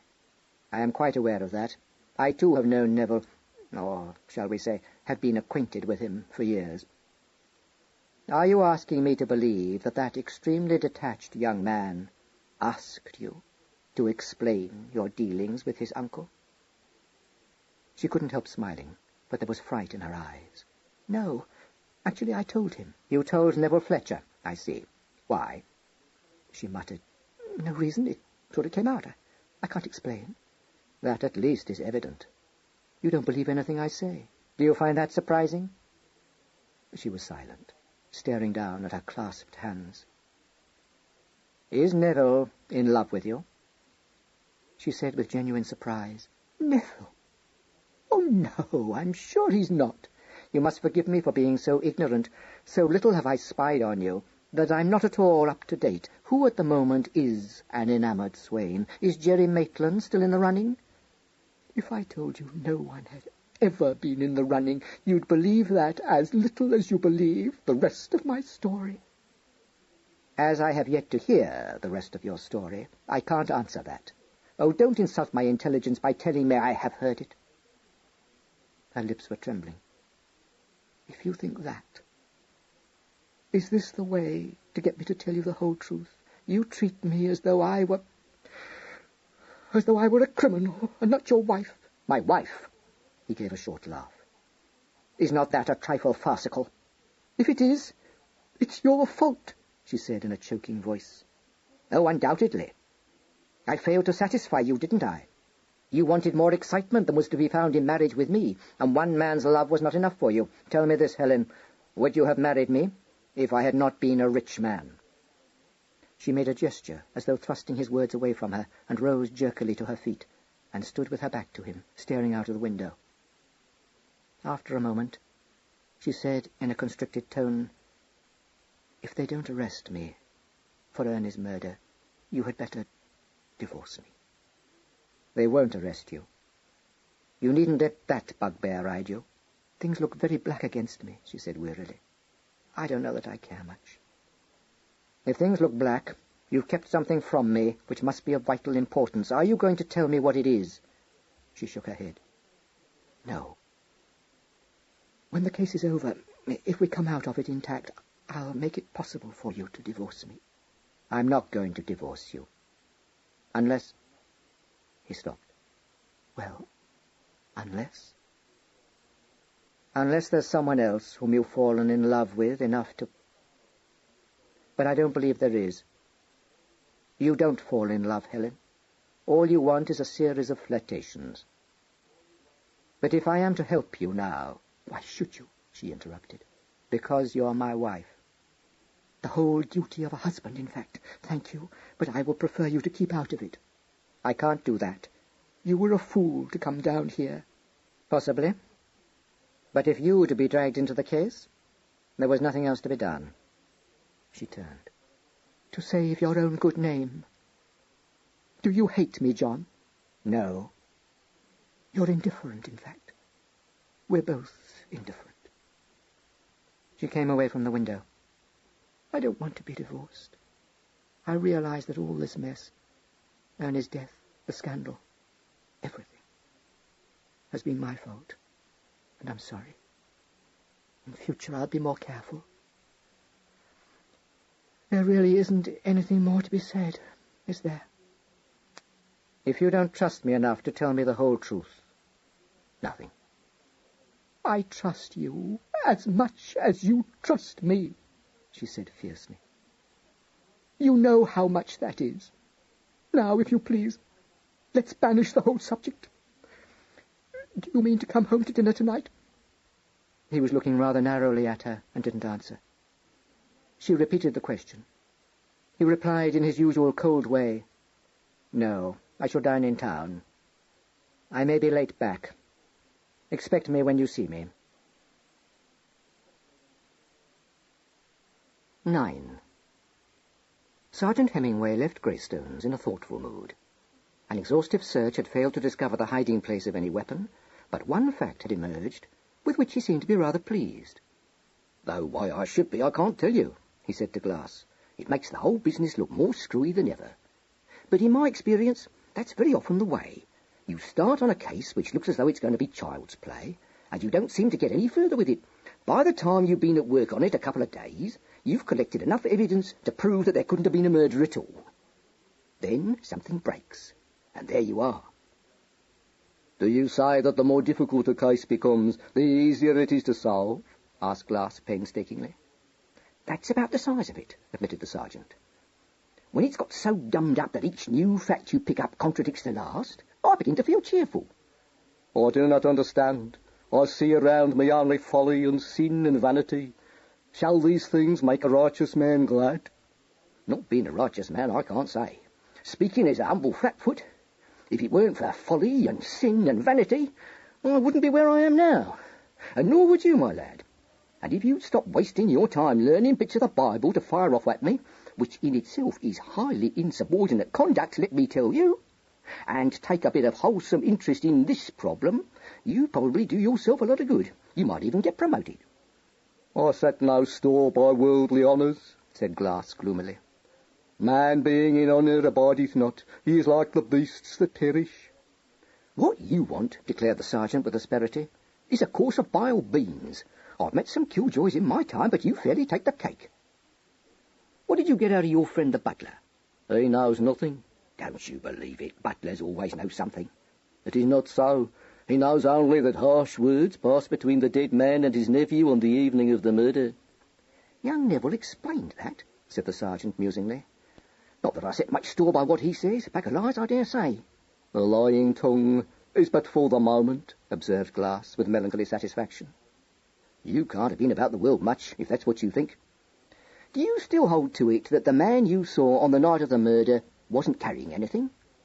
"You would have me change my evidence," said Glass, fixing him with an accusing glare.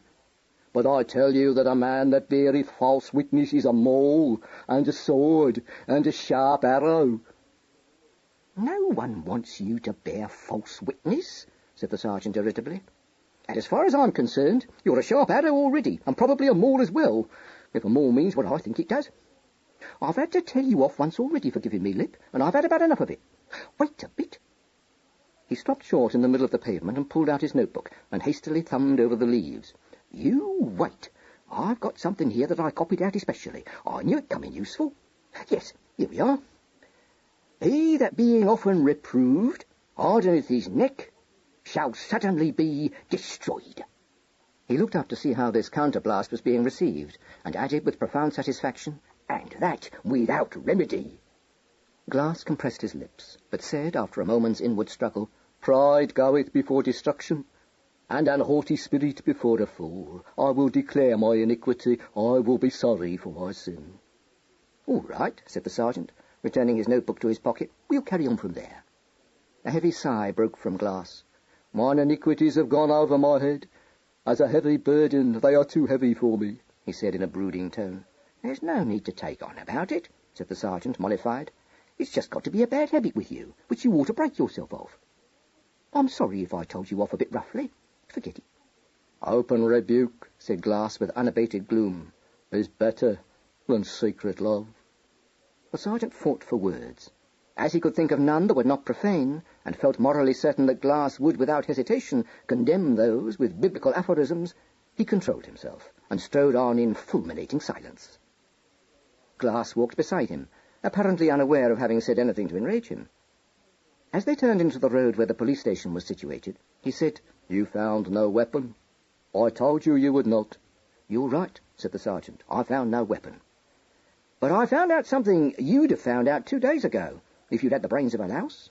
"He that refraineth his lips is wise," remarked Glass. "What did I overlook?" "Well, I don't know that it was any business of yours, strictly speaking," said the sergeant, always fair-minded. "But the grandfather clock in the hall is a minute slow by the one in the late Ernest's study, which synchronized with your watch. What's more, I found out from Miss Fletcher that it's been like that for some time." "Is it important to the case?" "Of course it's important. I don't say it makes it any easier, because it doesn't. But that's what I told you. In cases like this, You're always coming up against new bits of evidence which go and upset any theory you may have been working on. On the face of it, it looks as though the man you saw, we'll assume it was Carpenter, did the murder, doesn't it? That is so, agreed Glass. Well, the fact of that hall clock's being a minute slow throws a spanner in the works, said the sergeant. In the second act of her highly talented performance, Mrs. North stated that that clock struck the hour, which was 10 p.m., while she was in the hall, on her way to the front door. You saw Carpenter making his getaway at 10:02. That gave him a couple of minutes in which to have killed the late Ernie, disposed of the weapon, and reached the gate.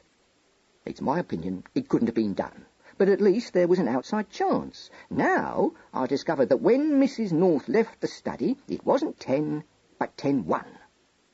And that's probably upset things. It begins to look as though Carpenter wasn't in on the murder at all, but simply went down to try his luck at putting the black on the late Ernie, and was shown off the premises as described by Mrs. North. In fact, it wouldn't surprise me if Carpenter turns out to be one of those highly irrelevant things that seem to crop up just to make life harder. The real murderer must have been hiding in the garden, waiting for his opportunity. And while you were taking notice of Carpenter and deciding to go and investigate, he was doing the job. Glass considered this for a moment. It is possible. But how did he make his escape? I saw no one in the garden. I dare say you didn't see anyone, but you didn't go looking behind every bush, did you? You flashed your torch round and thought there was no one in the garden. There might have been. And what was to stop him making his getaway while you were in the study? They had reached the police station by this time. Glass paused on the steps and said slowly, "It does not seem to me that it can have happened like that.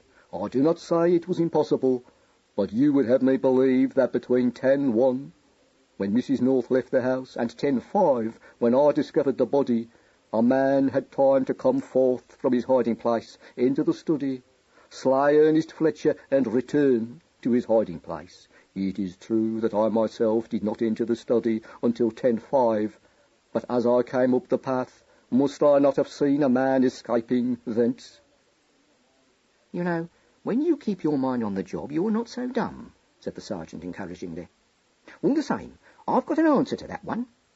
Who says the murderer escaped by way of the side gate? What was to stop him letting himself out the same way Mrs. North did? By the front door. Glass looked incredulous. "He must be a madman who would do so. Would he run the risk of being seen by a member of the household, perhaps by Mrs. North, who had only a minute or two before passed through the study door into the hall, as he must have known, had he been lying in wait, as you suggest?" "Heard you coming up the path, and had to take a chance," said the sergeant. "Folly is joy to him that is destitute of wisdom," said Glass scornfully. "Well, for all you know, he was destitute of wisdom," replied the sergeant. "You go and get your dinner, and report here when you've had it." He went up the steps and entered the building. It was not until he had passed out of Glass's sight that it occurred to him that the constable's last remark might not have been directed at the unknown murderer. A wrathful exclamation rose to his lips. He half turned, as though to go after Glass, but thought better of it. Encountering the station sergeant's eye, he said, "Somebody here must have had a grudge against me when they saddled me with that pain in the neck." "Glass?" inquired Sergeant Cross sympathetically. "Chronic, isn't he? Mind you, he isn't usually as bad as he's been over this case. Well, it stands to reason, doesn't it? His sort has to have a bit of sin in front of them to get properly wound up, as you might say. Do you want him taken off?" "Oh, no," said the sergeant with bitter irony. "I like being told off by constables. Makes a nice change." "We'll take him off the job," offered Cross. "He's not used to murder cases, that's what it is. It's gone to his head." The sergeant relented. "No, I'll put up with him. At least he's a conscientious chap, and apart from this nasty habit he's got of reciting scripture, I haven't anything against him. I dare say he's got a fixation, poor fella." An hour later, mellowed by food, he was propounding this theory to Superintendent Hannahside, who arrived at the police station just as his subordinate came back from a leisurely dinner. "You never know," he said. "We shall quite likely find that he had some shocking experience when he was a child, which would account for it. As I have no intention of wasting my time, or letting you waste yours, in probing into Glass's past, I should think there's nothing more unlikely," replied Hannahside somewhat shortly. The sergeant cast him a shrewd glance and said, "I told you this wasn't going to be such a whale of a case, Chief. Said so at the start. Bad morning?" No, merely inconclusive. Bud had been double-crossing Fletcher. Neville Fletcher seems to be up to his eyes in debt, and North did not spend the evening of the 17th at his flat. Well, isn't that nice? Stage all littered up with suspects, just like I said it would be. Tell me more about friend Bud. Hannahside gave him a brief account of the broker's exploits. The sergeant scratched his chin, remarking at the end of the tale, I don't like it, not a bit. You can say, of course, that if he had to hand over 9,000 shares, which he hadn't got, and couldn't get without pretty well ruining himself, he had a motive for murdering the late Ernest. On the other hand, what he said to you about Ernest's not being able to come out into the open to prosecute him rings very true. Very true indeed. He's not my fancy at all. What about North? North, unless I'm much mistaken, is playing a deep game. He told me that after dinner at his club he returned to his flat and went early to bed. What actually happened was that he returned to his flat shortly after 8:30 p.m. and went out again just before 9. He came back finally at 11:45. Well, well, well, said the sergeant. No deception? All quite open and above board? Apparently. He paused to exchange a word with the hall porter on his way in at 8:30. When he went out, the porter offered to call a taxi, and he refused, saying he'd walk. Who saw him come in later, Chief? The night porter. He says that he caught sight of North stepping into the lift. Well, for a man who impressed you as having a head on his shoulders, he doesn't seem to me to be doing so very well, said the sergeant. What was the use of his telling you he'd spent the evening at his flat when he must have known you could bust the story wide open at the first blow? I don't know, Hannahside replied. Had it been Bud, I should have thought that he had got into a panic and lost his head. But North wasn't in a panic, and I'm quite sure he didn't lose his head. What I do suspect is that for some reason best known to himself, he was stalling me. The sergeant thought it over. Stalling you till he could have a word with his wife. I get it. I'd call it a risky game to play myself. I don't know that I think that would worry him much. Oh, that sort, is he? Said the sergeant. A little course of Ichabod wouldn't do him any harm by the sound of it. Hannahside smiled, but rather absently. He wasn't at his office this morning, and as his secretary didn't seem to think he was going there today, I came down to see him here. But he's going to be difficult, just because he doesn't say a word more than he need. So is young Neville going to be difficult, said the sergeant. But not, believe me, for the same reason. That bird talks so much, you have a job to keep up with him. What do you make of him having the nerve to tell me he climbed out of his bedroom window and over in the garden wall the night the late Ernest was murdered, just to go and tell Mrs. North all about it? Said he was her accomplice over the business of those IOUs of hers. Hannahside frowned. Cool hand. It might be true. Cool? I believe you. Brass isn't the word for what he's got. However, I'm bound to admit I've got a soft corner for him. He laid old Ichabod out with the neatest right counter you ever saw. What? Figure of speech, explained the sergeant. He landed a biblical text which Ichabod wasn't expecting, and which pretty well crumpled him up. But that's nothing to go on. I wouldn't put it above him to bump his uncle off if it happened to suit his book. Though now I come to think of it, he added reflectively, it would be more in his line to have stuck a knife in his ribs. No, if it weren't for the fact there's no trace of the weapon, and not one hiding place that I could spot, I wouldn't fancy him at all for the role of murderer. Which brings me to the only bit of useful evidence I did pick up. The hall clock is a minute slow, Chief. Hannahside looked at him. If that is so, it makes Mrs. North's evidence practically valueless. The second batch, you mean? It does look like it, doesn't it? Not that I ever set much store by it myself, from what you told me of her. Mind you, I don't say the murder couldn't still have happened, but what I do say is that the man Glass saw, call him Charlie Carpenter, couldn't have done it. It must have been Bud, which I don't think. Young Neville? North? Or the dizzy blonde herself? Hannahside shook his head. I can't swallow that, Hemingway. If we're to assume that Mrs. North's evidence was true, it means that Fletcher didn't re-enter the study until 10:01. You yourself put the time it would take him to sit down at his desk again and start to write his letters at 2 minutes at the least. That leaves 2 minutes for the murderer to walk in, kill him, and get away again. Less For though Glass didn't actually enter the study until 10:05, he must have had the window in view for quite a minute on his way up the path. Yes, that's what he said, replied the sergeant. I admit it will be cutting it a bit fine. What's your idea, Chief? Think Mrs. North's first story was the true one? No, said Hannahside after a pause. I think she did go back into the study.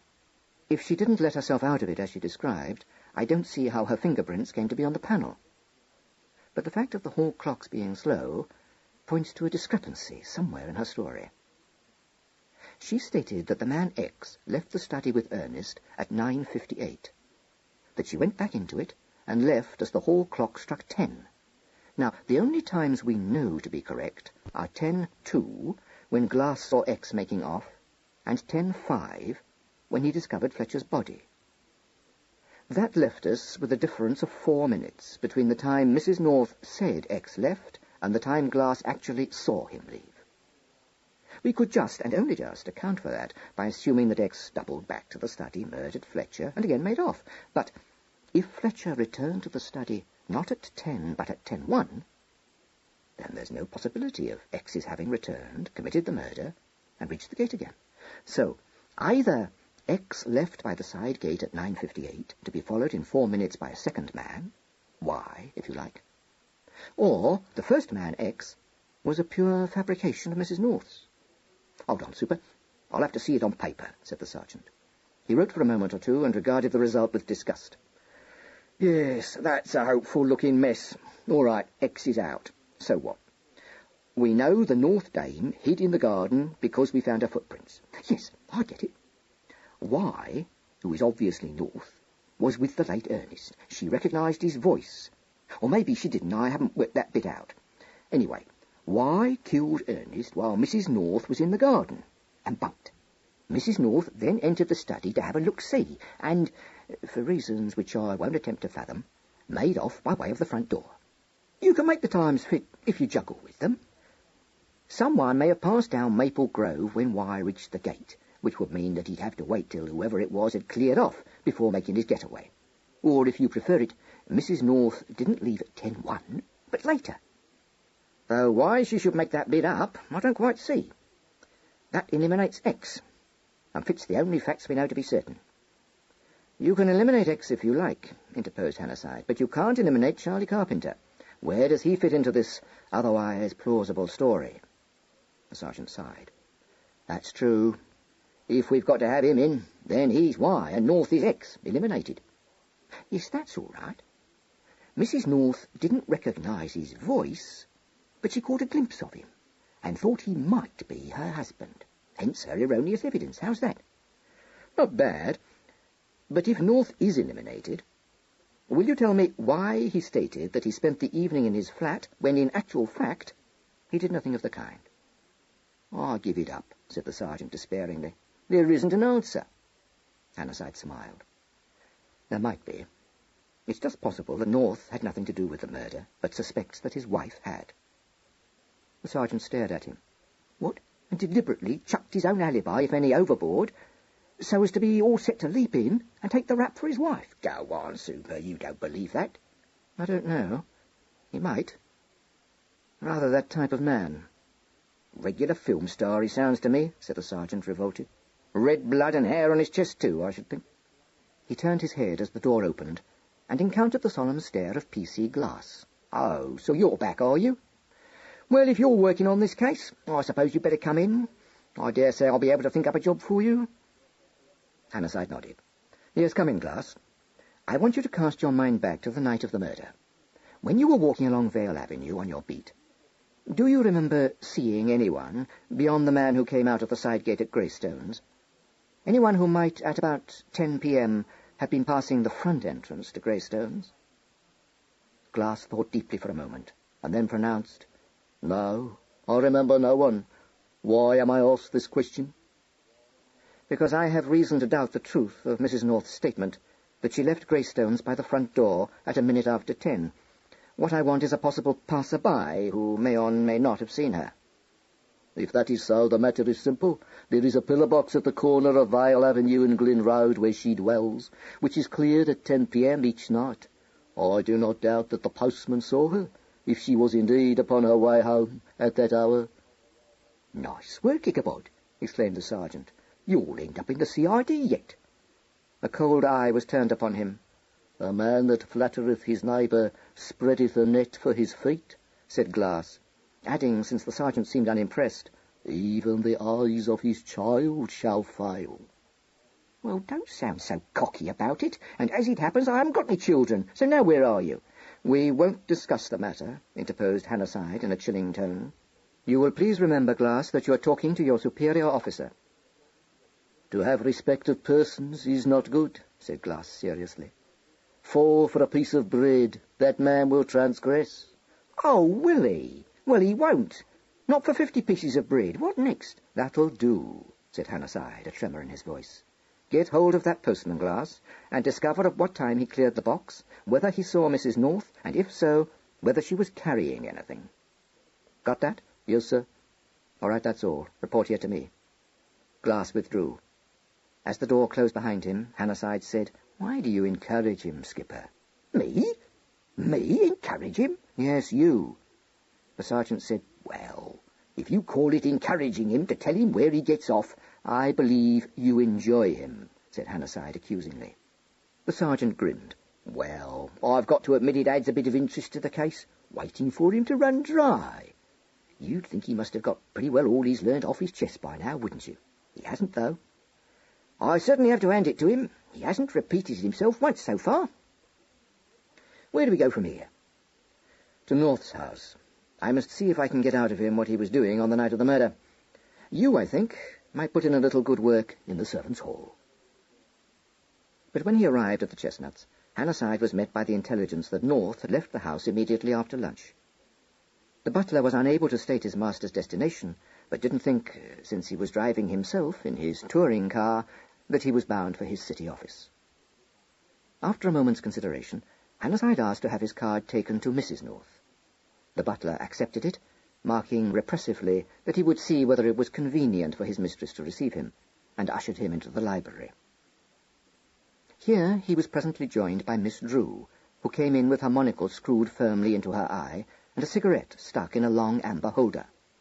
"My sister's resting, but she'll be down in a moment," she informed him. "What do you want to see her about?" "I'll tell her when she comes," he replied politely. She grinned. "All right, I can take a snap. But if it's about that epic story Nero Fletcher's burbled into your sergeant's ear, I can tell you now you're wasting your time. It leads nowhere." "Epic story? Oh, you mean his adventures on the night of his uncle's death? No, I haven't come about that." "I quite thought you might have. I shouldn't have been altogether surprised had you asked to see me." "No? Are you concerned in those adventures?" "Actually, I'm not. But Neville, who, as you may have noticed, is rather reptilian, told the sergeant in his artless way that I had plans for opening Ernie Fletcher's safe." "And had you?" "Well, yes and no," said Sally guardedly. "If I'd had my criminal notebook with me and time to think it out, I believe I could have had a stab at it. But one very valuable thing this case has taught me is that in real life one just doesn't have time. Of course, if I'd been writing this story, I should have thought up a perfectly plausible reason for the fictitious me to have had the means at hand of concocting the stuff you call soup. I should have turned myself into a scientist's assistant, with a run of his laboratory or something like that. However, I'm nothing of the sort. So that wasn't much good." Hannahside looked at her with a good deal of interest. "Mr. Fletcher's story was true, then, and not an attempt to keep the police amused." "You seem to have weighed him up pretty accurately," commented Sally. "But as it happens, he really did come here to tell Helen, A, that his uncle had been murdered, and B, that he hadn't managed to get hold of her IOUs. That naturally looked very bad to me. Of course, it was idiotic of my sister to co-opt Neville in the first place. She'd have done better to have put me onto it. You won't misunderstand me when I tell you that I was all for abstracting those IOUs from the safe before you could get your hands on them. Unfortunately, there was a policeman mounting guard over the study, which completely cramped my style."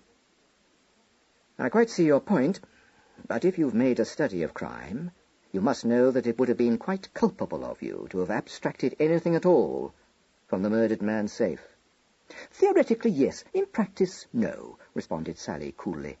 I knew that the IOUs had nothing whatsoever to do with the case. Naturally, you can't be expected to know that, and just look at the trouble they're causing you, not to mention the waste of time. I appreciate your point of view, Miss True, but as you've already realized, I don't share it. It seems to me that the IOUs may have a very direct bearing on the case. She gave a chuckle. Yes, wouldn't you love me to pour my girlish confidences into your ear? It's all right, I'm going to.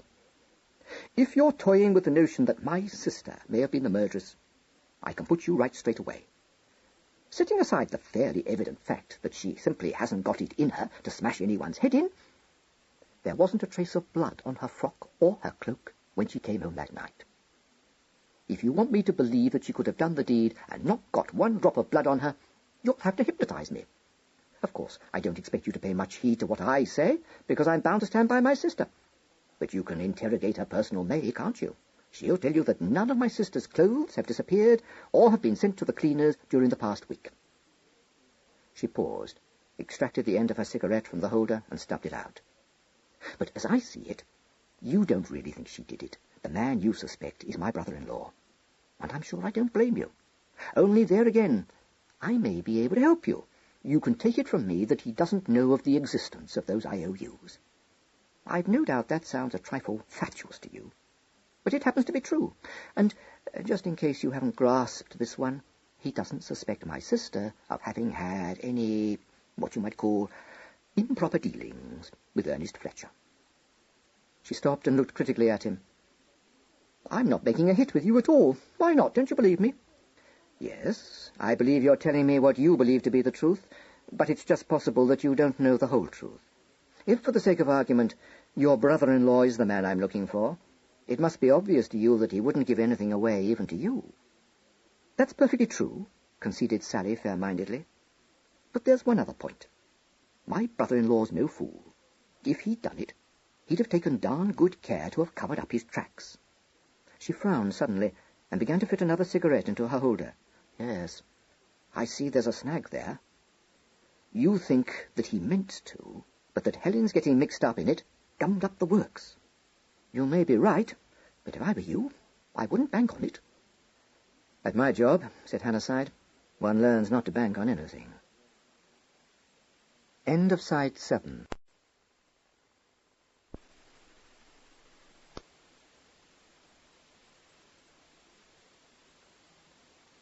Side 8.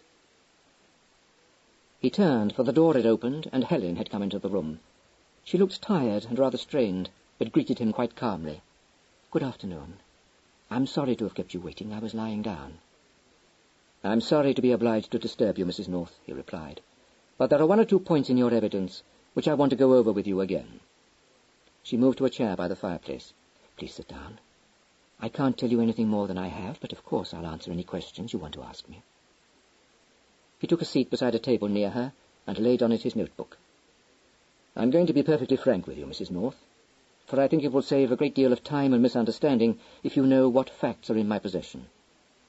Now, the first thing I'm going to tell you is that I have proof that a certain man, who needn't concern you much, since it's in the highest degree unlikely that you've ever heard of him, visited Ernest Fletcher at some time during the evening on which he was murdered. Her eyes were fixed upon his face with an expression in them of painful anxiety, but she merely said in a low voice, No doubt he was the man I saw. Go on, please. He opened his notebook. I'm going to read to you, Mrs. North, the sequence of events between the hours of 9:35 and 10:05, according to your own evidence, and to that of the constable who discovered Fletcher's body. If I've got any of the times wrong, you must stop me. To begin with, at 9:35 you arrived at the side entrance of Greystones. You noticed a short, stout man come out of the gate just before you reached it, and walk away towards Vale Avenue. She was clasping the arms of her chair rather tensely, but when he paused and looked inquiringly at her, she replied with composure, Yes, that is correct. You entered the garden of Greystones, walked up the path, and found Ernest Fletcher alone in his study. Yes. At 9:45, after a short dispute with Fletcher, you left the study by the way you'd entered, unattended, and were about to go home when you heard footsteps approaching up the path. You then concealed yourself behind a bush a few feet from the path. Yes, I've already told you all this. Just a moment, please. You were able to see that this new visitor was a man of medium height and build, wearing a light Homburg hat, and carrying no stick in his hand, but you were not able to recognize him. She said nervously, I thought he seemed to be quite an ordinary-looking person, but I only caught a glimpse of him, and the light had practically gone. I couldn't swear to anything about him. We won't go into that at present. This man entered the study through the window, closing it behind him, and remained there until approximately 9:58. At 9:58, he came out of the study, followed by Fletcher, who escorted him in a leisurely fashion to the gate. As soon as both men were out of sight round the bend in the path, you went back into the study to search in the desk for your IOUs. You heard Fletcher returning to the house, and you escaped from the study before he reached it, passing through the door into the hall. While you were in the hall, the tall case clock there struck the hour of 10. But I must tell you, Mrs. North, that the clock was a minute slower than the one in the study, so that the time was actually 1 minute past 10. I don't see... I think you will, for I am coming now to the evidence of the constable. At 10:02, he observed, from the point where Maple Grove runs into Vale Avenue, a man coming out of the side gate of Greystones, and making off towards the Arden Road. Thinking the circumstance suspicious, he made his way down Maple Grove, entered the garden of Greystones by the side gate, and walked up the path to the study window. There he discovered the body of Ernest Fletcher lying across the desk with his head smashed. The time then, Mrs. North, was 10:05 p.m. She faltered. I don't think I understand. If you think it over, I feel sure you will. If your evidence is true, Fletcher was alive at 1 minute past 10. Yes, she said hesitantly. Yes, of course he must have been. Yet at 10:02, the constable saw an unknown man coming out of the garden gate, and by 10:05, Fletcher was dead, and there was no trace to be found of his murderer. You mean it couldn't have happened? Consider it for yourself, Mrs. North. If you say that the man you saw left at 9:58, who was the man the constable saw? How can I possibly tell? Can you suggest any reason to account for his presence in the garden? No, of course I can't. Unless he murdered Ernie? In considerably less than a minute. She stared at him uncomprehendingly. I suppose not. I don't know. Are you accusing me of having murdered Ernie Fletcher? No, Mrs. North. But I am suggesting that you have falsified your evidence. It's not true. I did see Ernie taking that man to the gate. If there was another man in the garden, I knew nothing of it. You have no right to say I falsified my evidence. Why should I? If, Mrs. North, you did in point of fact recognize the man who entered the garden, that in itself might constitute a very good reason for falsifying your evidence. Sally's hand descended on her sister's shoulder and gripped it. Quiet.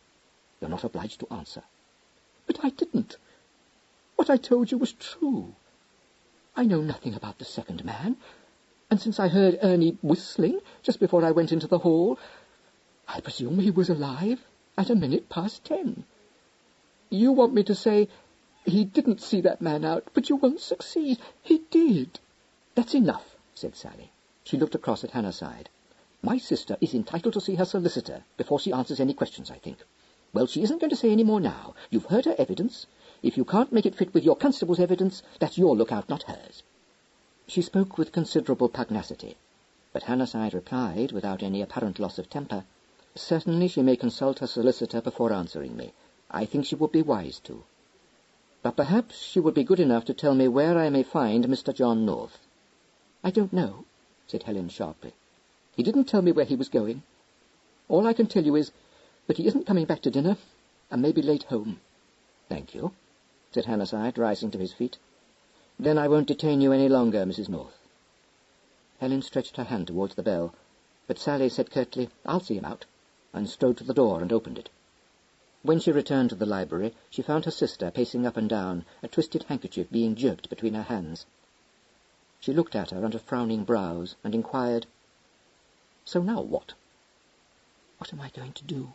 Search me. Do you feel inclined to tell me the truth? what I've already said is the truth, and nothing will make me go back on it," Helen said, holding Sally's eyes with her own. There was a slight pause. "All right," Sally said. "I don't know that I blame you." 10. Joining his superior outside the gate, Sergeant Hemingway said, "Nothing much to be made of at my end. Did you shake the fair Helen?" "No. She's sticking to it that her story's true. She's bound to, of course. I didn't expect her to go back on it. What I did want to do, and what I rather fancy I succeeded in doing, was to frighten her. Did you get anything out of the servants?" "Precious little. The butler saw young Neville walking off down the drive at about 12:30 that night, which makes it look as though what he told me was true. Otherwise I wasted my time. Old-fashioned sort of servants, been employed there several years. Seem to be fond of both master and mistress, and aren't talking. Come to think of it, it's a pity there aren't more like them, though not from our point of view. Did you get the impression Mrs. North was working in cahoots with her husband, or what?" "I don't know. Her sister warned her not to answer me until she'd seen her solicitor, so I didn't press the matter." "Just about what that dame with the eyeglass would do," remarked the sergeant disapprovingly. "In my young days, women didn't know anything about such things. I don't believe in all this emancipation. It isn't natural. What are we going to do now? Get after young Neville?" "No. I'm going back to the police station. It's no use my tackling Neville. I haven't anything against him, except the state of his bank overdraft. And he knows it. I'm hoping Glass may have managed to make contact with that postman. As far as I can see, the two people we've got to get hold of are North and Carpenter. I'll put through a call to North's office and find out if he's there or has been there. With any luck, Jevons has been able to ferret out some more information about Angela Angel. I put him on to that first thing this morning, which reminds me that there's one thing I want to pick up, and that's a photograph of Fletcher. We'll call in at Greystones on our way and borrow one from his sister. I take it no photograph was found among Angela Angel's possessions?" "Only a few of stage pals and one of Charlie Carpenter. I asked Jimmy Gale particularly, but he was positive there wasn't one of the man who'd been keeping her. Few flies on the late Ernest." "Think Angela's an important factor, Chief?" Hannahside didn't answer for a moment. As they turned in at the front gate of Greystones, he said, "I hardly know. If North's our man, I should say not. But in some way or other, she seems to be linked up with the case. It won't do any harm to see what we can find out about her." He rang the front doorbell, and in a few minutes the door was opened by Simmons, who, however, told them that his mistress had gone out. Hannahside was about to ask him if he could produce a photograph of his master when Neville strayed into the hall from a room overlooking the drive and said with his shy, slow smile, "How lovely for me. I was getting so tired of my own company, and I dared go out in case you're having me watched. My aunt wouldn't like it if I became conspicuous. But where's the comic strip? You don't mean to tell me you haven't brought him?" The sergeant put a hand to his mouth. Neville's large eyes reproached him. "You can't like me as much as I thought you did," he said, softly slurring his words. "I learnt 2 new bits to say to him, and I'm sure I shan't be able to carry them in my head much longer." The sergeant had to fight against a desire to ask what the new bits might be. He said, "Oh, I dare say, sir," in a non-committal tone. Young Mr. Fletcher, who seemed to have an uncanny knack of reading people's thoughts, said confidentially, "I know you want me to tell you what they are. I would, though you oughtn't to try and pick my brains, you know, if it weren't for the superintendent's being with you. You understand what I mean?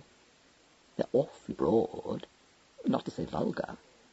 The sergeant cast an imploring glance at his superior, who said with an unmoved countenance, "You can tell the sergeant some other time, Mr. Fletcher. I called in the hope of seeing your aunt, but perhaps you can help me in her stead. Have you a photograph of your uncle which you could let me borrow for a few days?" "Oh, no," said Neville. "I mean, I haven't. But if I had, I wouldn't lend it to you. I'd give it to you. Extremely kind of you, but—" "Well, it isn't really," Neville explained, "because I hate photographs. I'll tell you what I'll do. I'll give you the one that stands on a table all to itself in the drawing-room. As a matter of fact, I was wondering what next I could do to annoy my aunt." "I have no wish to annoy Miss Fletcher. Isn't there some other—" "No, but I have," said Neville in his gentle way. "I shan't tell her I gave it to you, and then she'll organize a search for it." That will be uncomfortable, of course, but since I started to do good turns, I found that they invariably entail a certain amount of self-immolation, which has a very degrading effect on character. Talking all the time, he had led the way into the drawing-room, where, as he described, a large studio portrait of his uncle stood in solitary state upon an incidental table. He stopped in front of it and murmured, "Isn't it a treat?" "I don't want to borrow a photograph which Miss Fletcher obviously values," said Hannahside somewhat testily. "Surely there must be another somewhere." "There is, beside my aunt's bed, but I shan't let you have that, because it wouldn't suit my book. There's an almost indistinguishable but certainly existent line drawn between the counter and the added irritant." "I'm bothered if I know what you're talking about, sir," said the sergeant, unable to contain himself. "Nice way to treat your poor aunt." The flickering gaze rested on his face for a moment. "Yes, isn't it? Will you have it with or without frame, Superintendent?" "Without, please," Hannahside replied, looking at him curiously. "I think I understand. Your methods are slightly original, aren't they?" "I'm so glad you didn't say eccentric," said Neville, extracting the portrait from its frame. "I hate being called eccentric, term employed by mediocre minds to describe pure rationalism. Now, I will hide the frame and bribe Simmons to keep his mouth shut. Practically the only advantage I have yet discovered in inheriting a fortune is the ability it confers on one to exercise the unholy power of bribery." "And then I suppose you're joining the search for it," said the sergeant, torn between disapproval and amusement. "No, that would savour strongly of hypocrisy," answered Neville serenely. "There you are, Superintendent. I shan't invite you to stay and have tea, because my aunt might come back." Outside the house, the sergeant said, "Came over me in a flash. Do you know what that silly smile of his makes me think of, Super?" "No, what?" "That picture people make such a fuss about, though why I've never been able to make out. Pie-faced creature with a nasty sly smile."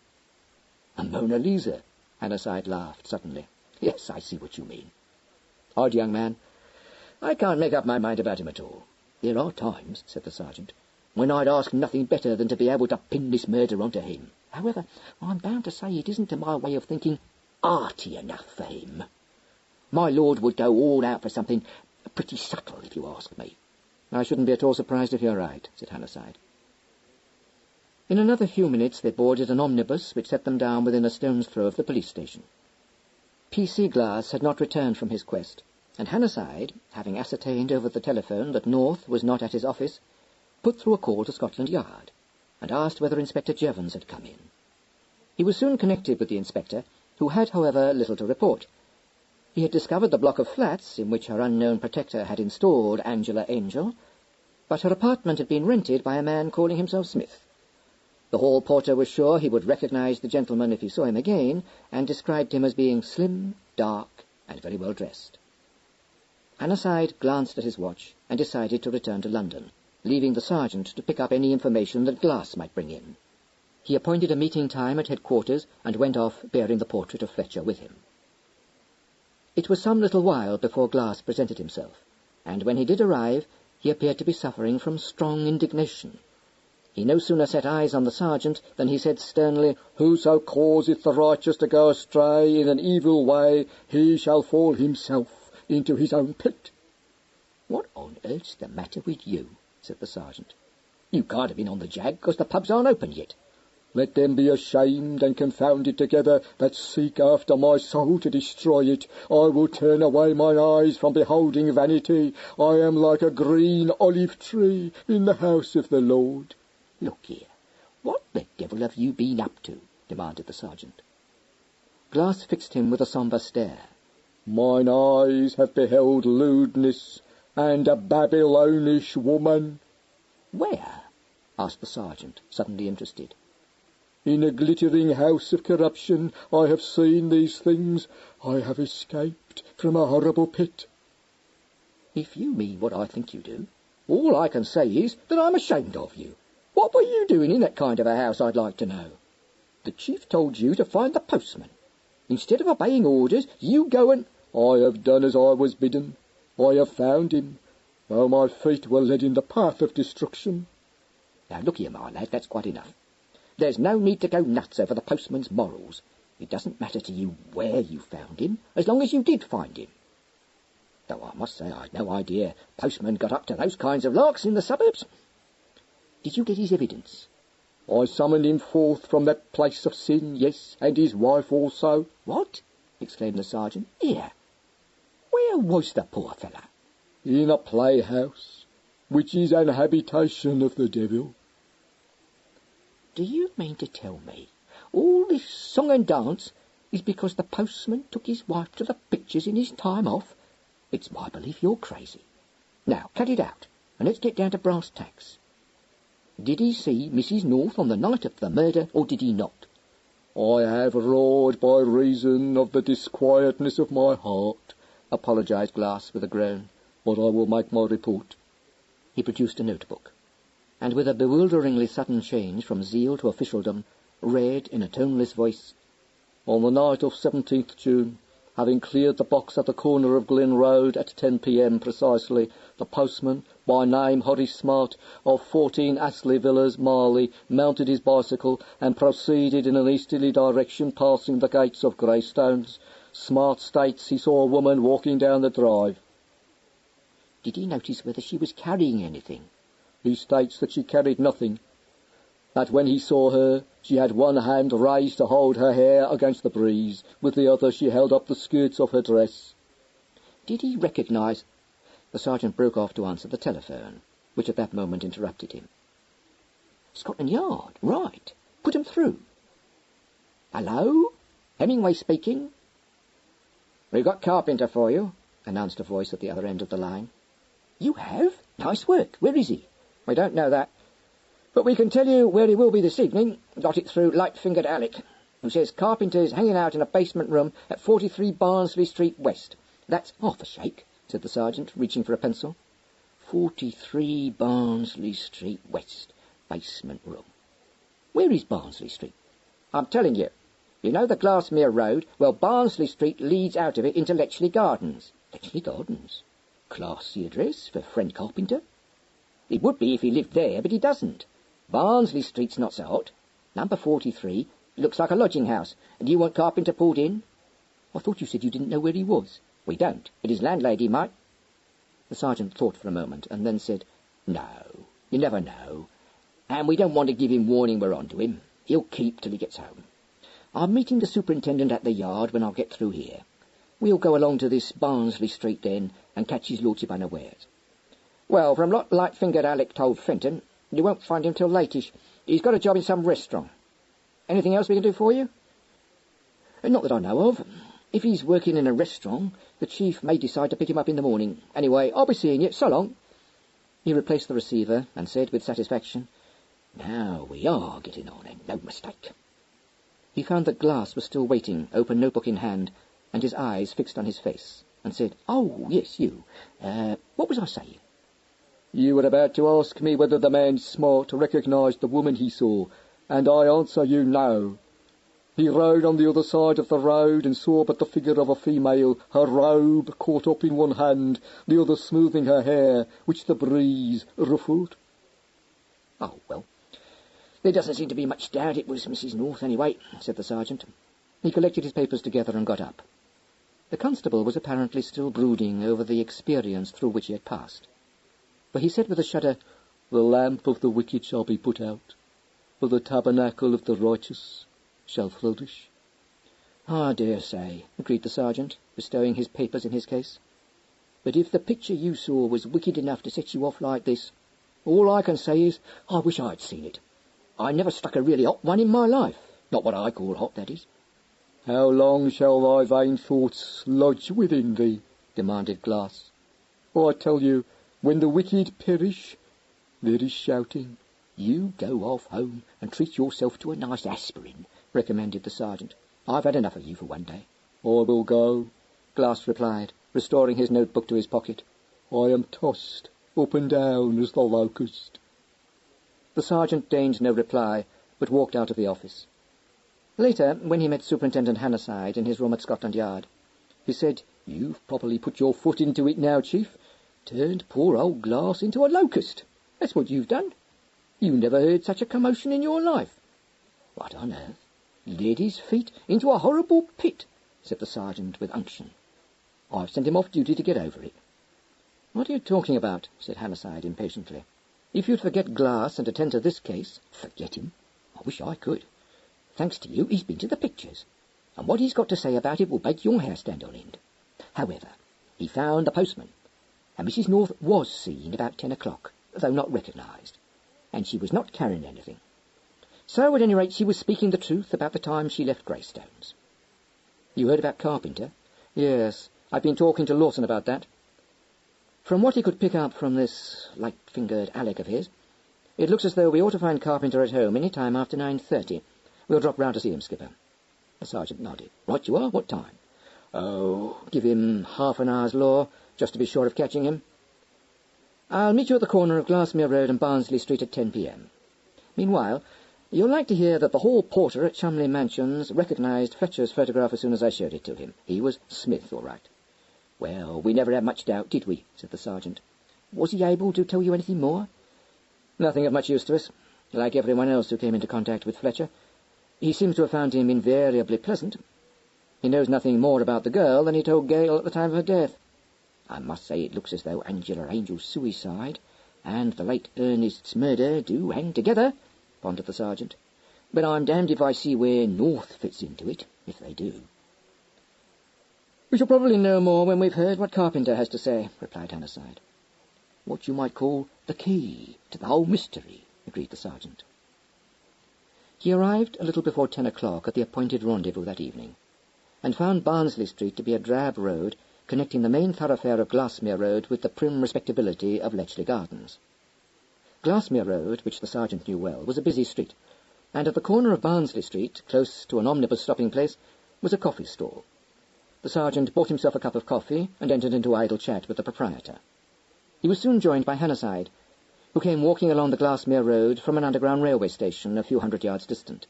Evening, Hannahside said, nodding to the coffee store proprietor. Not much of a pitch, this, is it? Not bad, replied the man. He jerked his thumb over his shoulder. I get folks coming out of the Regal Cinema later on. Of course, it's quiet now, but then it's early. Can't complain. The sergeant pushed his empty cup and saucer across the counter, bade the man a cheerful good night, and strolled away with his superior. The sky was overcast, and although the daylight had not yet failed entirely, it was growing dark. Barnsley Street, curling round in half-circle towards Bletchley Gardens, was ill-lit, a depressing street lined with thin, drab houses. Number 43 was discovered midway down it. A card in the window on the ground floor advertised apartments, and a shallow flight of 6 steps led up to the front door. A light was burning at the top of the house, but the basement was in darkness. Looks as though we're too early, remarked the sergeant, pulling the bell knob. Of course, if he's got a job in a really swell restaurant, it isn't likely he'd be back yet. We can but try, Hannahside replied. After an interval, the sergeant pulled the bell again. He was about to pull it a third time when a light appeared in the fanlight over the door, and slipshod feet were heard approaching inside the house. The door was opened by a stout lady of disagreeable aspect, who held it slightly ajar and said pugnaciously, Well, what do you want? If you've come about lodgings, I'm full up. If I had, that would break my heart, said the sergeant instantly. I don't know when I've taken such a fancy to anyone as I have to you. Came over me the instant I laid eyes on you. I don't want none of your sauce, responded the lady, eyeing him with acute dislike. Well, tell me this. Is Mr. Carpenter in? If it's him you want, why don't you go down the area steps, pealing the bell, and having me down from the top of the house, as though I'd nothing better to do than run up and down stairs the whole evening? Run? Said the sergeant. Go on, you couldn't. Now, put a sock in it, and let's have a real heart-to-heart. Is Charlie Carpenter in? Yes, he's in. If you want him, you can go down and knock on his door. Thank you for nothing, said the sergeant. You let me see this running act of yours. You and me will trip downstairs, and you'll do the knocking, after which you'll tell Mr. Charlie Carpenter to shut his eyes and open the door and see what the fairies have brought him. Oh, I will I? Said the lady, bristling. And who says so? The sergeant produced his card and showed it to her. That's the name, Clara. But if you like, you can call me Willie, seeing you're so stuck on me. Come on now, get a move on. She read the card painstakingly, and seemed to feel an increased aversion from him. "I'm a respectable woman. I don't want any busies nosing round my house, nor there's no reason why I should have, and what's more, if that young feller's been up to any tricks, it's no business of mine, and so I'll have you know." "Well, now that I know it, let's get going," said the sergeant. She led the way, grumbling under her breath, to the top of the basement stairs. Hannahside nodded to the sergeant, and himself remained on the doorstep, keeping a strategic eye on the area. No reply was made to the landlady's imperative knock on the door of the basement room, nor was any sound audible. "Funny, you don't generally go to bed early," remarked the landlady, renewing her assault upon the door. "I dare say he's gone out again. Well, I hope you're satisfied, that's all." "Just a moment, sister," said the sergeant, pushing her aside. "No objection to my having a look round, have you?" He turned the handle as he spoke.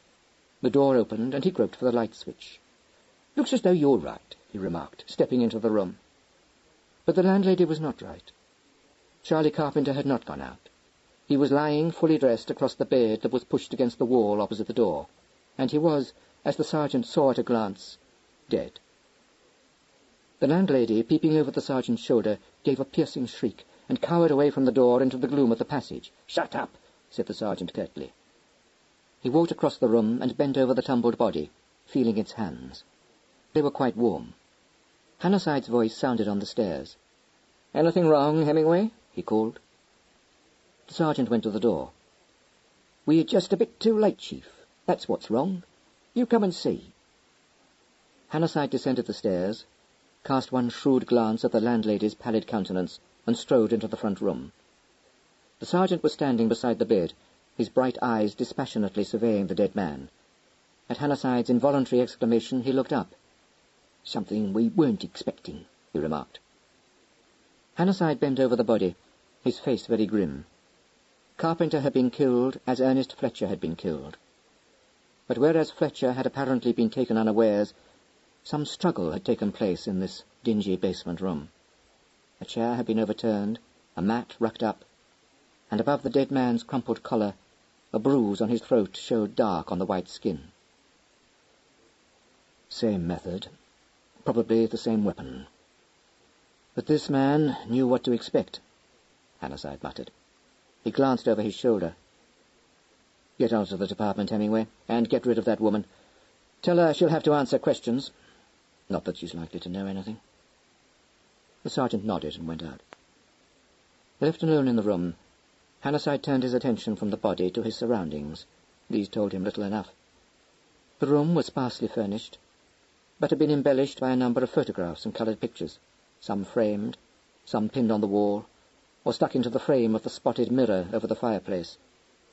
A curtain, drawn across one corner of the room, concealed from view several cheap suits and a few pairs of shoes. On the dressing-table before the window were ranged bottles of hair oil, shaving lotion, nail varnish, and scent. Hannahside grimaced at them, and taking out his handkerchief, covered his hand with it and pulled open the two top drawers of the table. A motley-coloured collection of socks and handkerchiefs were all that one contained, but in the other, under a pile of ties, were scattered a number of letters, old programmes, playbills, and press cuttings. Hannahside had gathered all these together into a heap by the time the sergeant returned, and was standing looking at a photograph cut from a picture paper which he held in his hand. He looked round as the sergeant entered the room, and held the cutting out to him without comment. The sergeant took it and read out, "Snapped at the races. The Honourable Mrs. Donn, Miss Claudine Swithin, and Mr. Ernest Fletcher." "You don't say. Well, X has been eliminated all right, hasn't he, Chief? Find anything else?" "Not yet. I'll wait till the room's been gone over for possible fingerprints." Still with his hand wrapped up, he extracted the key from the door, fitted it in again on the outside, and went out. The sergeant followed him, watched him lock the door and pocket the key, and said, "The old girl's in the kitchen. What do you want me to do?" "Find out if the man at the coffee stall saw anyone passing down this road about half an hour ago. Wait, I'll try and get out of the landlady exactly when Carpenter came home."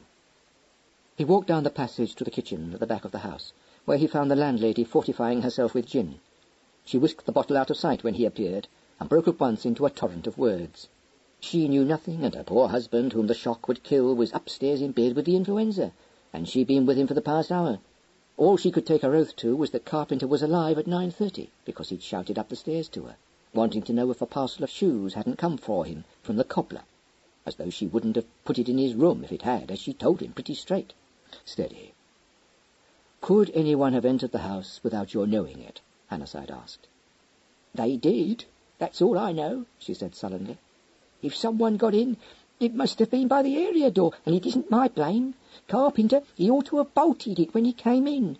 It isn't the first time he's been too lazy to put the chain up. The key's lost. I've been meaning to get a new one made. Did he use that door? Yes, he did. Save trouble, you see. Who else is in the house? Me and my husband and my girl Gladys and the first floor front. Who is that? Very nice lady. Stage. But she's resting. Who's on the ground floor? No one. He's away. His name's Barnes. He travels in soap. How long has Carpenter lodged here? 6 months. He was a nice young fellow, smart too. Were you friendly with him? Did he tell you anything about himself? No. Ask no questions, you'll be told no lies, is what I say. As long as he paid his rent, nothing else didn't matter to me. I guessed he'd had his bit of trouble. But I'm not one for poking my nose into what don't concern me. Live and let live, that's my motto. All right, that's all for the present. Hannahside left her and went along the passage to the door that gave onto the area. The bolts were drawn back, and the chain hung loose beside the wall. A few minutes later the police ambulance drew up outside the house. The divisional surgeon, the photographer, the fingerprint expert were soon busy in the basement room, and a fresh-faced young sergeant was dispatched to assist Hemingway in his search for possible witnesses.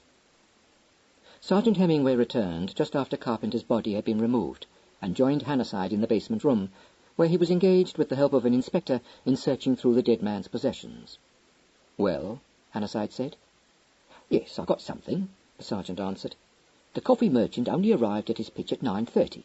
Since when, Chief, the only person he's seen coming down the road, setting aside you, me, and the constable on his beat, was a medium-sized man in evening dress, who walked quickly down the other side of the street, making for the taxi rank in Glassmere Road. And what do you make of that?" "Any description?" "No, he didn't notice him particularly. Says it was too dark to see his face. But what he does say, Super, is that he wasn't wearing an overcoat and he wasn't carrying anything in his hands. Talk about history repeating itself. I don't need to ask if you found the weapon here. I wouldn't believe it if you said you had." "I haven't." "Did you find anyone to corroborate the coffee stall owner's evidence?" "If you can call it corroboration," said the sergeant with a sniff. "There's a couple propping the wall up at the other end of the street. You know the style, kissing and canoodling for the past hour. I wouldn't set much store myself by what they say, but for what it's worth, the girl seems to think she saw a gentleman in evening dress pass by about half an hour ago. Not what you call a lot of traffic on this road. I've put line onto the houses opposite, on the chance someone may have been looking out of a window." "Did the couple at the other end of the street notice whether the man in evening dress was carrying a stick?" "Not they. First thing they said was they hadn't noticed anyone at all. I had to press them a bit before they came out of the ether, so to speak. Then the girl remembered seeing a man with a white shirt front on the other side of the road, and the boyfriend says, after thinking hard, yes, he believes he did see someone, only he didn't look at him particularly. And whether it was before or after the constable passed them, he wouldn't like to say. Actually, it was just before, if the coffee merchant's to be believed, which I think he is. What's more, they were going opposite ways, and there's an outside chance they may have passed each other. Shall I get hold of the chap who has this beat?" "Yes, as soon as possible." "Obviously he saw nothing suspicious, but if he did meet the man in evening dress, he may be able to describe him." "Not much doubt who he is, if you ask me," said the sergeant. "He's North, all right. But what he does with his weapon has me fairly beat. Sleight of hand isn't in it with that chap. You got any ideas, Chief?" "No. Nor have I any idea why, if it was he had to kill Carpenter." The sergeant stared at him. "Well, but it's plain enough, isn't it, Chief? Carpenter must have seen the murder of the late Ernest. My own hunch is that he was trying his hand at blackmailing North for a change." "Look here, Hemingway. If Carpenter was shown off the premises at 9:58 by Fletcher, how can he have seen the murder?" "Perhaps he wasn't shown off the premises," said the sergeant slowly. "Perhaps Mrs. North made that up." He paused and scratched his chin. Yes, I see what you mean. Getting what you might call involved, isn't it? It looks to me as though Charlie Carpenter knew a sight more about this business than we gave him credit for. End of side 8.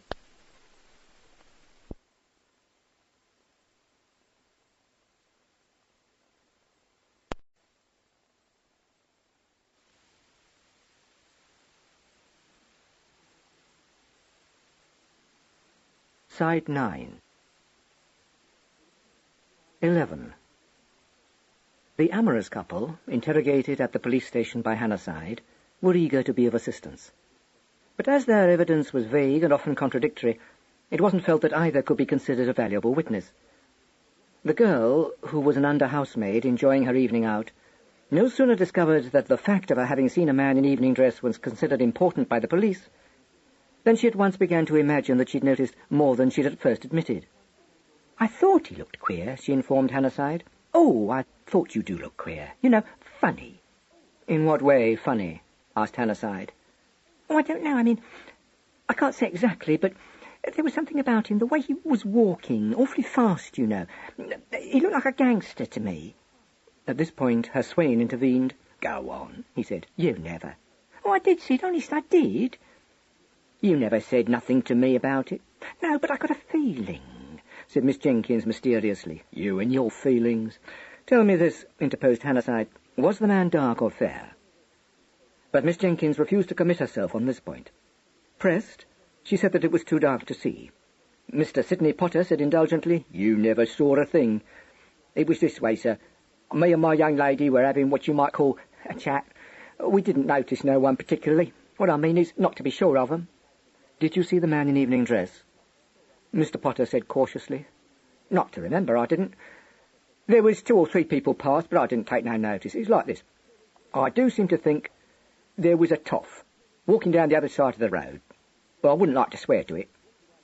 "Yes, and he must have met the policeman, what's more," put in Miss Jenkins. "It was just a minute after he went by that I saw the policeman. Fancy, if he'd done it under the policeman's nose, as you might say. Oh, some people haven't half got a nerve. I sort of know it was a gangster." "You're balmy. The policeman came by ages before," said Mr. Potter fondly. "Go on, put a sock in it. You don't remember nothing." This opinion was shared by Sergeant Hemingway, who said disgustedly, as soon as the couple had departed, "Nice pair of witnesses, I don't think. If they were carrying on the whole evening like they were when I found 'em, it's a wonder to me they saw anyone. Proper necking party. I'm bothered if I know how people keep it up for the hours they do. The girl wants to see a picture in the papers. I've met her sort before. Potter's not much better either. In fact, they're neither of 'em any good. Except that the girl did see a man in evening dress, which corroborates the coffee store proprietor's story. We'll see what the policeman has to say. If the girl was speaking the truth about his having passed just after she saw the man in evening dress, we may get somewhere." But when Constable Mather, a freckle-faced and serious young man, came in, he said regretfully that when he passed up Barnsley Street he had seen nothing of any man in evening dress. "There you are," said Hemingway, exasperated. "What did I tell you? Just making up a good tale. That's all the silly little fool was doing." Hannahside addressed the young policeman. "When you passed, did you happen to notice whether the light was on in the basement of number 43? "That's Mrs. Prim's," said Mather. "If you'll excuse me, I'll have to think a minute, sir." The sergeant regarded him with bird-like curiosity, and said, "Either you know or you don't." The grave grey eyes came to rest on his face. "Not till I've walked up the road, sir. I'm doing that now. If you wouldn't mind waiting a minute. I find I can think back if I do that." "Carry on," said Hannahside, quelling the sceptical sergeant with a frown.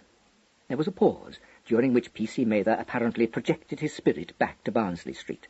At last he said with decision, "Yes, sir, it was. Number 39, that's Mrs. Dugdale's, had a window open. But she's got bars up, so it didn't matter. Then the next house, which is number 41, was all dark. And after that, there was one with the basement light on.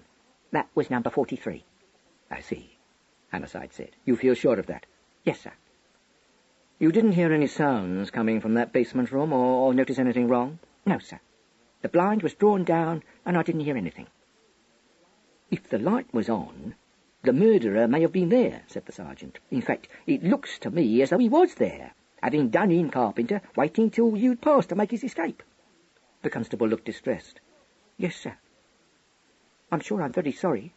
Not your fault, said Hannahside, and dismissed him. Nice case, isn't it? Said the sergeant. Now, we only want to find that taxi driver didn't happen to notice what his face looked like, and we'll be sitting pretty. He was not destined to be disappointed. Some time later, when he and Hannahside were back at Scotland Yard, a message was received to the effect that one Henry Smith, taxi driver, while waiting in the rank at Glassmere Road, had been engaged by a gentleman in evening dress and directed to drive to the Piccadilly Hotel. Whether his fare had actually entered the hotel, he was unable to say. He had not inspected the gentleman closely, but retained an impression of a man of medium height and build. He didn't recall the man's face particularly. He was just an ordinary, nice-looking chap. Well, anyway, it can't have been Bud, remarked the sergeant. No one in their senses would call him nice-looking. We've drawn a blank on the fingerprints, Chief. Whoever did this job wore gloves. And no trace of the weapon, Hannahside said, frowning. A heavy, blunt instrument, wielded with considerable strength. In fact, exactly the same instrument that was used to kill Fletcher. It's nice to think we didn't overlook it at Greystones, at all events, said the sergeant cheerfully. The murderer must have walked off with it under his hat. Have you got anything out of Carpenter's papers? Nothing that looks like being of much assistance. There's this. The sergeant took a limp-folded letter from him and spread it open. A glance at the signature made him exclaim, Angela! Well, well, well. The letter, which was undated, was not a long one. Written in a round, unformed hand, it began abruptly. Charlie, by the time you get this, I won't be at our old address any more. I don't think you really care, but I wouldn't want to do it without telling you. Because in spite of everything, and the wrong you have fallen into, dear Charlie, and the evil companions and everything, I don't ever forget the old times. But I know now it wasn't the real thing, because I've found the real thing, and I see everything differently. I shan't tell you his name, because I know you, Charlie. You are without truth, and would make trouble if you could. Don't think it is because of the disgrace you have got into that I am leaving you, because I know now that love is as strong as death. And if it had been the real thing, I would have stuck to you, because many waters cannot quench love, neither can the floods drown it. They used to teach us that bit, and all the rest, was about the church. But I know better now. The sergeant read this missive, remarking as he gave it back to Hannahside, she had got it bad, hadn't she? Fancy anyone feeling that way about the late Ernest. Looks as though she must have written it when Charlie was in jug. What you might call corroborative evidence only. She probably did do herself in for the love of the late Ernest. And Charlie was the sort of dirty little squirt who'd put the black on anyone if he saw his way to it. And where are we now? Do you take it that Carpenter saw the late Ernest murdered? If he did, it raises one or two questions, replied Hannahside. Did the murderer not only see Carpenter, but also recognize him? Or did Carpenter recognize the murderer and attempt to blackmail him? Look here, Chief. Are we casting North for the part? Or are we assuming the murderer is an entirely new and unsuspected character whom we haven't even laid eyes on? How do I know? I admit nearly everything points to North. Not quite, though. In favour of that theory, we have North's unexpected return to England, his unexplained movements on the night of the murder, Mrs. North's peculiar behaviour, and the presence of a man in Barnsley Street tonight who corresponds vaguely with his description. Against it, I think we ought to set North's character first.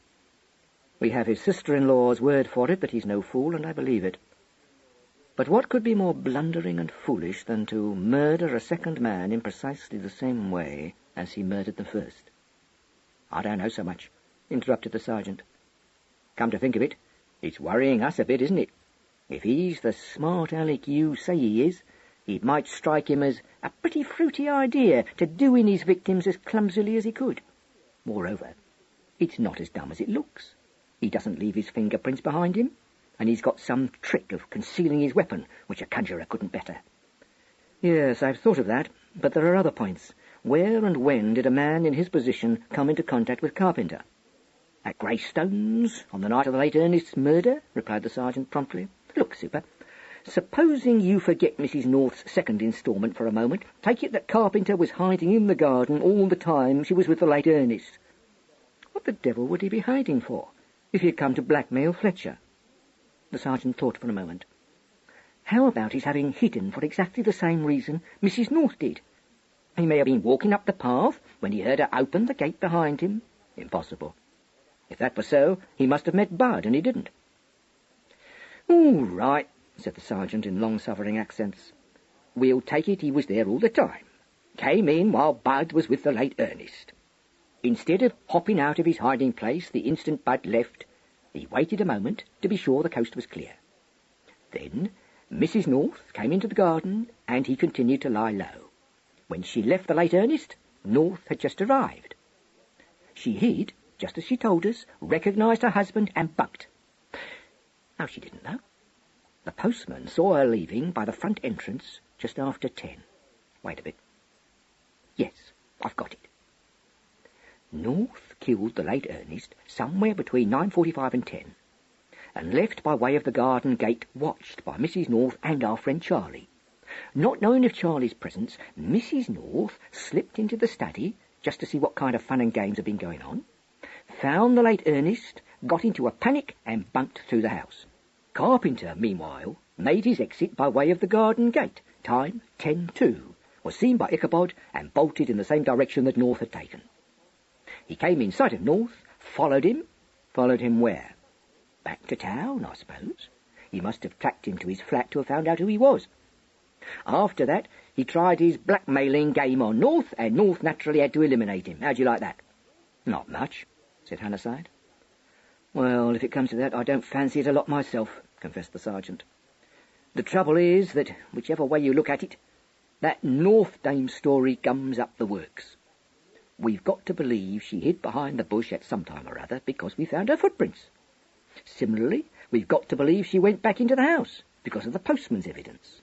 Exactly, said Hannahside. And according to your latest theory, she went back into the study when Fletcher was dead. Now, you've seen the photographs.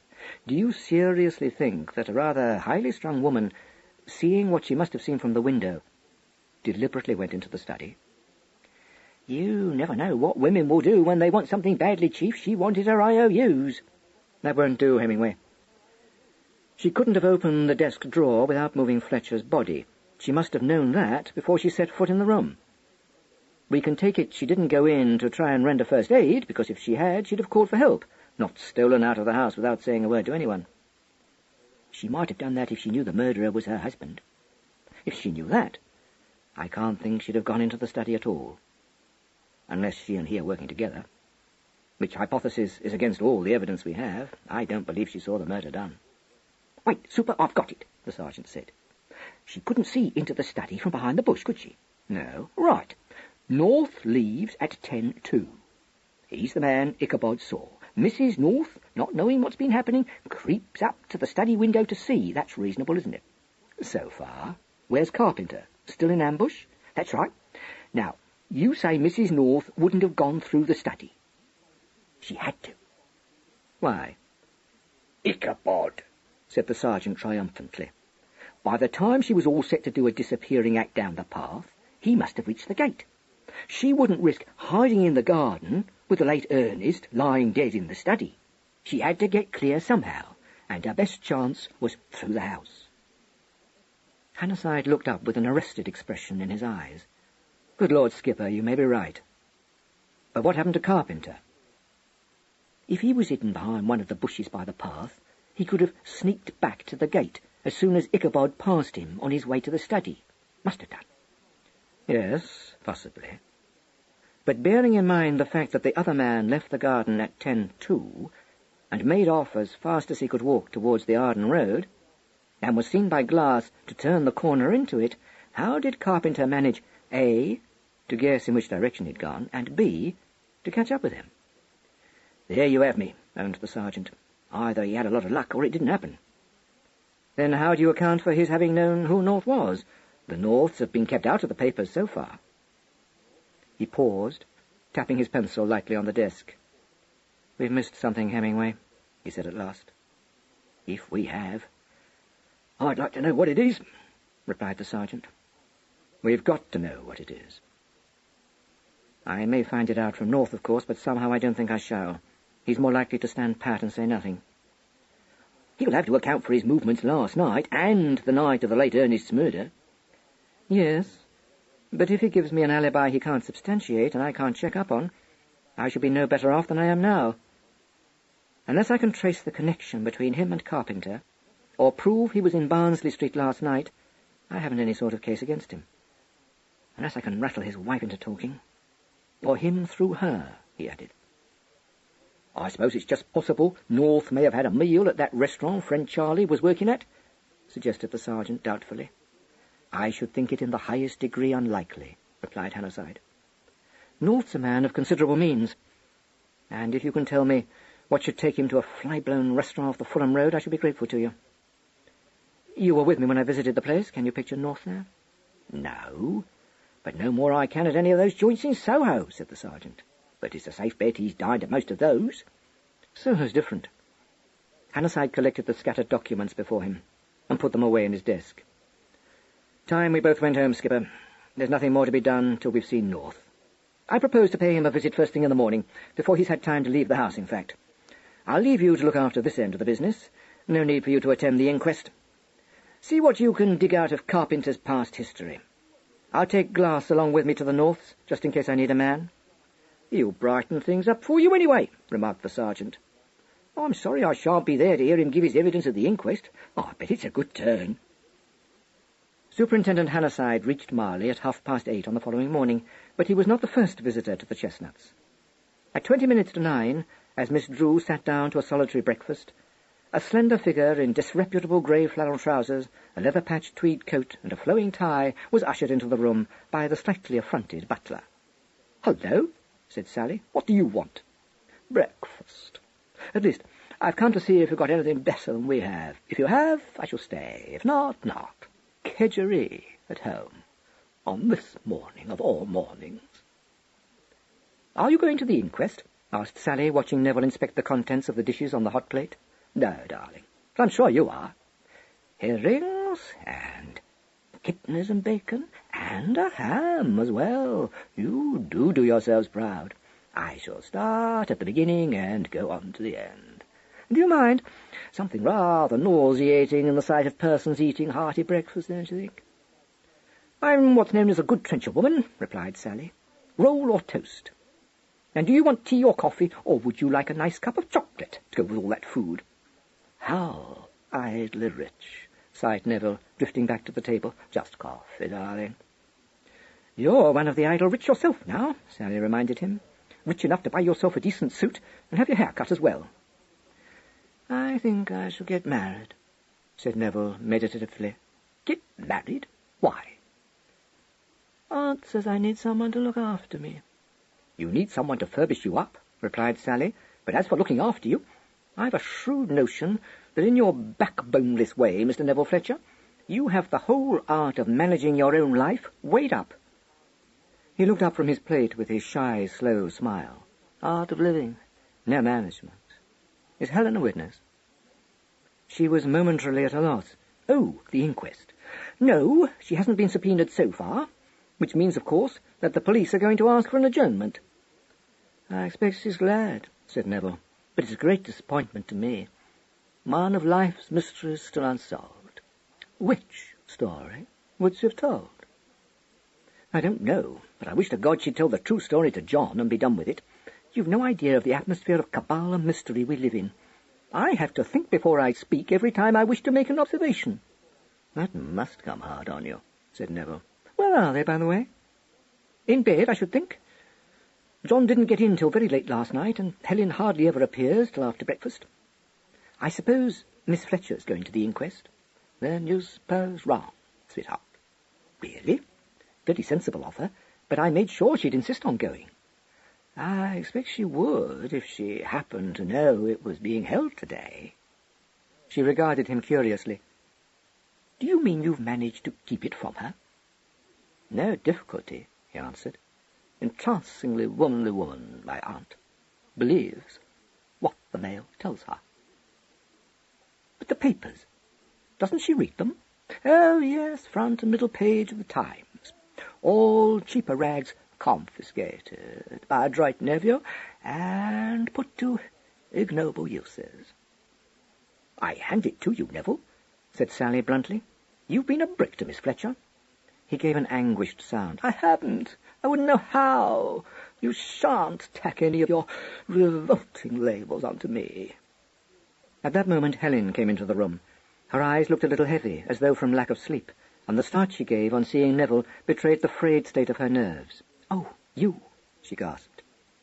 I never know the answer to that one, remarked Neville. I expect it's similarly dramatic, but I can't be dramatic at breakfast. Do sit down. What are you doing here? Helen asked. Eating. I wish you hadn't come down. I can see you're going to disturb the holy calm which would accompany the first meal of the day. Well, it's my house, isn't it? Said Helen indignantly. Sally, who had risen and walked over to the side table, came back with a cup and saucer, which she handed to her sister. You look pretty rotten, she said. Why did you get up? I can't rest. Night starvation, sighed Neville. Helen cast an exasperated glance at him. But before she could retort, the butler came into the room, and said austerely, I beg your pardon, madam, but Superintendent Hannahside has called, and wishes to see the master. I have informed him that Mr. North is not yet down. Would you have me wake the master, or shall I request the superintendent to wait? The superintendent, she said numbly. Yes, you must tell the master, of course. Show the superintendent into the library. I'll come. What for? Asked Sally, when the butler had withdrawn. He didn't ask for you. It doesn't matter. I must see him. I must find out what he wants. Oh, dear, if only I could think. Can't you? Asked Neville solicitously. Not at all. For Lord's sake, drink your tea and don't agitate, said Sally. If I were you, I'd let John play his own hand. Helen set her cup and saucer down with a jar. John is not your husband, she said fiercely, and walked out of the room. Now we can resume the even tenor of our way, said Neville with a sigh of relief.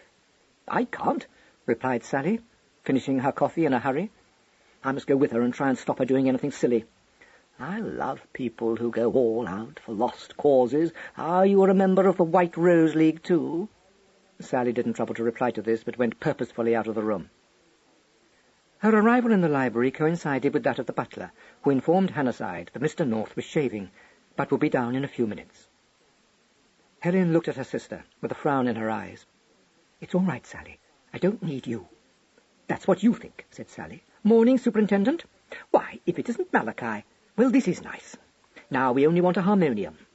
A froward heart, said Glass forbiddingly, shall depart from me. I will not know a wicked person. Helen, who had not previously encountered the constable, was a little startled, but Sally responded cheerfully, Quite right. Evil associations corrupt good manners. Be quiet, Glass, said Hannahside. You've asked me, Mrs. North, why I wish to see your husband, and I will tell you quite frankly that I wish to ask him to explain his movements on the night of Ernest Fletcher's death. And what could be fairer than that, said Sally. But my husband told you. You must remember. Surely you remember. He spent the evening at the flat. That's what he told me, Mrs. North, but it was unfortunately not true. Sally had been engaged in the task of polishing her monocle, but this remark, dropped like a stone into a mill pond, made her look up quickly. Good bluff, she remarked. Try again. I'm not bluffing, Miss Drew. I have proof that between the hours of 9 p.m. and 11:45 p.m. Mr. North was not at his flat. Helen moistened her lips. That's absurd. Of course he was. He can have had no possible reason for having said so if it weren't true. Hannahside said quietly, You don't expect me to believe that, do you, Mrs. North? Sally stretched out her hand for the cigarette box. Obviously not. According to your idea, my brother-in-law may have been at Greystones. Precisely. A flash of anger made Helen's eyes sparkle. Be quiet, Sally. How dare you suggest such a thing? Keep cool. I haven't suggested anything that wasn't already in the superintendent's mind. Let's look at things sanely, shall we? I wish you'd go away. I told you I don't need you. I know you wish I'd go away, said Sally imperturbably. The superintendent wishes it too. It stands out a mile that his game is to frighten you into talking. If you've a grain of sense, you'll keep your mouth shut and let John do his own talking." "Very perspicacious, Miss Drew," struck in Hannahside. "But your words imply that there would be danger in your sister's being frank with me." Sally lit her cigarette, inhaled deeply, and expelled the smoke down her nostrils. "Quite a good point. But I'm nearly as much in the dark as you are. Not entirely, because I have the advantage of knowing my sister and her husband pretty well. Do let's be honest. It must be evident to a child that things look rather black against my brother-in-law. He apparently had a motive for killing Ernest Fletcher. His sudden return from Berlin was unexpected and suspicious. And now you seem to have collected proof that the alibi he gave you for the 17th of June was false. My advice to my sister is to keep her mouth shut. If a solicitor were here, I fancy he would echo me, because, Mr. Superintendent Hannahside, you are trying to put over one big bluff. If you'd any real evidence against my brother-in-law, you wouldn't be wasting your time talking to my sister now." "Very acute of you, Miss Drew. But aren't you leaving one thing out of account?" "I don't think so. What is it?" "You are preoccupied with the idea of Mr. North's possible guilt. It is quite natural that you should not consider the extremely equivocal position of your sister." She gave a scornful laugh. "You don't think she had anything to do with it?" "Perhaps I don't. But I may think that she knows much more than she has told me. You wish me to be frank, so I will tell you that Mrs. North's evidence does not tally with those facts which I know to be true." Helen came forward, throwing up a hand to silence her sister. "Yes, you told me that the last time you were here. I agree with what Miss Drew says. It is time to be frank, Superintendent. You believe that the man I saw was my husband, and that I recognized him. Is not that so?" "Let us say, Mrs. North, that I consider it a possibility." "And I tell you that it is not so." "That is what I propose to find out. You yourself have given me two separate accounts of your movements on the night of the 17th. The first was before your husband arrived here on the morning after the murder. The second, which was apparently designed to convince me, first, that the mysterious man seen by you was shown off the premises by Fletcher himself, and second, that Fletcher was alive at 10 p.m., you told me after the arrival of your husband. You will admit that this gives me food for very serious thought. Added to this, I have discovered that Mr. North left his flat at 9 p.m. on the evening of the 17th, and only returned to it at 11:45. Helen was white under her delicate makeup, but she said perfectly calmly, "I appreciate your position, Superintendent. But you are wrong in assuming that my husband was implicated in the murder. If you have proof that he was not in the flat on the evening of the 17th, no doubt you are right. I know nothing of that. What I do know is that he had no hand in the murder of Ernie Fletcher." "Yes, Mrs. North?" "Shall we wait to hear what he himself may have to say about that?" "It would be useless. As far as I know, he was nowhere near Greystones on the night of the 17th. It's quite possible that he may try to convince you that he was, for he is the sort of man, Superintendent, who will protect his wife, no matter how bad a wife she had been to him." Her voice quivered a little, but her face was rigid. Sally caught her breath on a lungful of smoke and broke into helpless coughing. Hannahside said quite gently, "Yes, Mrs. North. Yes." Helen's eyes stared into his. "You see, I did it." Hannahside said nothing. Glass, who had been watching Helen, said deeply, "It is written, 'Speak ye every man the truth to his neighbour.' Surely the net is spread in vain in the sight of any bird." "Not this bird," choked Sally. "Helen, don't be a fool. Don't lose your head."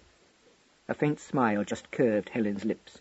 She said, still with her gaze fixed on Hannahside's face, "My evidence was true as far as it went. Ernie Fletcher did show the stranger off the premises, and I did return to the study to search for my IOUs. What was untrue was my story that I got out of the room before he returned to it. I didn't. He found me there. He sat down at his desk. He laughed at me, taunted me. I saw it was no use trying to plead with him. I suppose I must have been mad. I killed him." Sally, who had by this time recovered from her coughing fit, said witheringly, "With your little hatchet. Don't you realize that this isn't a gun-pulling affair, you cuckoo? Whoever killed Ernie did it by violence. If you tried to bat him on the head, I don't say you wouldn't have hurt him, but you haven't the necessary strength to smash his skull." "I caught him unawares. I think I must have stunned him. At that moment I was so angry, I wanted to kill him. I hit him again and again." Her voice failed. A shudder shook her, and she raised her handkerchief to her lips. "A highly unconvincing narrative," said Sally. "You know, if you make up much more of this gruesome story, you'll be sick. I can just see you beating someone's head in." "Oh, don't. I tell you I wasn't myself." "Mrs. North," interposed Hannahside, "I think I ought to inform you that it is not enough merely to say that you murdered a man. You must prove that you did so if you wish me to believe you." "Isn't that for you to do? Why should I convict myself?"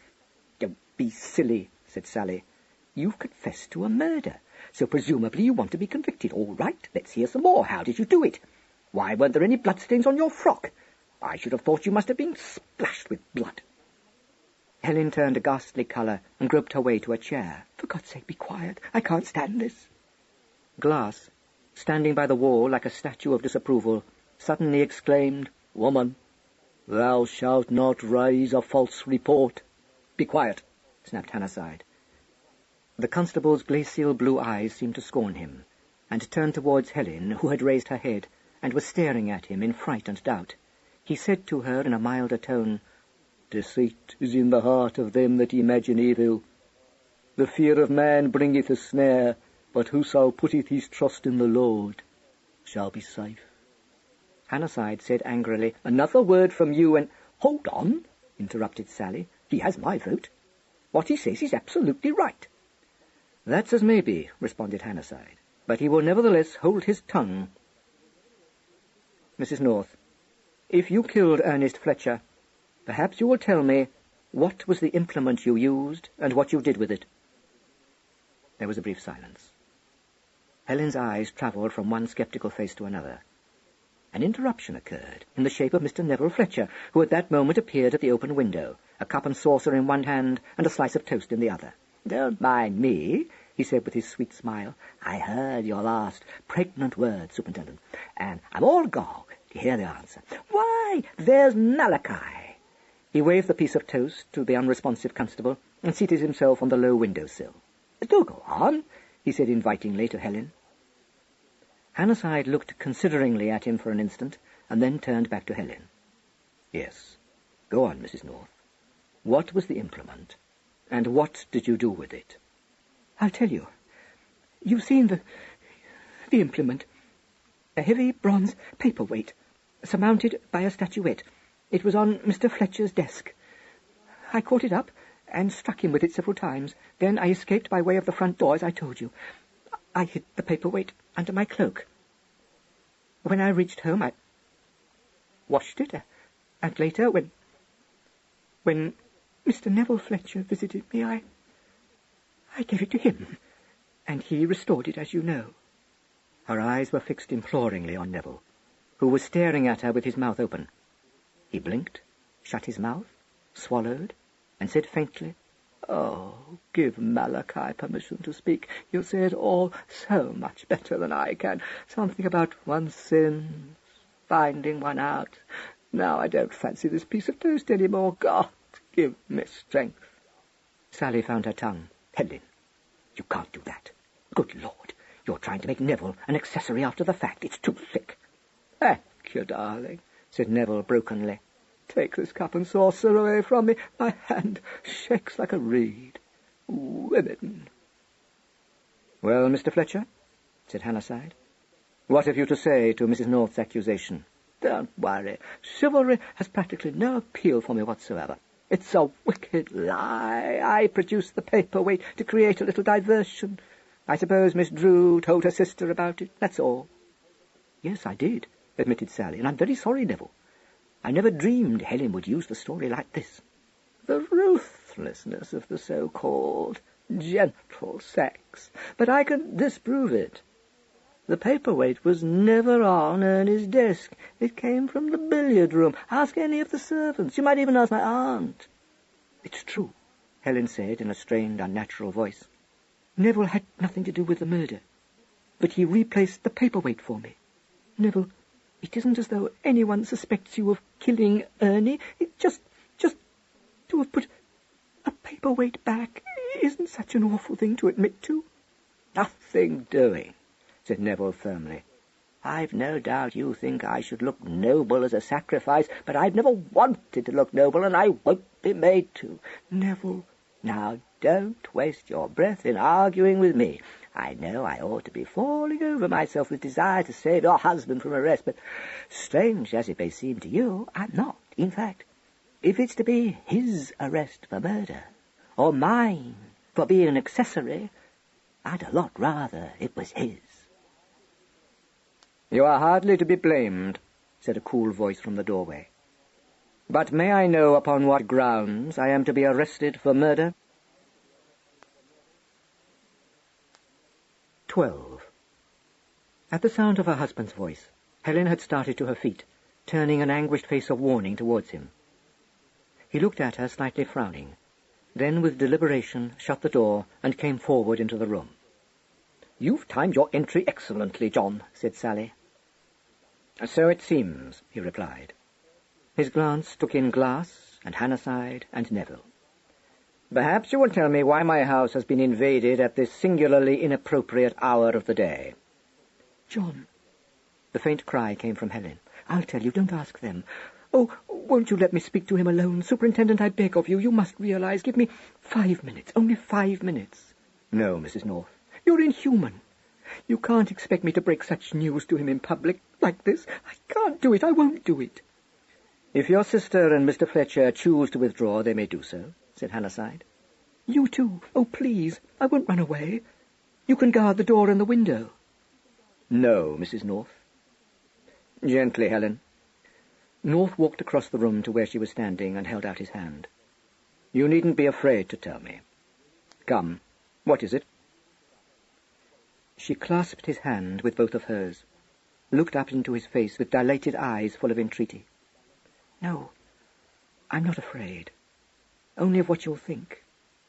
Don't say anything. Please, don't say anything. You see, I've just confessed to the superintendent that it was I who killed Ernie Fletcher."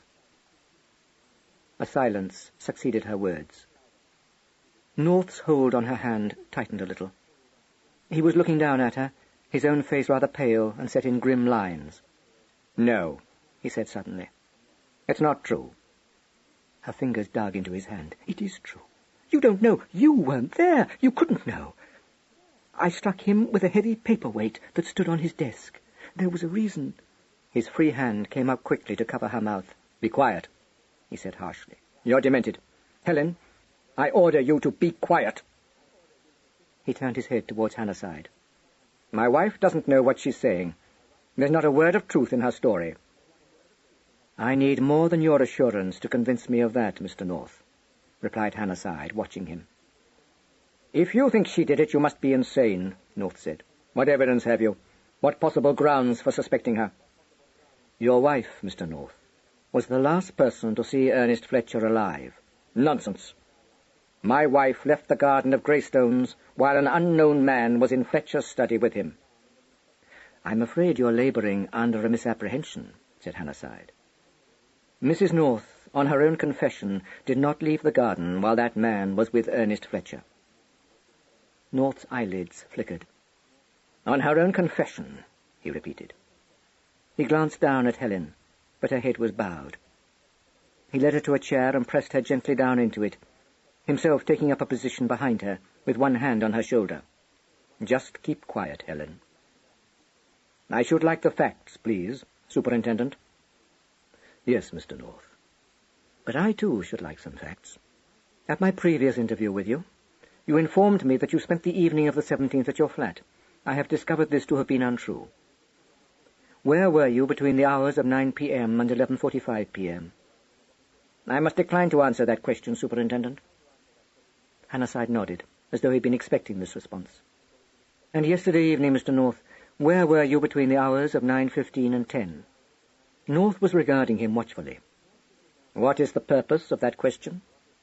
"Never mind the purpose," said Hannahside. "Do you choose to answer me?" "Certainly, if you insist." "I was in Oxford." "Can you prove that, Mr. North?" "Are my whereabouts last night of such paramount importance? Haven't we wandered a little from the point? I've asked you for the facts of the case against my wife. You seem curiously disinclined to state them." End of side 9.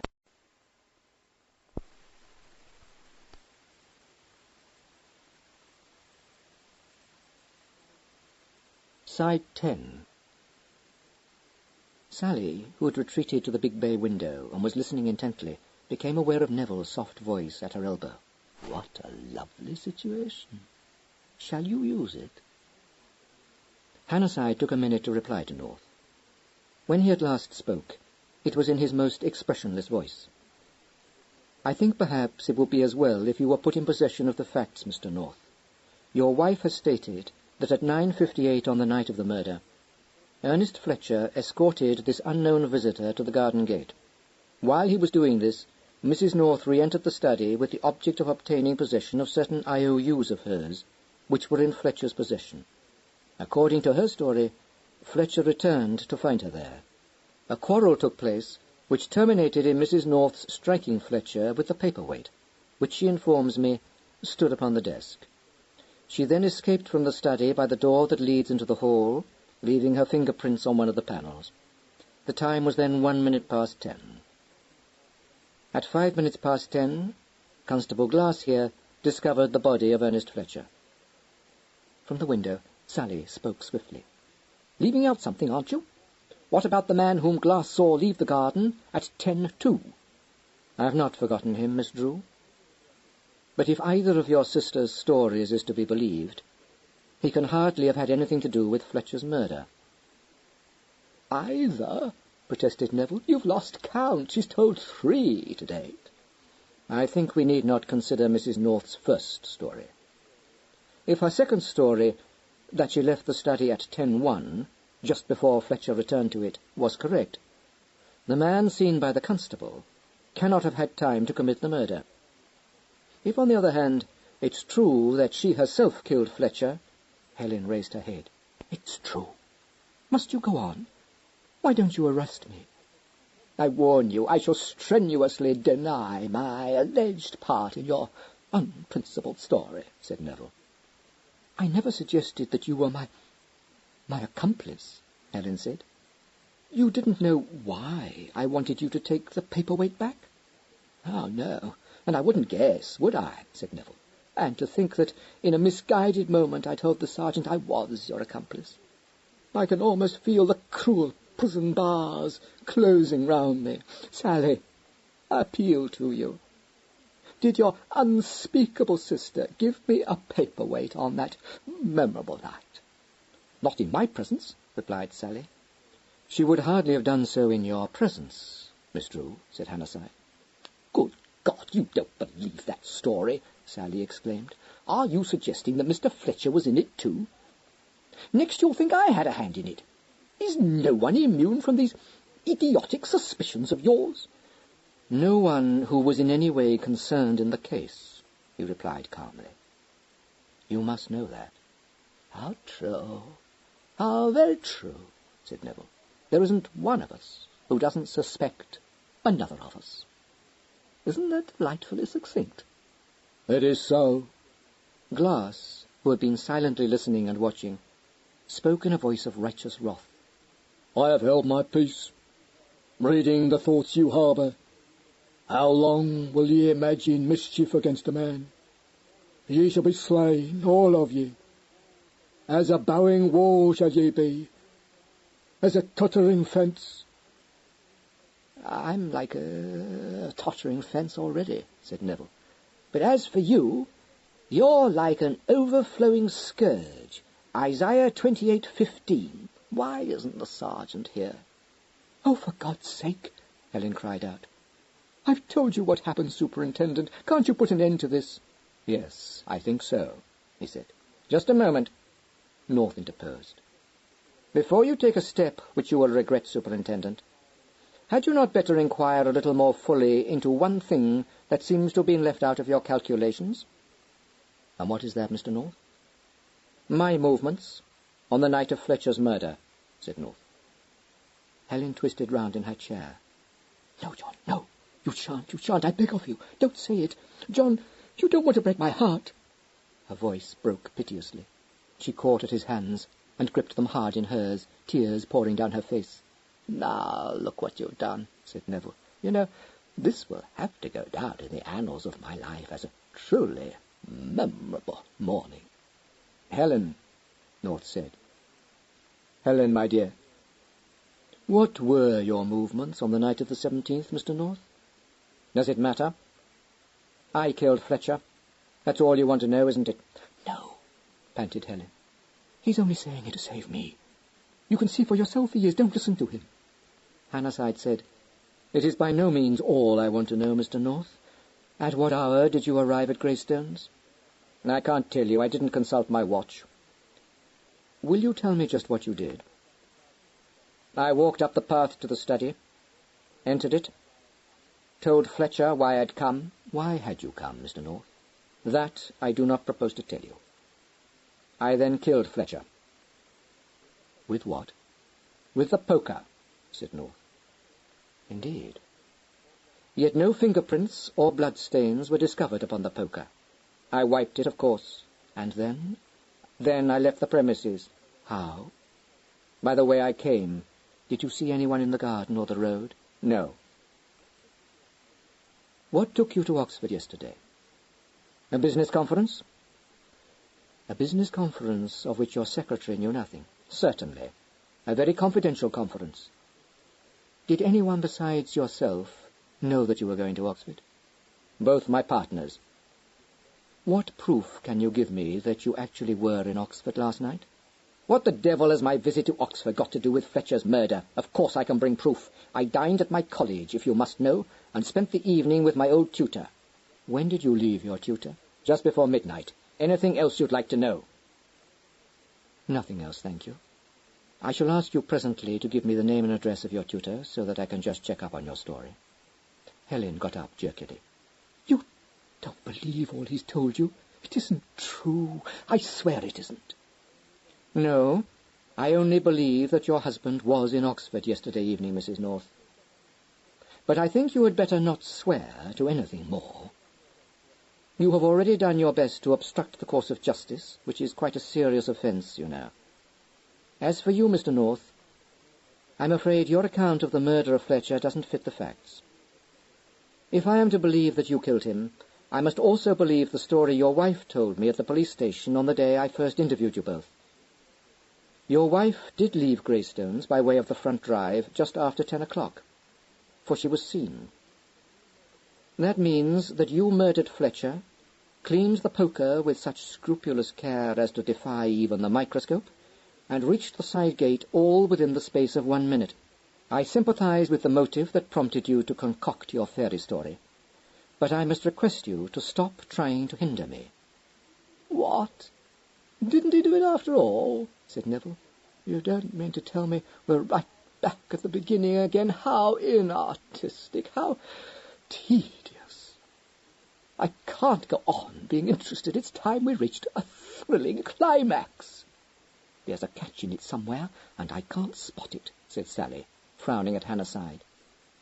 "What makes you so sure my brother-in-law's innocent?" "The fact that he was not in London last night, Miss Drew." Helen put out a wavering hand and grasped a chair back. "He didn't do it," she said, as though she hardly understood. "Are you trying to trick me into saying something? "No," Hannahside replied. "When Mr. North has told me just where he really was on the evening of the 17th, I shall be satisfied that neither of you murdered Ernest Fletcher. You, at least, could never have done so." She gave a queer little sigh and crumpled up in a dead faint. "Oh, damn you, Superintendent!" exclaimed Sally, and went quickly forward. She was thrust somewhat unceremoniously out of the way. North went down on his knee, gathered Helen into his arms, and rose with her. "Open the door," he ordered curtly. Over his shoulder, he said, "I went to see a friend of mine on the evening of the 17th. You can verify that. Peter Mallard, 17 Crombie Street. Thanks, Sally. I shan't need your assistance." The next instant he was gone, leaving his sister-in-law meekly to shut the door behind him. Neville covered his eyes with his hand. Drama in the home. Oh, my God, can you beat it? He thought she did it, and she thought he did it, in the best Lyceum tradition, and they performed their excruciating antics on empty stomachs. "Trouble and anguish have taken hold on me," suddenly announced Glass. "They will deceive every one his neighbour, and will not speak the truth. They have taught their tongue to speak lies." "You know, I won't say that I don't appreciate Malachi," remarked Neville critically, "but you must admit that he has a paralysing effect on conversation." Hannahside said briefly, "You can wait in the hall, Glass." "Rebellion," said Glass, "is as the sin of witchcraft, and stubbornness is an iniquity and idolatry. Therefore I will depart as I am bidden." Hannahside refused to be drawn into any sort of retort, merely waiting in cold silence until Glass had left the room. Neville said, "I wish you brought the sergeant. You don't understand how to play up to Malachi a bit." "I have no wish to play up to him," replied Hannahside. "Miss Drew, when your sister feels well enough to see me, I want to have a short talk with her." "All right," said Sally, lighting another cigarette. He looked at her. "I wonder if you will perhaps go and find out when I may see her." "Don't leave me, Sally. Don't leave me," begged Neville. "My hand must be held. Suspicion has veered in my direction. Oh, I do wish John had done it." "I'm not going," replied Sally. "For one thing, I wouldn't be so tactless. For another, this problem is just beginning to get interesting. You needn't mind me, Superintendent. Carry on." "I know what's coming," said Neville. "Who were you with last night?" "Precisely, Mr. Fletcher." "But it's very awkward." "You've no idea how awkward," said Neville earnestly. "I can see that you're asking a very pregnant question, of course, but it would make things much easier for me if you were to tell me what the secret of last night is." "Why," said Hannahside, "all I wish you to do is to tell me where you were yesterday evening. Either you know why I'm asking this or you don't, in which case you can have no possible objection to answering the question." "You know, that sounds very specious to me," said Neville. "I can see myself falling headlong into a trap. How terribly right Malachi always is. He warned me against deceit repeatedly." "Am I to understand that you have been practicing deceit?" "Oh, yes. I lied to my aunt," said Neville. "That's what makes it all so awkward. I told her I was coming here last night to see Miss Drew. I can't but see that that's going to cast an extremely bilious hue over my whole story." "You didn't come here, in fact?" "No." "Where did you go?" "I'd better tell the truth, hadn't I?" Neville asked Sally. "One's at such a disadvantage with the police. They always know more than they say. On the other hand, if I tell the truth now, I may find it awfully hard to lie afterwards." "Mr. Fletcher, this sort of thing no doubt amuses you, but it fails entirely to amuse me." "You must think I've got a perverted sense of humour," said Neville. "I haven't. I'm not in the least abnormal. It's only other people's troubles that amuse me. I'm wriggling in the toils." "I am still waiting for an answer to my question, Mr. Fletcher." "If I had my way, you'd wait forever," said Neville frankly. "Oh, my God, why didn't I go to Oxford and call on my tutor? He'd be very glad to see me, too. You mightn't think it, but they all hoped for great things of me at Oxford, fellowships and what-nots.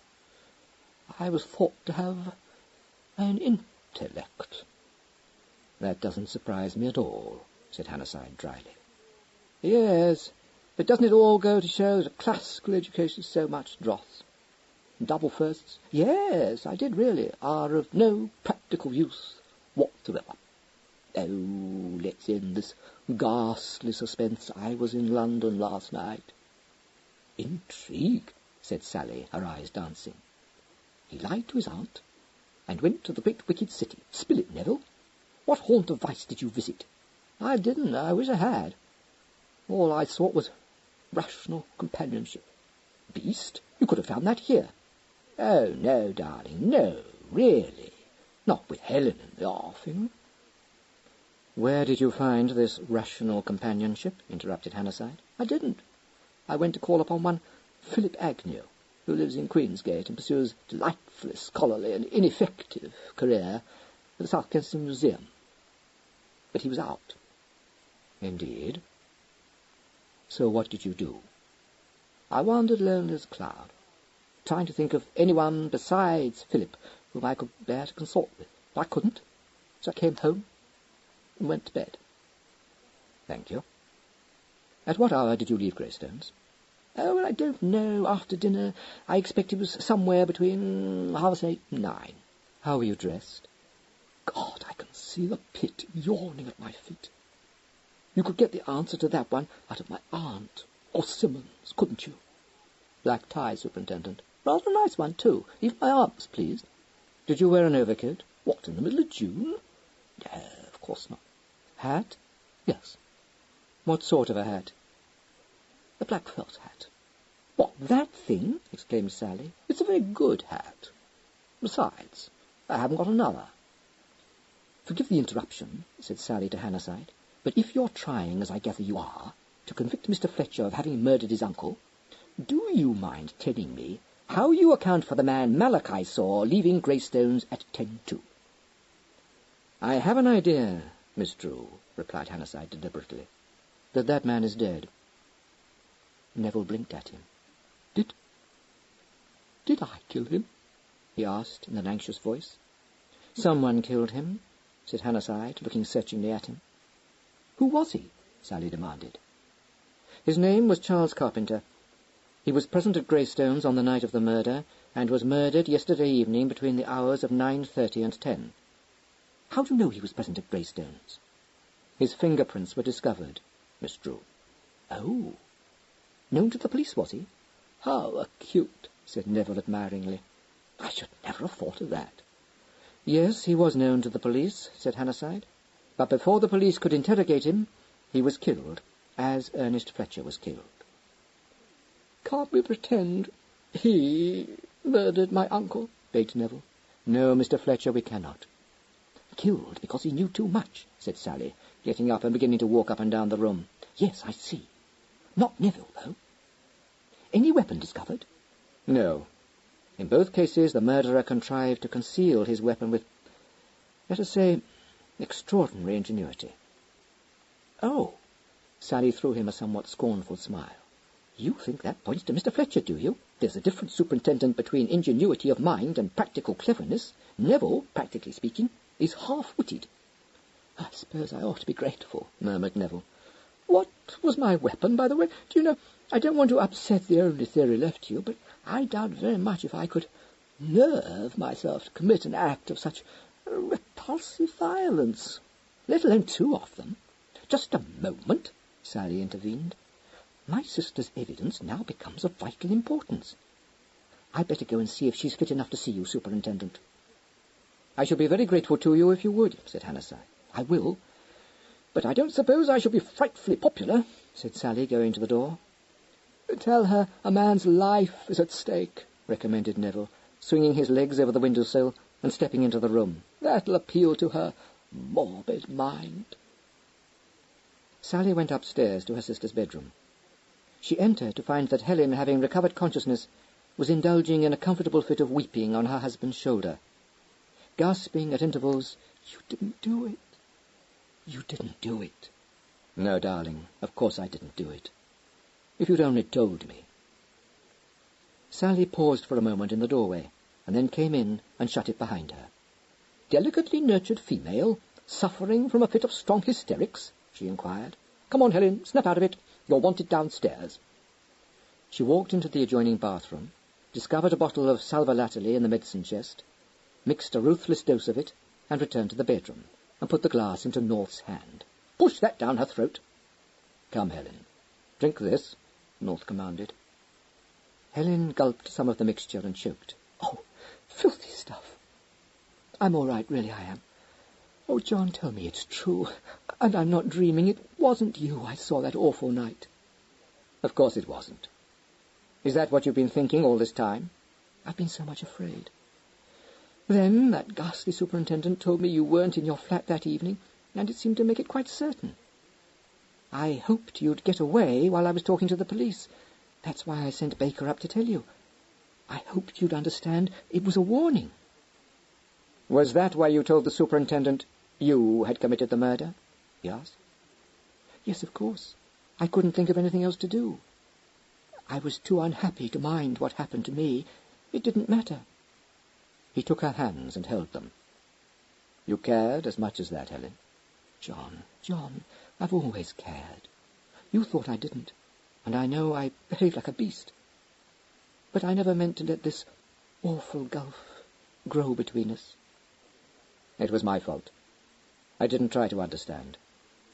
I even made you afraid to turn to me when you were in a mess.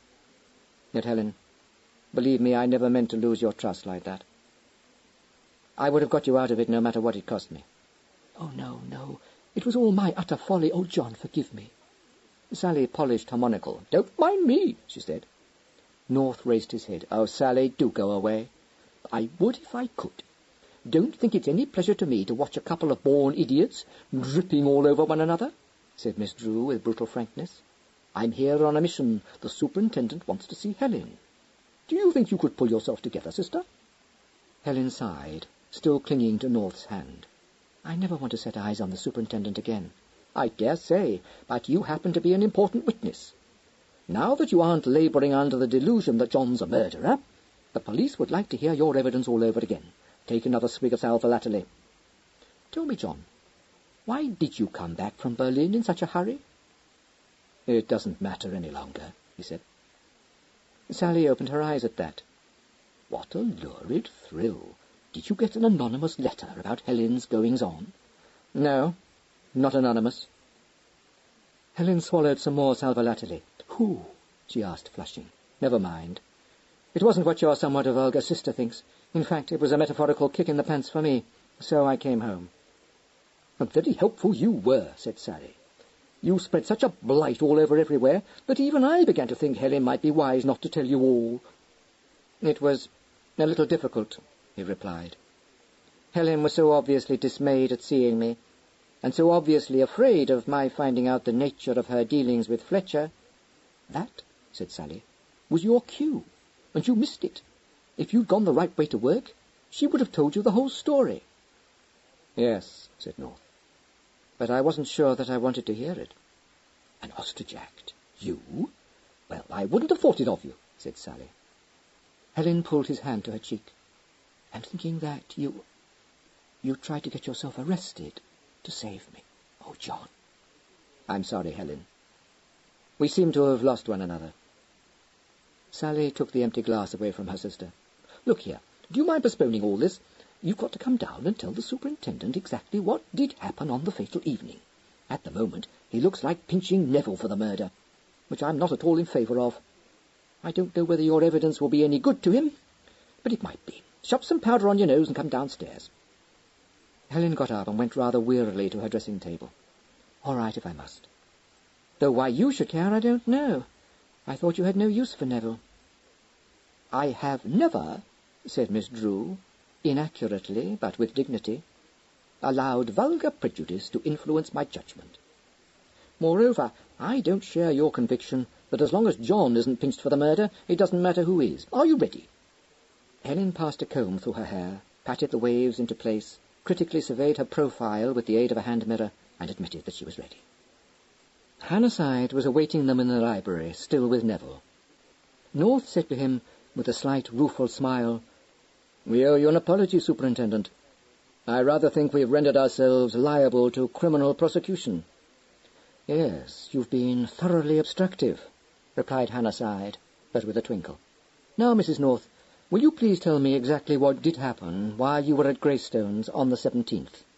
"I did tell you," she said, raising her eyes to his face.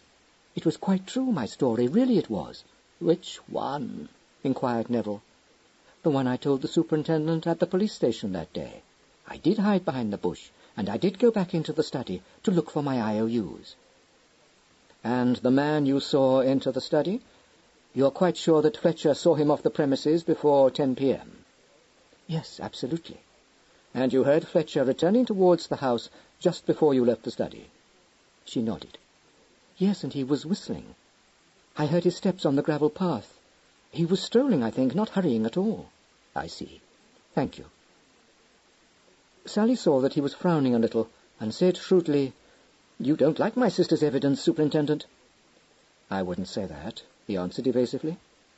Just a moment, said Neville, who had been jotting some notes down on the back of an envelope. Do you think I could have done this? 10-1, my uncle alive and kicking. 10-2, man seen making off down Maple Grove. 10-5, my uncle discovered dead. Who was the mysterious second man?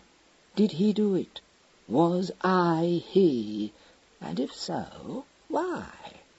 Action strange, apparently senseless. I shall resist arrest. No question of arrest, announced Sally. There's no case against you. If you did it, what was your weapon? Neville pointed a long finger at Hannahside. The answer is in the superintendent's face, loved one. The paperweight which I myself introduced into the plot. Hannahside remained silent. Sally replied, Yes, I see that. But if you'd murdered Ernie, it would have taken some nerve to make the police a present of your weapon. Yes, wouldn't it? I should have stuttered with fright. Besides, I don't see the point. What would I do it for? Oh, the overweening conceit of the murderer, said Sally. That's a well-known feature of the homicidal mind, isn't it, Superintendent? You have made a study of the subject, Miss Drew, he answered noncommittally. Of course I have, but my own opinion is that Neville doesn't suffer from that kind of conceit. You can say it was a piece of diabolical cunning if you like, but there again, there's an objection. There was no reason why you should suspect the paperweight more than any other of the weapons there must be at Greystones, so why should he have brought it to your notice? Perverted sense of humour, supplied Neville. The murderer's freakish turn of mind. I shall soon begin to believe I'm guilty. Oh, but just think of me murdering a man for his millions. No, I won't subscribe to it. It's a repulsive solution to an otherwise recherché crime. Yet it is, I believe, a fact that your financial condition at the time of your uncle's death was extremely precarious, said Hannahside. North, who had been standing behind his wife's chair in silence, intervened at this, saying in his even way, That question, Superintendent, should surely not be put to Mr. Fletcher in public. Neville blinked. Oh, isn't that sweet of John? And I quite thought he didn't like me. Hannahside said with something of a snap, Quite right, Mr. North. But as at the outset of this interview I made it plain that I wished to interrogate him in private, and he refused to allow Miss Drew to leave the room, you will agree that discretion on my part would be quite superfluous. I am, however, still prepared to see Mr. Fletcher alone if he wishes it. But I don't, said Neville. I should dither with fright if closeted with you alone. Besides, Miss Drew is acting as my solicitor. I shouldn't dare to open my mouth if she weren't here to check my irresponsible utterances. Then perhaps you will tell me whether I am correct in saying that you were very awkwardly placed as regards finance at the time of your uncle's death. Well, no, answered Neville diffidently. I didn't find anything awkward about it. Indeed? Are you prepared to state that you had a credit balance at your bank? Oh, I shouldn't think so, said Neville. I never have at the end of the quarter. Were you not, in fact, very much overdrawn? I don't know. Was I? Isn't this a little unworthy of you, Mr. Fletcher? Did you not receive a communication from your bank on the 14th of the month, informing you of the state of your overdraft? Ah, I thought that was what it was about. It generally is, though not always, mind you. The bank once wrote to me about some securities or something of mine, and it led to quite a lot of trouble, on account of their stamping the name of the bank on the envelope. Because, of course, when I saw that, I put the letter into the waste-paper basket. I mean, wouldn't you? Are you asking me to believe that you did not open the bank's letter? Well, it'll make things much easier for you if you do believe it, said Neville engagingly. Hannahside looked a little nonplussed, but said, You did not, then, apply to your uncle for funds to meet your liabilities? Oh, no. Did you perhaps know that it would be useless? But it wouldn't have been, objected Neville. Your uncle had not warned you that he would not be responsible for your debts? Neville reflected. I don't think so, but I do remember that he was most annoyed about an episode in my career that happened in Budapest. It was all about a Russian woman, and I didn't really want Ernie to interfere. But he had a lot of high-bound ideas about the honour of the name, prison being the final disgrace, and he would insist on buying me out. He didn't like me being county-courted either.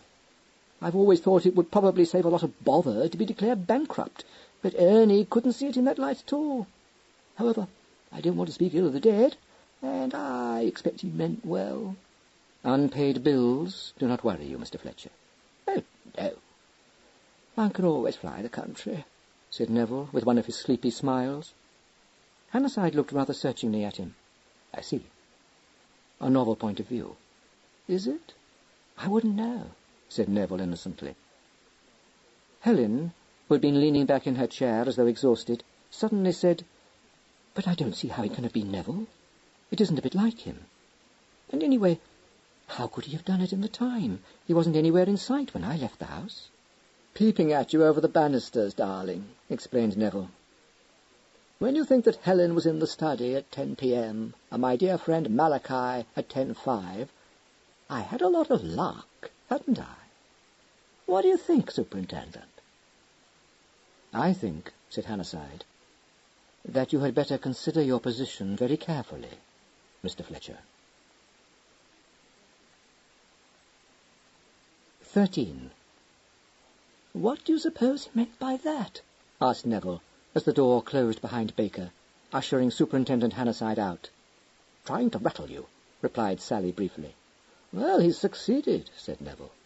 "I'm glad I ate that handsome breakfast before he came. I certainly couldn't face up to it now." "Talking of breakfast," began North. "How insensate of you, if you are," said Neville. "Helen, darling, you have such a fertile imagination. Are you quite sure you really saw Ernie showing his strange visitor out?" "Of course I'm sure. What would be the point of making up such a tale?" "If it comes to that, what was the point of deceiving John all this time?" said Neville reasonably. "Irrational lunacy, that's tautology, but let it stand, peculiar to females." She smiled, but replied defensively, "It wasn't irrational. I now know it was silly, but I had a definite reason." "It would be nice to know what that was," he remarked. "Oh, no, on second thoughts, it would probably tax my belief too far. Only inference left John was that you'd committed what the legal profession so coyly calls misconduct with Ernie. Sally and I nearly wrote him an anonymous letter, divulging the whole truth." "In some ways I wish you had," said North. "If you will allow me to say so, it would have been far more helpful than your efforts to get your uncle to give back those IOUs. I've no doubt your spirit was willing, but—" "Then you know very little about me," interrupted Neville. "My spirit was not in the least willing. I was hounded into it. Just look at the result. Being regarded as a sort of good Samaritan, which in itself is likely to lead to hideous consequences, is the least of the ills likely to befall me." "I'm terribly sorry," sighed Helen.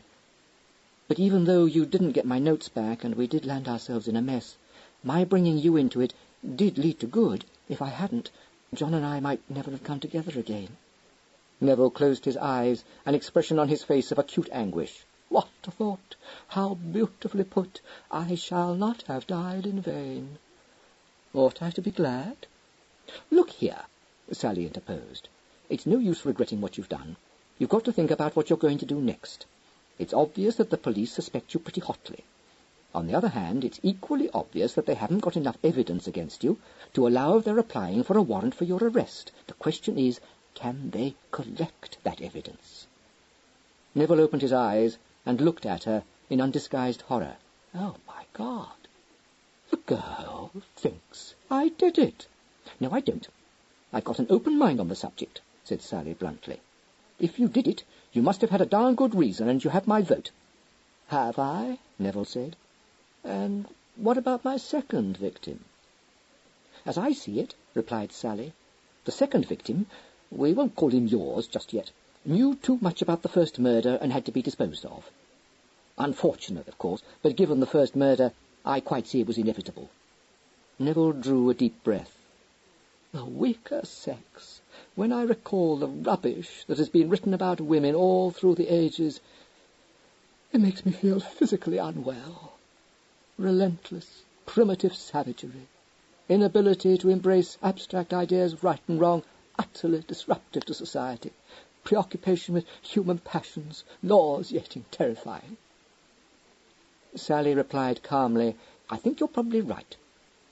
When it comes to the point, we chuck all the rules overboard. Abstractions don't appeal to us much. We're much more practical than you. And, yes, I suppose more ruthless. I don't mean that I approve of murder. And I dare say, if I read about these two in the papers, I should have thought them a trifle thick.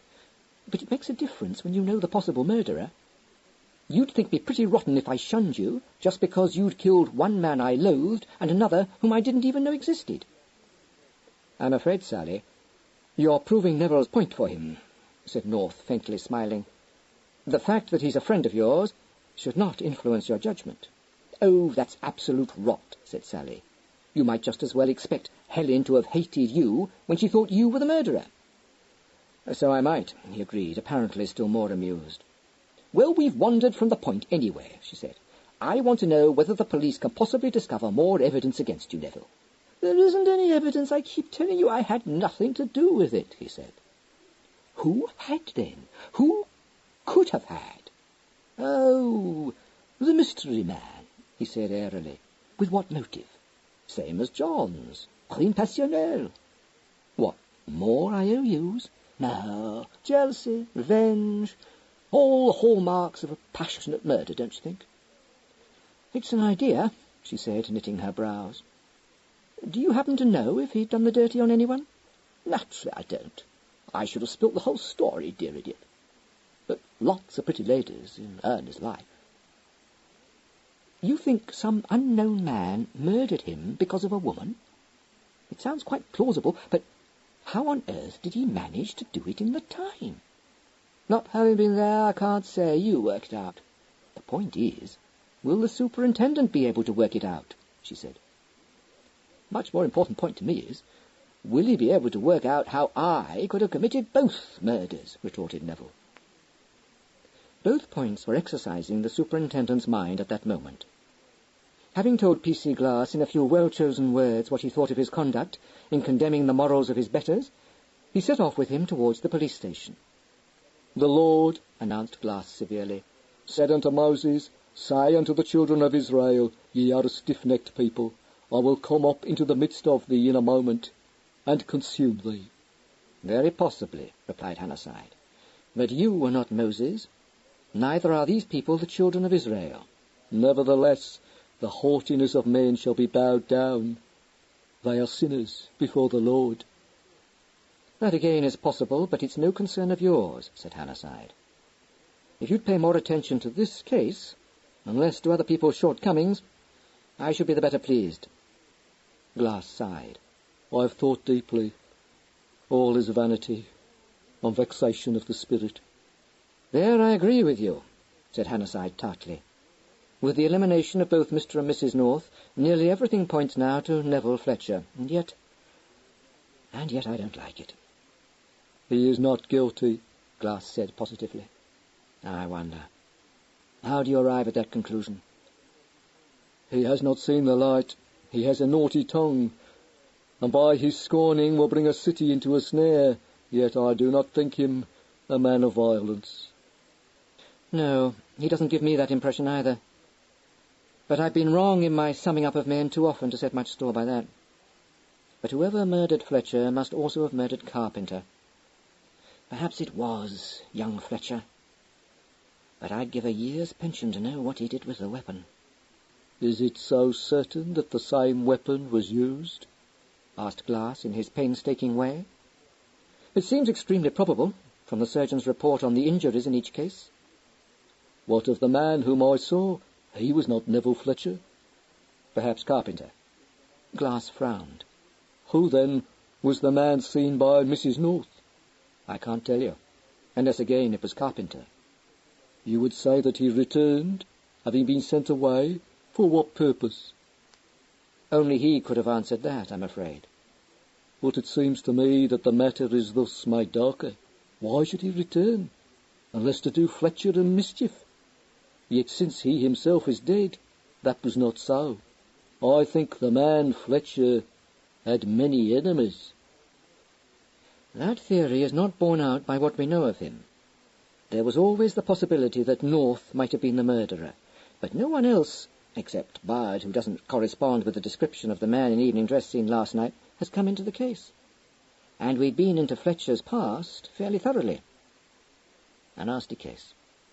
The sergeant said so at the start. The unholy, said Glass, his eye kindling. I like the chaff which the wind driveth away. That'll do, said Hannahside coldly, terminating the conversation. End of side 10.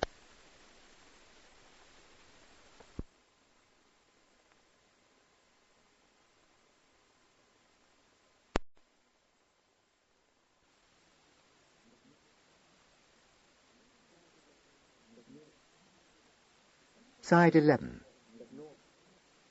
When the sergeant heard later that North's innocence was established, he spoke bitterly of resigning from the force. "The hottest suspect we had, and he must needs go and clear himself," he said. "I suppose there's no chance his alibis were faked." "I'm afraid not, Skipper. They're sound enough. I've been into them. We seem to be left with Nero Fletcher only. He has no alibi for last night. He admits, in fact, that he was in London." "Well," said the sergeant judicially, "if it weren't for his work on Ichabod, I'd as soon pinch him as anybody." "I know you would. But unfortunately there's a snag, 2 snags. He stated quite frankly that he was wearing a dinner jacket suit last night, but he also said that his hat was a black felt. The man we want wore an opera hat." "That's nothing," said the sergeant. "He probably made that up." "I don't think so. No flies on that young man. He said it was the only hat he possessed. I could so easily disprove that if it weren't true that I haven't even tried to. What's more, he's either a magnificent actor or he really didn't know what I was driving at when I questioned him on his movements last night." "All the same," said the sergeant, "if North's out, young Neville's the only one who could have done it in the time." "What time?" The sergeant answered with a touch of impatience. "Why, between Mrs. North's leaving and Ichabod's arrival, Chief." "Less time than that," corrected Hannahside. "The murder must have been committed after 10:1 and before 10:2. "Well, if that's so, there hasn't been a murder," said the sergeant despairingly. "It isn't possible." "But there has been a murder. 2 of them." The sergeant scratched his chin. "It's my belief Carpenter didn't see it done. If he left at 10:2, he couldn't have. Stands to reason." "Then why was he killed too?" "That's what I haven't worked out yet," admitted the sergeant. "But it seems to me as though he knew something which would have told him who must have committed the murder. Wonder if Angela Angel had any other boyfriends." He paused, his intelligent eyes more bird-like than ever. "Suppose he was shown out at 9:58, and suppose when he was walking off he caught sight of a chap he knew sneaking in at that side gate. Think that might put ideas into his head? Seems to me he'd add 2 and 2 together and make 'em 4 when he read about the late Ernie's being found with his head bashed in." "Yes, quite reasonable, except for one detail you've forgotten. You're assuming that the man Glass saw at 10:2 was not Carpenter, but the murderer. And we're agreed that whenever that man may have entered the garden, he cannot have murdered Fletcher until after 10:1. And that won't do." "Nor will it," said the sergeant, discomfited. After a moment's thought, he perked up again. "All right. Say Carpenter went back to see what this other chap was up to. He saw the murder done, and he legged it for the gate as hard as he could." "And the other man?" "Like I said before, he heard Ichabod's fairy footfall, and hid himself in the garden, and slipped out as soon as Ichabod reached the study. The more I think of it, Chief, the more I see it must have been like that." "It does sound plausible," Hannahside conceded. What was the unknown man's motive? Angela? Yes, I think we'll have to say it was Angela, on account of Charlie's being linked up with him. Yet her girlfriend, what was her name? Gladys, whom you questioned, didn't mention any man but Carpenter and Fletcher in connection with Angela, did she? Not what you might call specifically. She said there were plenty hanging round the poor girl. Doesn't seem likely that an apparently unsuccessful admirer would go to the lengths of killing Fletcher, does it? If it comes to that, nothing seems likely about this case, except that we'll never get to the bottom of it, said the sergeant crossly. Hannahside smiled. Cheer up. We've not done with it yet. What did you manage to find out today? Nothing that looks like being of any use, the sergeant replied. We've got hold of one of Charlie Carpenter's relations, but he couldn't tell us much. Wait a bit. I've got it all here for what it's worth. He picked up a folder and opened it. Carpenter Alfred. Occupation clerk, aged 34 years, brother to the deceased. Has not set eyes on deceased since 1935.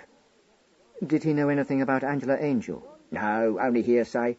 According to him, Charlie was never what you'd call the hope of the family. Sort of kid who pinched the other kids' belongings at school. He started life in the drapery business and got the sack for putting the petty cash in the wrong place. No prosecution. Old Carpenter, he's dead now, paid up. After that, our hero joined the concert party. Seems he could sing a bit, as well as look pansy. He stuck to that for a bit, and then he got a job on the stage proper, male chorus.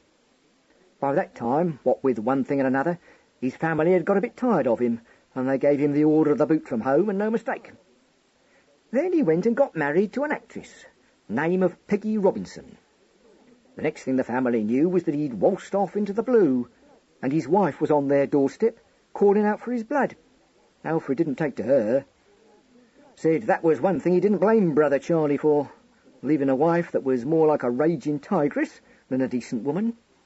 They managed to get rid of her, but not for long. Oh, no.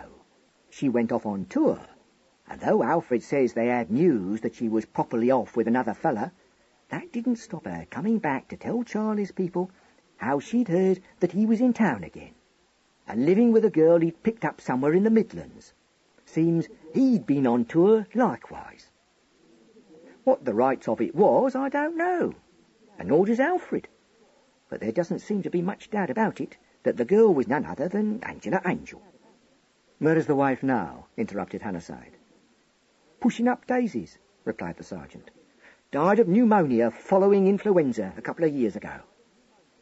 Alfred knew Charlie had been to jail, but he hadn't had a word of him since he came out and didn't want to.